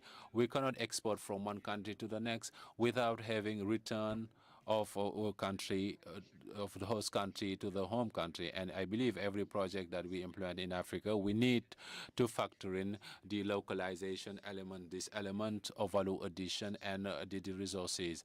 I would like to say that in this regard, the Siemens is doing well in Portugal, in the Polytechnical School in Thiès. And before talking about the project, before talking about what we possibly have or what we could possibly participate in, first of all, we finance developments in universities. So business becomes a lot more complex. We say European countries that are rich, we say African countries that are less well off. Conversely, the debt of European countries are 100% of the GDP, while the debt of African countries is 50% and even a bit more usually. So you need to explain to me, I understand a bit how it unravels. You have a complex businesses. You have a business entrepreneur who is consulted by 10 lawyers with 20 financiers around, and ultimately one is not sure to have his money. All the rest are sure to have their invoices paid before the end of the project. Also, in risk taking, there is people that are involved in finance and also in actually advise another mindset. Also, we have the quality of investment. I think there are investment for consumption, and here I follow the rule. We need to consume what we have, and we need to have what we want to consume.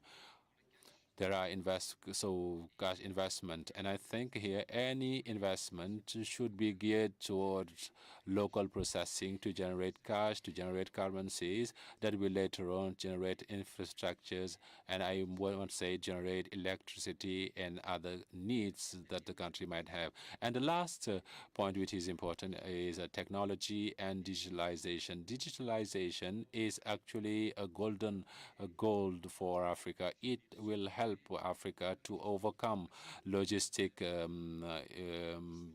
obstacles, the issue that we have regarding the distance problem in digital, because the digitalization, the new order is the data, and God knows that there is a lot of data in Africa, and I think building a business that may have chicken with digitalization, with ecosystems, I think that is actually the future. It is particularly the small and medium businesses that will have actually to take up the flag. So you need to have your personal data, your country-specific data, the data of your industry, and this is a good part of digitalization for Africa's future. Thank you. Merci beaucoup.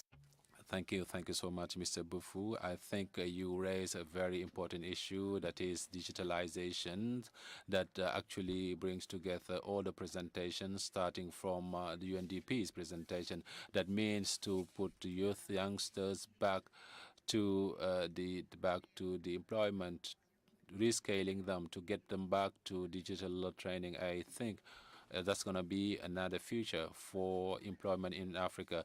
Talking about debt, it is not necessarily the rate of debt as against the GDP that matters. If we take, for example, the Nigeria's taxes that has 30% net, it spends 40% of its revenue to pay out the debt. When you talk about the debt, we also consider the reimbursement rate of this debt vis-a-vis the public expenditure. Let's consider the two figures when we talk about the debt.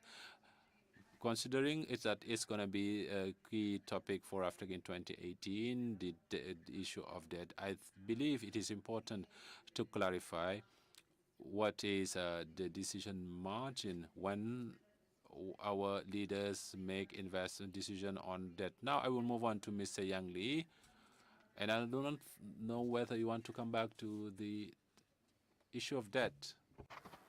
La dette vient naturellement. So debt comes from the interest rates that are asked to the African countries. If you are indebted to 100%, you have to pay 1 to 2%. So the one who had a 50% debt should pay 10%. So we need to rethink the issue to know what is the risk. And we need to be able to increase the interest rates, basically. I think you've raised an important question, and we also have our colleagues from international organizations. We are reflecting on how to make African debt in local currency. And once we have the debt in local currency, so we'll address the issue of interest rate, because sometimes there is an issue of balance.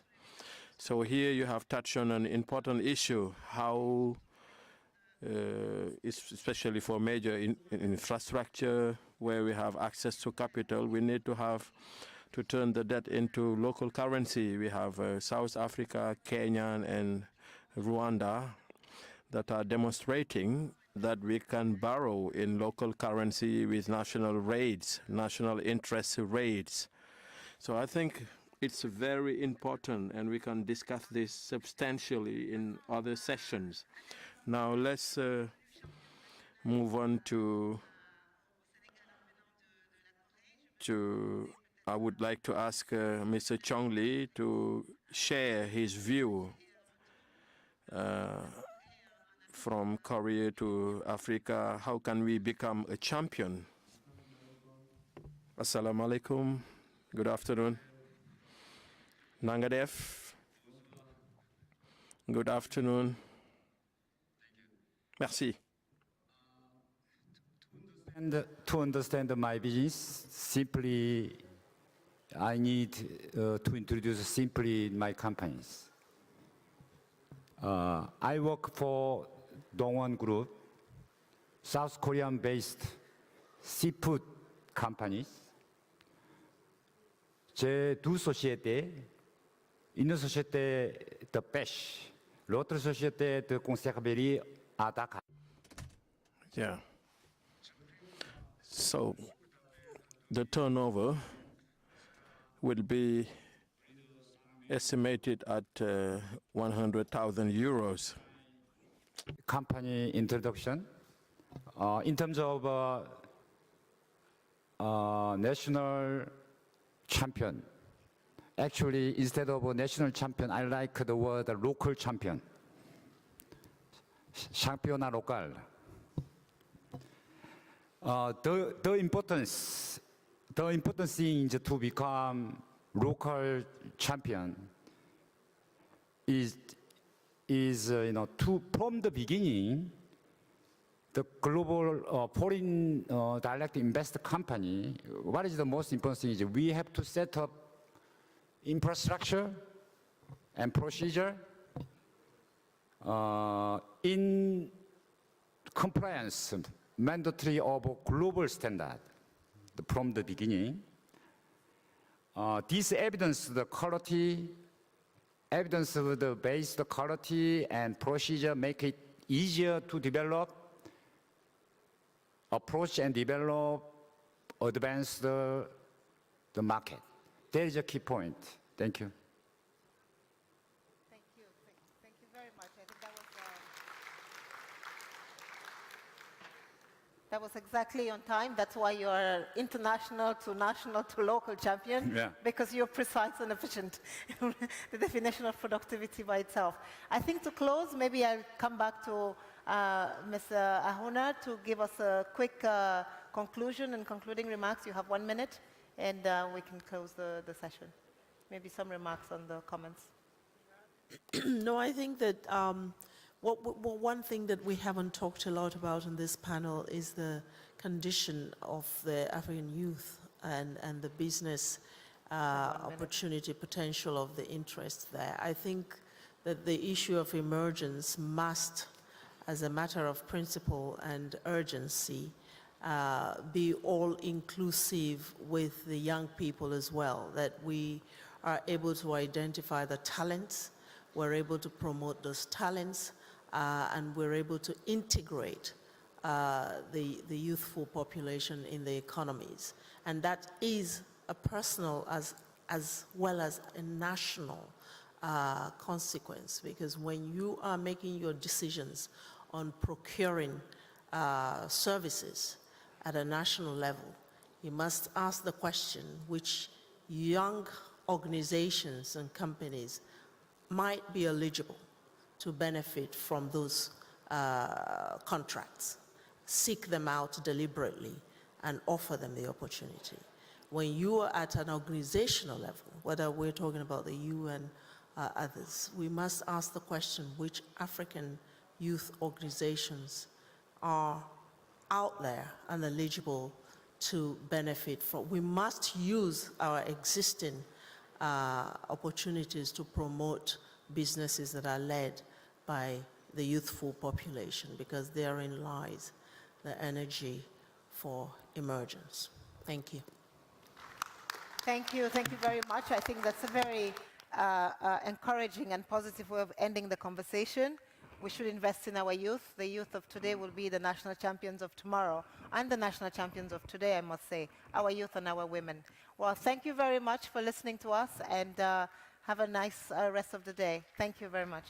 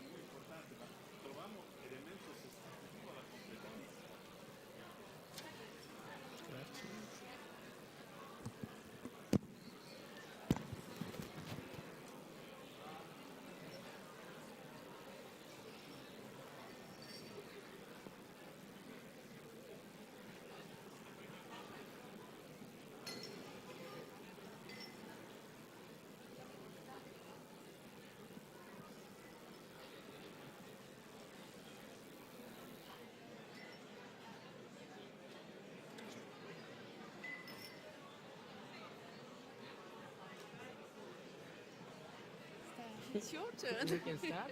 Yeah, you can start. Are the names done? May I please have your attention? Hello. Excuse me, we are having the last session of our discussions this evening. My name is Alexander Chiteme, Minister of Planning from the Republic of Zambia. And our final and last topic of discussion today will be discussing the development of national champions and private investments. Discussing with me this evening will be Perry Guslen, the Vice President, Private Sector Infrastructure and Industrialization of the ADB.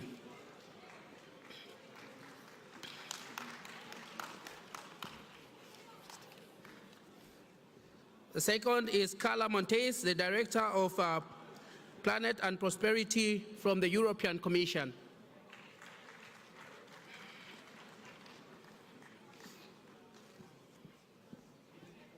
We also have Mr. Guiros, the Vice President of the French Council of Investors in Africa.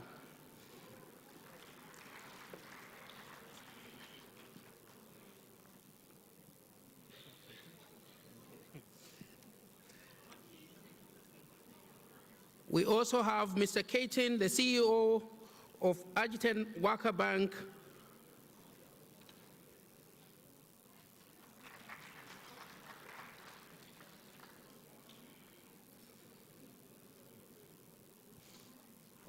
We also have a representative of Honorable Minister Amadou Ba of Ministry of Finance and Economic Planning for Senegal. The representative from the IMF, please. Thank you.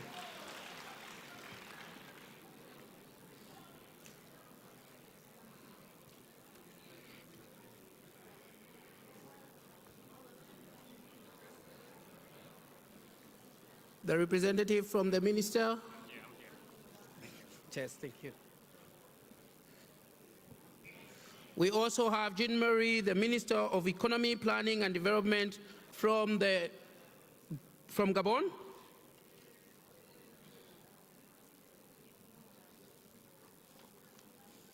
The minister will be coming later on. Like I said before, our topic will be discussing development of national champions and private investments.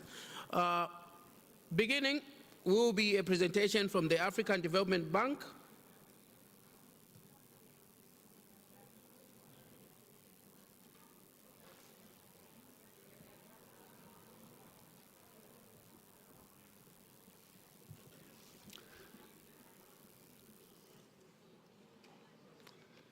Thank you, Excellency.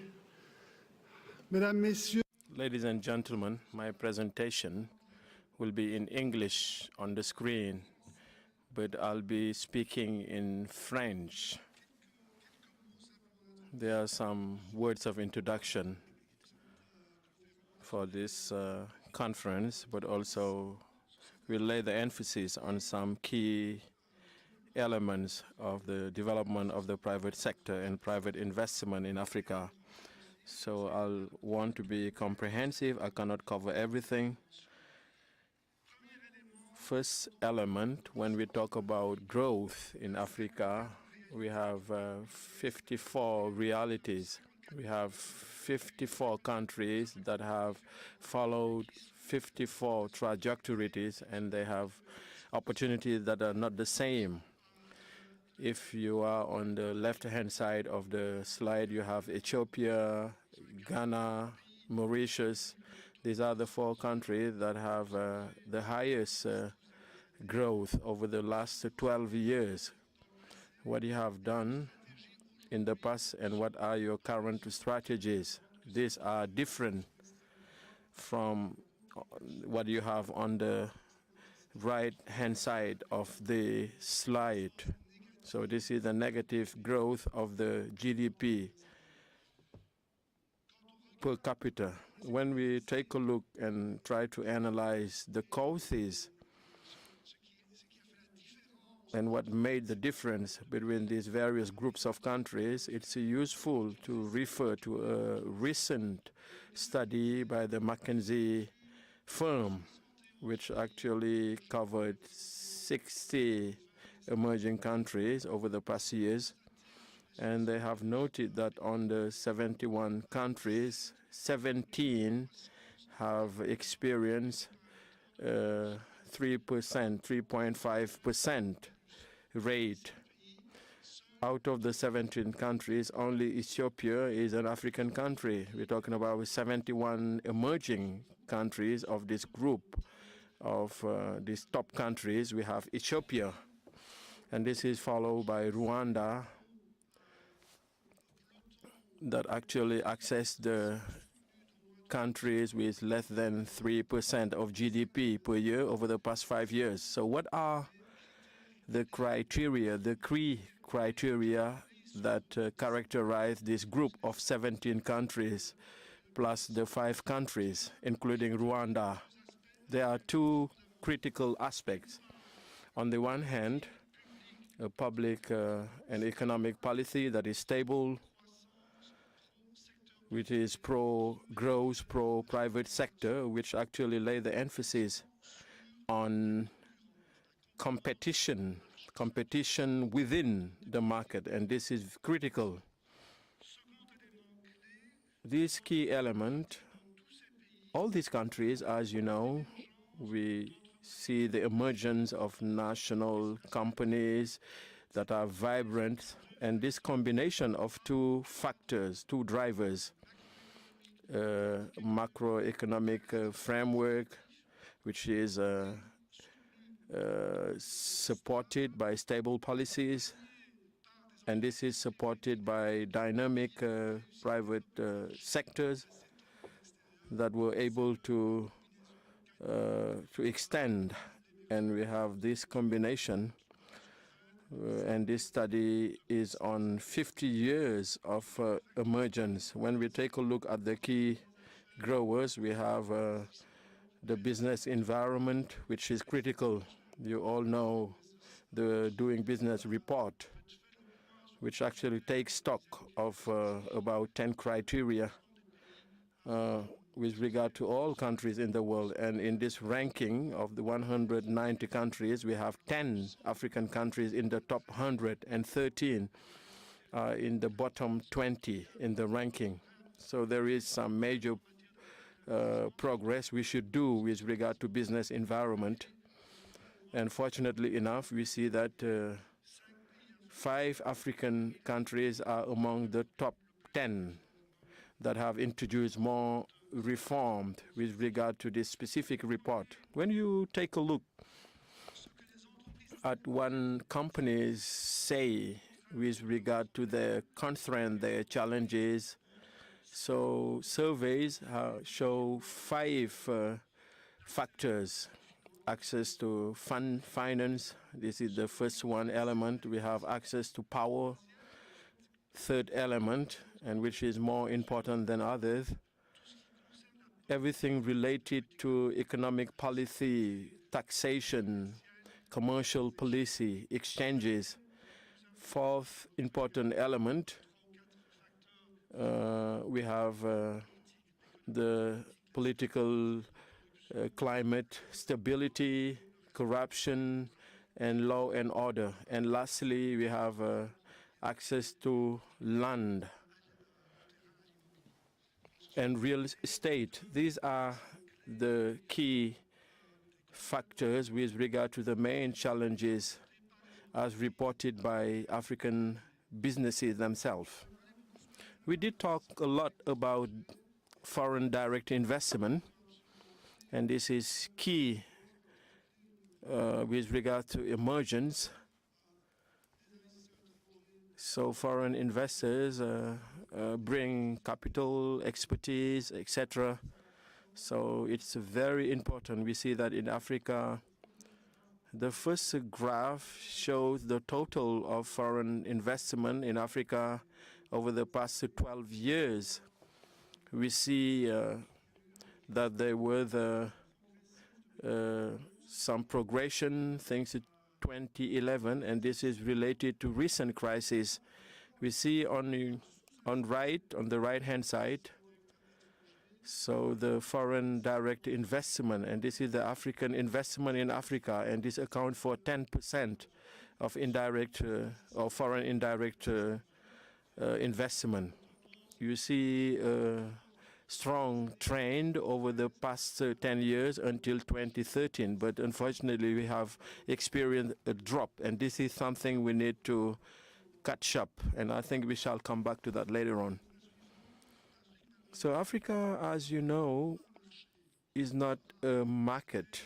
It will be so probably if we all work towards that with the implementation of continental trade zones. We have 54 markets with several regional organizations. For Africa, we have 16 economic zones, and for Europe, we only have 1. You see? For Africa, we have 80% when we see the facility that Africans have to travel from one country to another. So Africa needs a visa to visit another African country, while in Europe, this is not the case. So there is a lot to be done in terms of integration, economic integration, and this integration is the enabler of growth. To support this integration, we also need infrastructure, and this morning we did touch on that. We need infrastructure that will allow for integration and that will support trade and investment through borders. You will see that the cost for transportation is a lot with regard to the transportation costs. This morning, someone was talking about the high cost of transportation with regard to the cost of production. A lot of effort should be made. I will lay the emphasis on reform and intervention. I will focus on 3 main points. I believe that we need to focus on these 3 points because these are not points that these are not reform that are costly, but rather these are commitments with a limited budgetary commitment. The first one has to do with the improvement of the investment climate, and each and everyone can do it. And this may have an important impact. It's not about changing laws, but to make sure that we implement them. Second, to open up markets and implement all economic agreements. And thirdly, it's about supporting intra-African investment, and this is critical.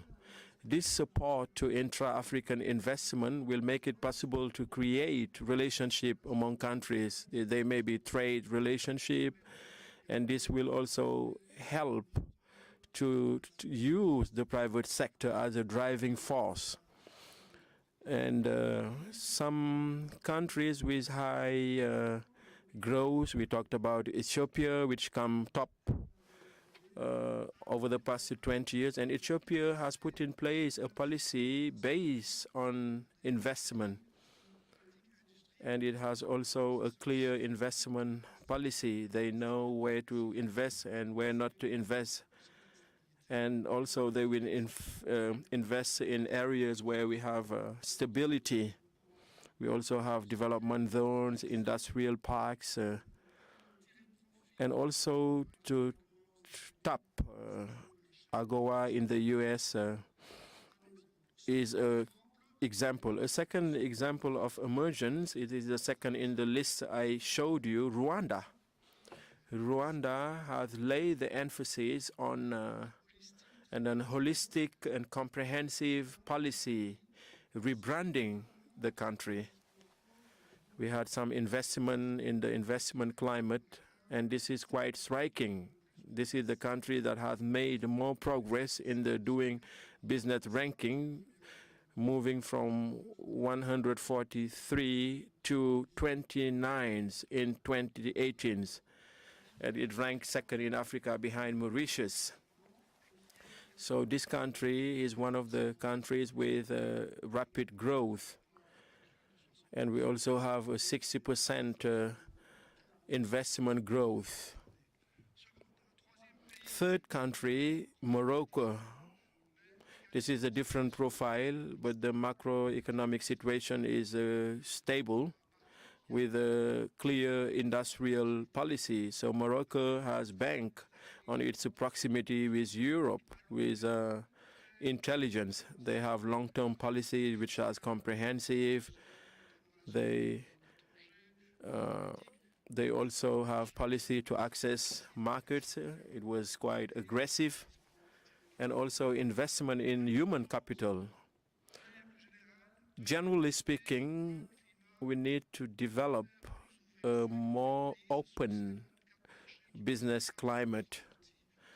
So I think there is need to make an effort in order to implement this continental free trade zone, in order to create more competition within the private sector by attracting the private sector of neighboring countries. We need also to develop value chains, and Côte d'Ivoire and Ghana are working hand in hand to increase local processing of cocoa. So Morocco has added value to the phosphate extraction and fertilizer production as well. In Nigeria, Indorama is using the Nigerian gas to produce urea from gas. And all these three projects are being supported by the African Development Bank. It's about developing value chains, and these are avenues for the development, for the emergence of the continent, because these African countries are very small for investment. To wrap up, so I'm not trying to summarize all the important plans, all the important points for the development of the private sector, but I'm just analyzing what actually determined private investment in Africa. Let me reiterate the three key points of my intervention. The need to improve the business environment. This is the responsibility of states, but also that of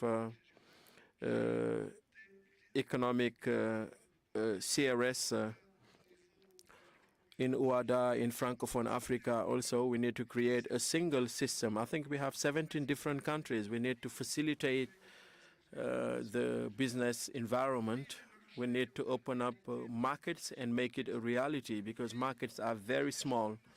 We need also to foster and encourage regional champions that can fast track the integration process per se.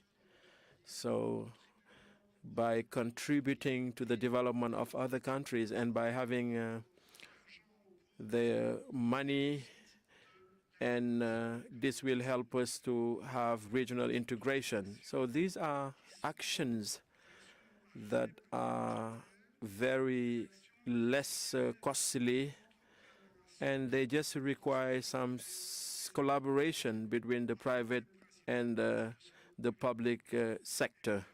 And to wrap up, the African Development Bank is willing to help the private sector, the public sector, by financing them to fast-track emergence in Africa, in particular through the private sector. Thank you. Very much there. We get to understand that we need the private sector to fill up our financing gaps in terms of our plans for development infrastructure in Africa. Well, the ADB, we're talking about a business environment, we're talking about a macro environment, talking about a competitive market. We're also talking about a stable policy and private and public policy. Can we have Mrs. Montesi to come and react to the presentation of the African development? What do you think? Many thanks, Minister. And laissez-moi commencer par Allow me to start by saying that I'm thrilled to be here to present the European Union and also thank the conveners of this conference, which actually lay fingers on a very crucial topic to the European Union when we talk about the job creation. I would like, as a starter, to present the latest initiative taken by President Juncker, saying that we once again want to enhance our Europe-Africa alliance in order to strengthen sustainable investment and employment. And the idea, even as part of action in the European Union, is actually to spur investment, to strengthen the private sector role, and also improve competencies or skills in order to allow this private sector to play a key role in the emergence of various African countries. So the question brings me to react to the point raised by Mr. Kiste, who just mentioned the key challenge various African countries need to address in order to get to that, to achieve that emergence. And at the level of the European Union, we cannot agree more. So we can talk about the business climate, we can talk about the access to funding, whether we can also talk about the opening of the market as well as the market integration at the African level. 2 years ago, we started what we call the major foreign investment, an additional effort by the European Union to support investment in African countries. We have made available 4 billion euros in order to produce a lever effect for investment that could get up to 44 billions in Africa, and this is by 2020. And the approach that was put forward was an integrated one. That is an approach that can, on the one hand, improve access to funding and provide support to the government in order to keep improving the business climate that is actually conducive to the investment. When I talk about investment right from the outset, let me tell you that I'm not referring to the European investment, but rather the European and African investment, because we're talking about African champions. And as President said this morning, it is very essential. Let's look at the small and medium enterprises and small entrepreneurs in Africa, and this is the target of our interventions. I talked about access to funding. Please let me tell you that when we talk about access to funding, we are targeting both public and private investment. Public investment, we have supported many investment projects. This morning we talked a lot about energy infrastructures by de-risking private investment, by adding a component on subsidies to invest project, what we call the loan mixture. Over the last years, we actually have funded at least 88% investment project in the areas of transport and renewable energies by mobilizing almost 37 billion euros. The second aspect is access to funding for the private sector. We all know that in order to find an investment, the first question that we ask is what is the risk level? The higher the risk is, the less private investment institutions are ready to give out loans. So we decided to create innovative instrument we call the guarantee collateral. So we're going to put in place 28 collateral programs in order to de-risk investment. So we will, in very mere words, we're going to shoulder some risks that some European and local institution or local intermediaries should take in order to, for instance, to lend to small and medium enterprises or small and medium entrepreneurs who will show up with investment projects. That is really crucial, and we wanted to start right away with the initial programs of collateral, which we inaugurated, which we signed last December, and which you referred to as Nasira program. Let me start with these programs, because here the idea is actually to target the youth, women, the displaced persons, migrants returning to their home countries, and also to start new income-generating activities.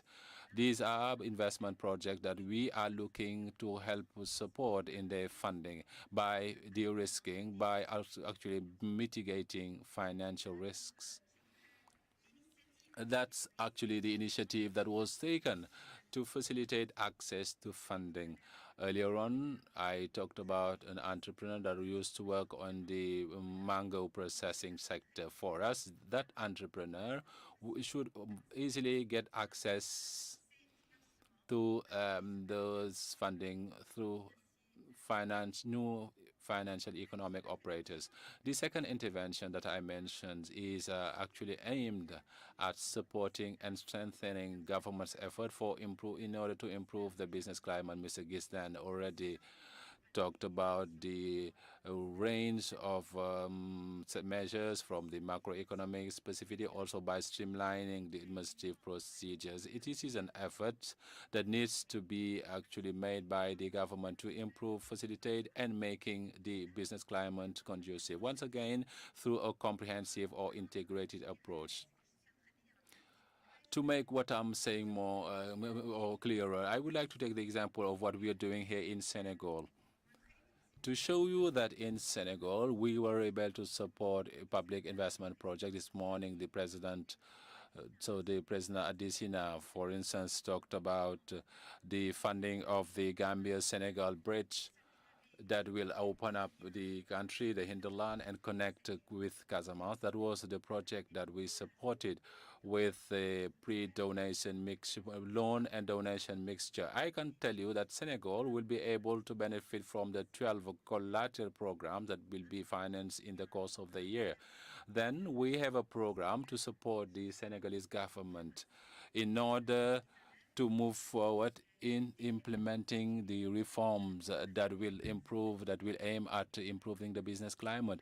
We agreed to support the government budget with 30 million euros to advance in administrative simplification. For instance, to move on to the tax e-declaration and also e-payment, and also to facilitate the improvement of trade justice in Senegal, which compose was a crucial issue. Maybe the minister will talk about it later on. Then we will have intervention programs to support the Senegalese private companies in order to enhance the competitiveness of Senegalese program as part of the global trade. These are a series of interventions. I can pick Senegal. Similar interventions are being developed as part of the European support to various African countries. Maybe one last remark. I think there is an important element to improve investment. This is also the trustworthy relationship, trustworthy relationship with vis-a-vis the private sector. And a key element will be the dialogue between public and private sector, which will not be the only one that can actually build the trustworthy confidence. Sorry for being long. I need to give you another 2-3 minutes. The interventions that you've stated and the examples that you've given particularly are to do with Senegal. You coming from the European Union, and the support that you need is to give per se to the whole lot of Africa. What other examples can you give in terms of the support that the EU has given to the African continent apart from Senegal? Voilà. Par exemple, for instance, at the continental level, I talked about the investments program that actually combines loan and donation. There are investment programs in the energy sector that are aimed at creating integration, regional integration project. Let me take the case of the northern project, connection project that actually help transfer energies, and particularly renewable energy that will go from Nigeria to northern Burkina, Niger, and also northern part of Benin. So projects that are aimed at ensuring this regional integration in a crucial area. Mr. Gisden just mentioned it in his presentation, and this morning we also made mention of it, which actually is the electricity provision and opening up also rural areas through the energy generation. Another example, but I could give you more and more examples. Most appreciated. You know, the desire for Africa is to move as Africa, as a continent. That's why we're trying to promote the AU, where we have free trade area and free movement of people and goods. Yes. So whenever we are doing interventions, we would hope that every intervention cuts across the whole lot of Africa. Well, let's listen to Mr. Giros on what strategies needs to be developed by the private sector in order to create national champions. Mr. Giros, please. Thank you, Mr. Minister. With your permission, I will speak in French. Bonsoir à tous. Good afternoon, everyone. I'm told to provide the insight of the private sector that I represent because I'm the CEO of SIAN, which is an organization that groups almost all French companies, not only French companies that invest in Africa. We know about Africa. We contribute a lot in Africa. We know how the private sector is operating here. This morning, I believe people were unanimous in saying that the role of the private sector and the private companies was essential in order to get to an emerging Africa. I'm not going to overemphasize. Everyone knows that it is the companies that provides more jobs than the state does. And everyone must be convinced that the issue of preserving the planning, good social behavior, good governance are things that are actually inherent in the way of attending to businesses. One brief remark. It was mentioned this morning, the issue of African companies. I totally agree with you. I just want to provide a nuance to say that it is far more important to promote companies where the decision-making sphere is in Africa. That is what matters a lot, rather than the total capitals in Africa. If we are to open up the capital in order to access international capitals, we cannot help it, because the flow of the equity in business, it matches let's focus first of all on localizing the decision-making centers. But if you are convinced that the companies will be creating in the emerging Africa, how should we go about it? So I would like to give you 5 food for thought or 5 conditionalities for it to be successful. I'll give you 5 because I was given 5 minutes. Had you given me 10 minutes, I could have given you 10. In actual fact, we can find others, but I just picked 5 because those are very important. The first conditionality or the first food for thought is, first of all, you need to have trust. You need to have faith in Africa. It is for the companies. I tell companies, you need to dare talk to Africa. As the word was used many times, you need to de-risk Africa. Africa is not more risky than other continents in the continent. You need to de-risk Africa. This will translate, for companies, this will translate in the fact that they need to dare overcome their fear. They are afraid to go there. The venture, it is unstable, it is dangerous. You need to overcome that. The second thing for the companies, you need to agree to have a longer return on investment, considering the size of markets and the challenges in terms of infrastructure. So when you are actually expecting return on investment over 3 or 4 years, when you go after Africa, maybe you need to allow 5 years, but you will have the reward ultimately. First food for thought, have faith in Africa. This is the first food for thought. And the second food for thought that was elaborated further, this is about creating a business climate that is enabling, that is actually conducive to the companies. And it is quite trendy, especially in my country, and not just my country. It is actually trendy to criticize companies that have a social purpose to make profit. For instance, they do not know about the noble public sector, and often it can be create something. I'm saying that collectively we need to do everything in order to create the business that is conducive to the company. It is not a particular interest that I'm making. This is just common sense. Companies create employment, wealth, knock on the doors of companies. If you put an end to the companies, you're going to put an end to the wealth. It is quite it's so fun, but let us create a general mindset that is conducive to the companies. So now, secondly, business climate, stable rules. You cannot invest in a country if rules can change every time. Legal, social rules, stability in rules. And thirdly, some continuity of tax regime. So let me tell you something, and I'm talking to African. Often I'm asked, what do you think about the taxation in Africa? Is it too high? I don't think about it. This is not within my ambit. This is within the ambit of the government. What I can allow myself to say, conversely, that is that we are asking for tax regime to be almost the same for everyone. We should not have any high exemption or unequal treatment. Otherwise, we'll have only a minority that will pay their taxation. It can also lead to tax harassment. For instance, as a consequence, this issue of tax harmony is essential. That's what I wanted to tell you about as part of the business climate. Third is access to funding. It was talked a lot about.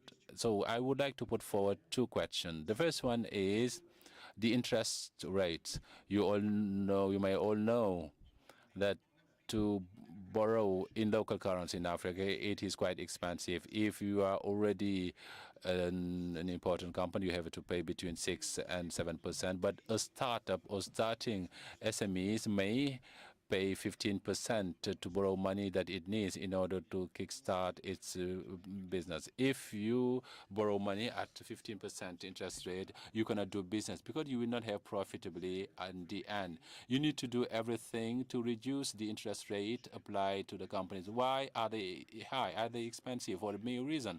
You need to find out why these interest rates are expensive.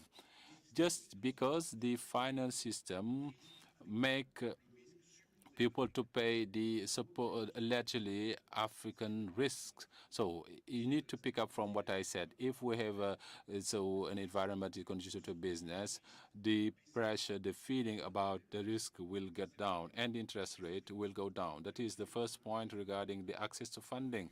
And I'm really happy to hear the lady from the European refer to it. If you have entrepreneurs in the room, we have the issue of collaterals.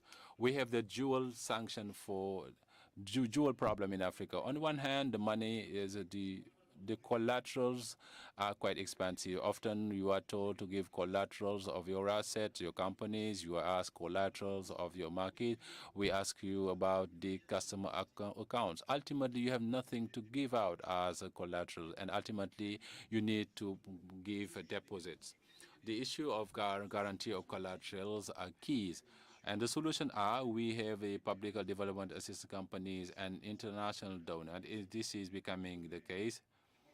So these donors should actually direct part of their international efforts to deliver collaterals to companies and SMEs in Africa. This is the key issue. This is not actually pleasing to hear, but this is an absolutely essential topic.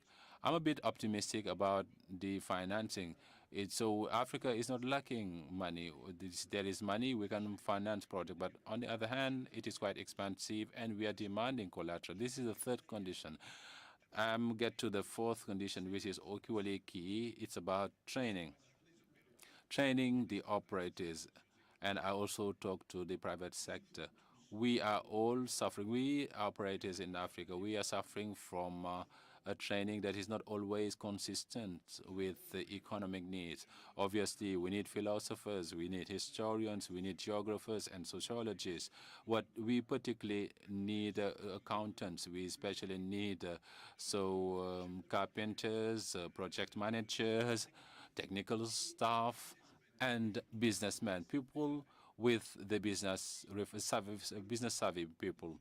If collectively we can direct the training in Africa delivered to the professional towards a company geared to the corporate needs, we can leapfrog. CIAN actually did its part because we created a program called ERASH, Excellence in Africa, that attempts to bring in the vocational training companies, taking them to the level of excellence to cater for the economic needs.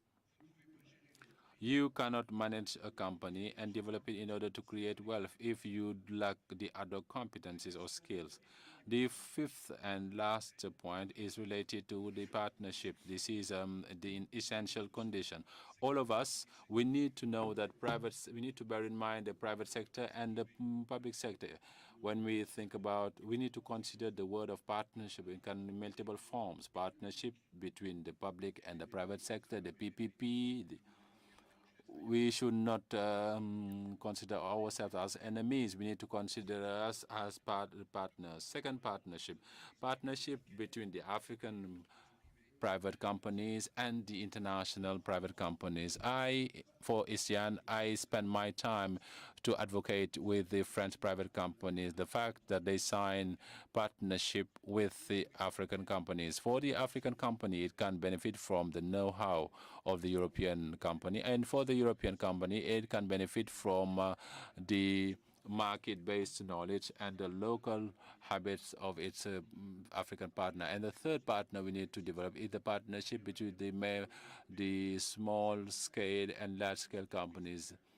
But the best way for a company to develop is to stick to a major large-scale company. So partnership, if we succeed in these five, the company will take Africa to an emerging one. And for that, we need two pillars: trust. Companies, you need to have faith in yourself. You need to have confidence in the government. The government should have confidence in the company. All of us need to vest our trust in Africa. And the second pillar is governance. A good state, public governance, good governance of donors, international institutions that will avoid the red tape, which is a killing because it is a race against time. And obviously, good governance of a good corporate good governance or company that have a social role to play and that need to have a citizen behavior to demonstrate. Thank you so much. Thank you so much. You've taken a lot of my time. Maybe before you step down, you talked about return. in terms that we need longer returns in Africa. Our plans in Africa, our development plans, mostly are integrated with SDGs. So mostly we're looking at impact rather than a higher return. So how then would you balance between having impact on the people of Africa and having a return that you would come, get, and go back to Europe or wherever the investment is coming from? Oui, je crois que I think these relationships are absolutely essential. We're trying to organize regular contact among the various organizations, whether public or private, either European or African, to share ideas and especially to provide the basis of essential dialogue. Everything comes from the understanding the issues. I'm used to, whenever we see the public authorities, to try and put ourselves in their shoes to see why this decision was made. And as soon as you understand it, you can actually influence it. But considering the emergency ahead of us, this is the right method in order to develop a regular platform for dialogue and exchanges. Trade-off between impact on the people on the ground and the return that the private investor would want to get out of Africa. That's where my concern was. The trade-off between return and impact. je pense qu'il n'y a pas d'opposition. I think the two are not opposed.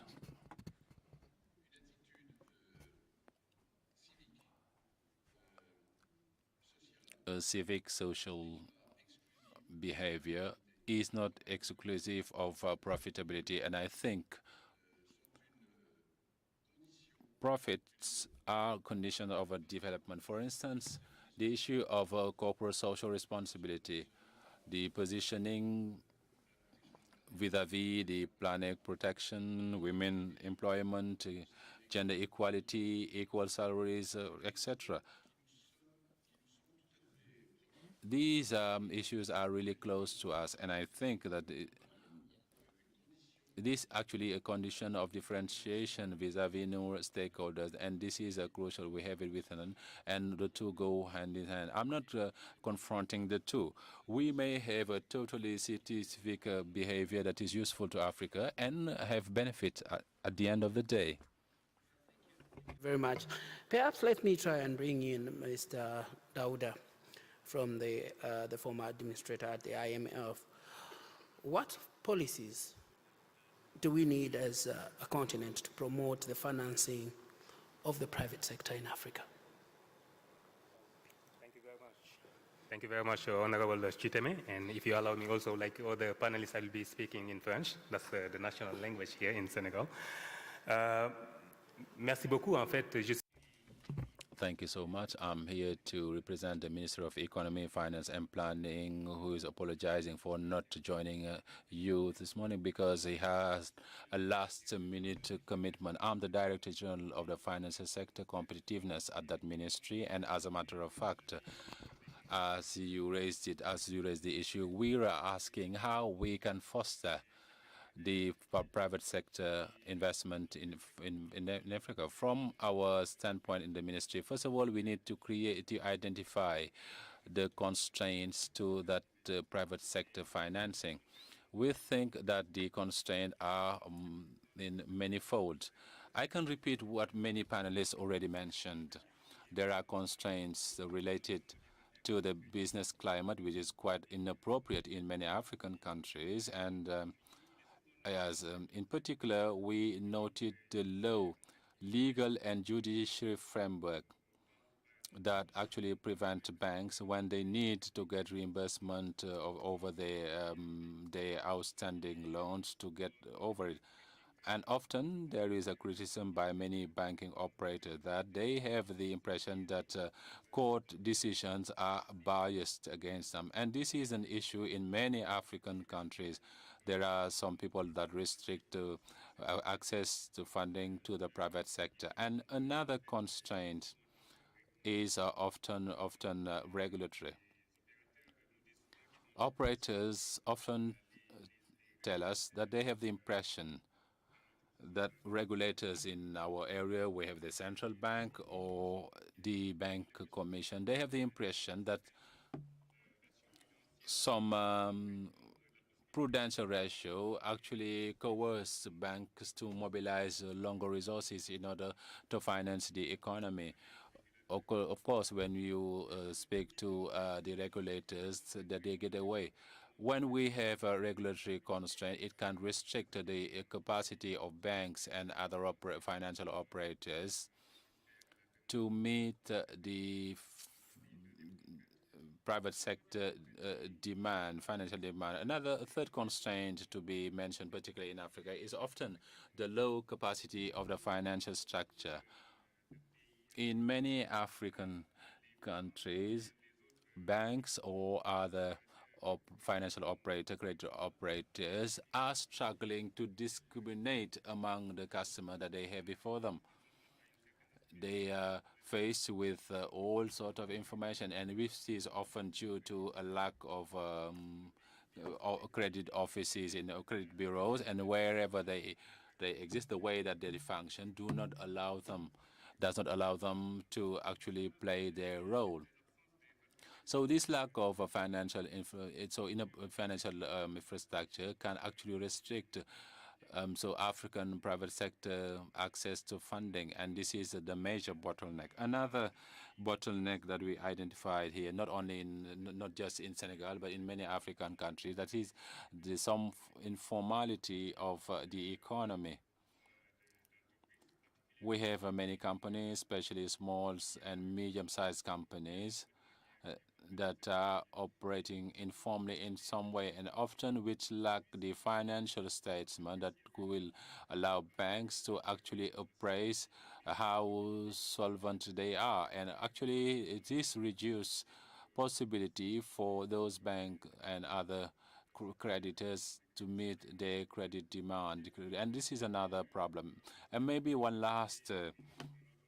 other obstacle or bottleneck I could put forward is actually the low development of the financial sector in Africa.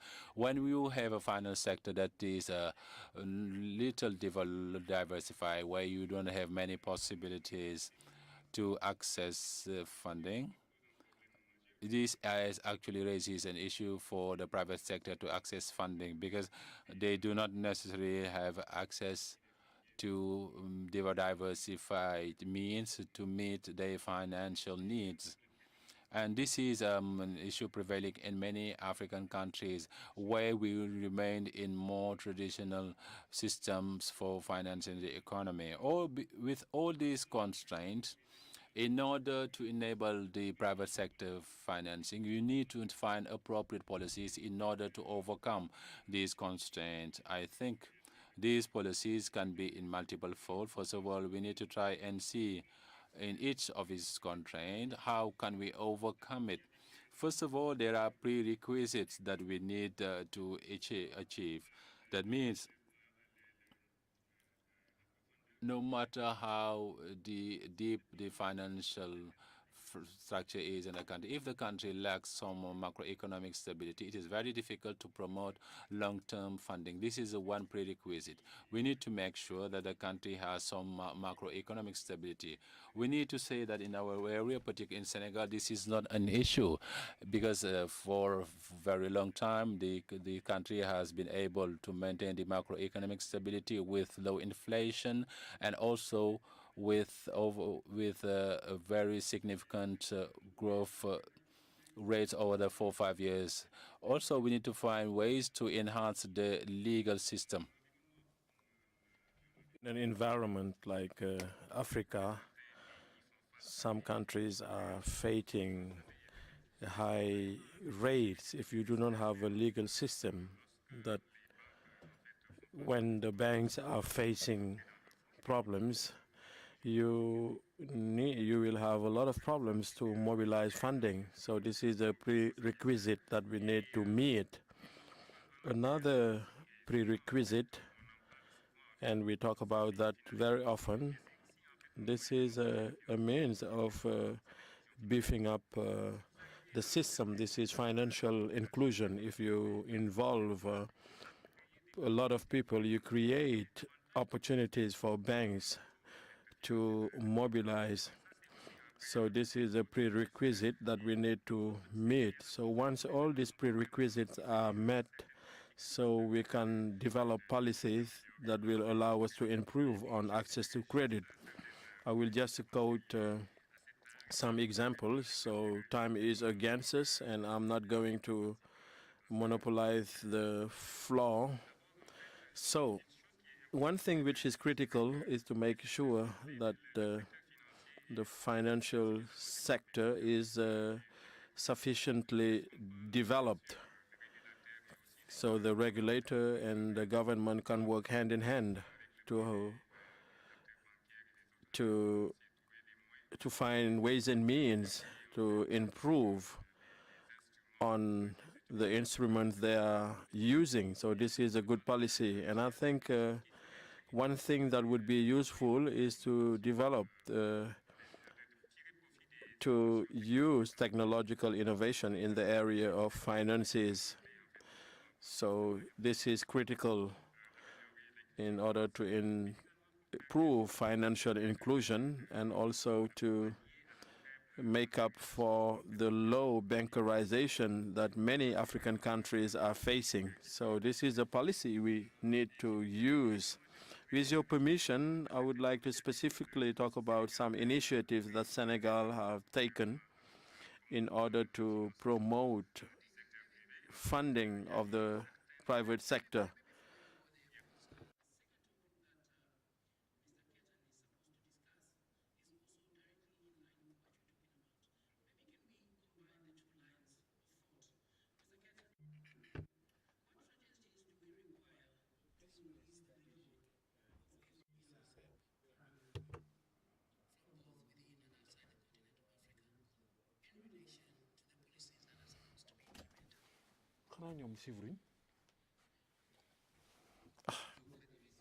It's very difficult to take the floor last.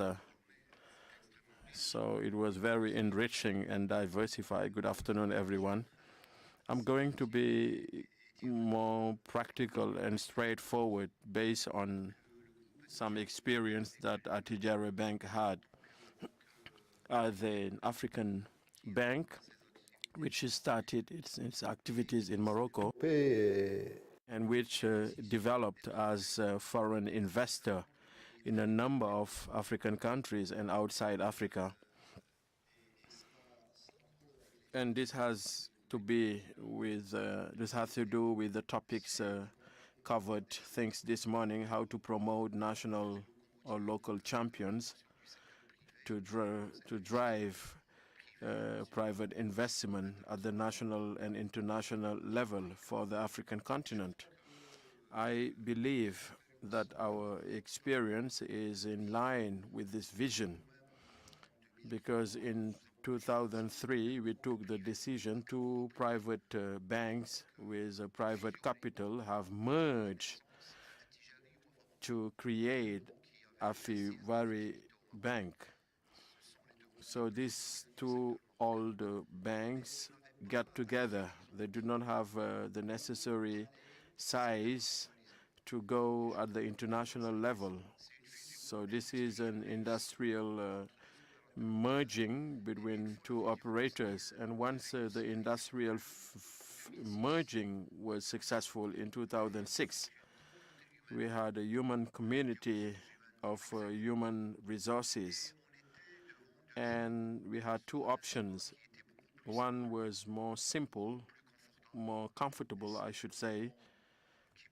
And this option could give the chance to the chairman of the bank to go and do some golf. That is to restructure and suck part of the human resources. And the second option, which were more challenging and more interesting for us, was to use this excess of talent and competence in the financial activity and fast-track the development of the new bank. And that's how we created the decision because this was facilitated by a call of the head of state, the king, who actually called upon the private sector and the public sector to do African integration and South-South cooperation and North-South cooperation. And that's how, as a private bank that had a critical size on the Moroccan share, we had 30% of the market, and we said that we have the human capacity, we have the expertise, the experience to go and invest. And today we are banking operators in 26 countries, 15 of which in Africa. Over the past 10 years, we acquired 14 banks in the continent, in 14 African countries. And just to tell you that as direct investors in Africa, we are extremely happy with our investment. It's not easy, anyway, for an African investor to go and invest and allocate part of its resources in territory they do not control. So we adopted a rational approach that any foreign direct investor would adopt. How do we increase interest to the African continent? The first interesting message is that an international investor, when he's interested in investing in a country worldwide, he activates a lot of information channels, starting from the chancelleries, the embassies. They start with international indicator, the doing business ranking, the ranking on the correction system. So he does a screening. We have 35 objectives on indexes that are globally recognized. As a result, the competition is quite open. Each country today should make the effort to attract the maximum of interest towards their countries and therefore contribute to the development of FDI. And I'm very pleased in terms of investment in Africa. Yes. Any further. If I'm getting you right, you're telling me that interactions over a game of golf would go over the policy changes that previous colleague was talking about.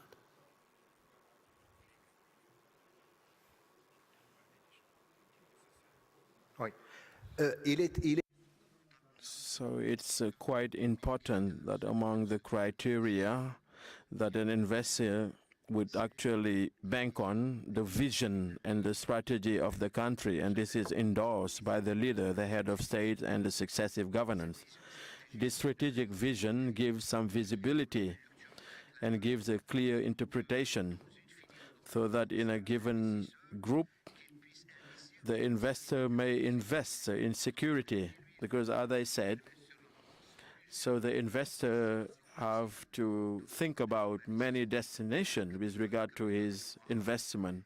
So he has a capital and he needs to allocate this capital and make sure that he has a return of investment while contributing to the socio-economic development of the host country.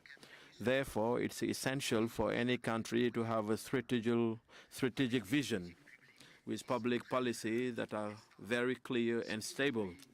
If today you take in the mapping which was presented by the Vice President of the ADB, if a number of countries have value chains, if they attract the interests of foreign investors, it's because they have clear indicators. They actually commit to the head of state, the governments that give more credibility to that. It has to do with the duration. And this allowed the banker I am to be reassured in order to support the funding of FDI, because the foreign investor actually mobilized resources. This is just a small portion of what is mobilized as resources. but this is accompanied by local domestic funding. And thank God, thanks to all the challenges which were identified and showcased by my colleague from Senegal, the African banking sector, multilateral banks bring the necessary support and funding. Is it enough? I would say no, because facing the youth needs in terms of investment, in terms of infrastructure, in terms of investment, in order to support the private sector and allow operators to achieve their investment, I think Africa needs domestic resources and international resources. But I also wish to buttress the Siam chair. He actually raised an important issue, that is the perception of the risk. And this has to do with what President Macky Sall said this morning. So international donors should integrate the real level of risk at the African continent so that the margins like an investment in Africa, they need to take into account the reality of the African risk. As far as I know, in all the countries we operate, we have international investors, be they SMEs from Africa or Asia. As far as I know, I do not know in our portfolio on several decades multinational companies that have lost some money in Africa. They have very interesting return of investment. Maybe they have lost some resources in other territories outside Africa. So Africa is an interesting market. So today we need to have general mobilization in Africa so that the perception is in line with reality, so that we can mobilize capital at interesting and competitive levels in order to promote and attract the maximum of financial resources towards Africa. Second important element, and this has to do with what was raised by my two friends, the interest rate of the finding of investment in Africa, but also the cycle of exploitation of companies that we finance. So this is related to two essential factors. One, savings is not enough with regard to the potential, because we have an informal economy which is prosperous. So I think the dematerialization, the digitalization of our economies will make it possible to fill the gap in infrastructure, the presence of banking agency, in order to attract these savings. I think solutions on the mobile, solutions that are made by the banking sectors bring interesting solutions. The second important factor, which was mentioned, and I would like to provide some figures. When you have an economy, when we have credits between 15 to 28%, this affects the intermediation margin of the bank. Why? Because some SMEs are excluded from the financing of the bank. So if we have an important quantity of economic operators that are bankerized, so we may work on the volume, and the volume will make it possible to improve of the spread of the risk taken by the banks. So there is an issue of volume. Second important element is that the informal economy, when we have some challenges, the bank should suffer. And this makes the equation difficult to make finding accessible. And on the company we finance, we need to optimize the financial conditions for the investor, be it national or international. So these are critical elements And let me tell you that as a direct investor in 15 African countries, we have a growth which is quite interesting, with returns of investment which are very interesting. And as part of alliances and partnerships, and then I think on the FDI, without an alliance, without a balanced partnership between African operators and international operators, we're not going further. Very comprehensive contribution. But I mean, at the end of the day, we need to see how we can balance our private sector funding and our public sector funding. I think we understand as African countries that we've got a financing gap that we have to fill. We've got our development plans that have to be financed. They could be financed through the public sector. But as you can see, what is happening in Africa today, we've got several African countries that are on the verge of defaulting, and a few others that have already defaulted on their debt. So we should be looking at sustainable solutions that are going to provide a win-win situation. That's why I asked that question, are we going to look at return or are we going to look at impact? Finally. Oui, je crois, je répète, je l'ai dit tout à l'heure que... As I said earlier, I think the return and the impact, they go hand in hand.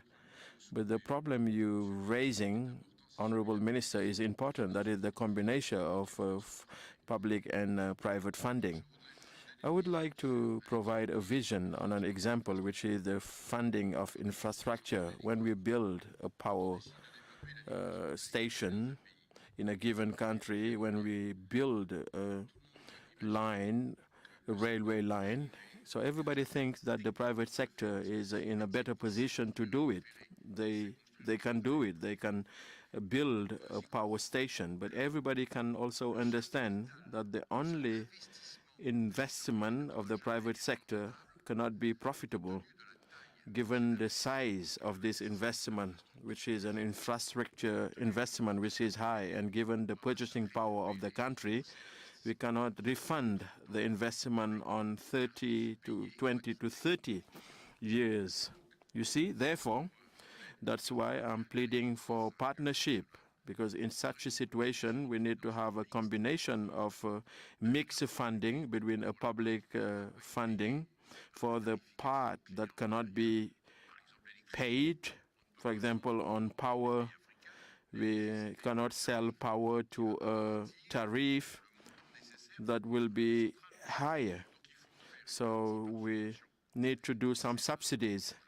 And that's where I find international assistance is critical, is important. We may say ODA finance 1/3 of electrification of a country, and the other third will be paid by the private sector. So the capitalist will take a risk and put some money, and he may have 20 to 25 years to refund his investment through the tarification to the customer. So this is a mix between the private and the public. So for this to work, there is a condition. There should be some confidence in the future. You won't find any actor that will finance the project I talked about. If you have any problem with the future, if you ask questions as to will the rules will change, do we have like a change of government? So we need confidence, and confidence is key. Thank you very much. Allow me at this juncture to close the meeting and to thank every one of you for participating into the meeting. Once again, thank you very much for your time. Thank you.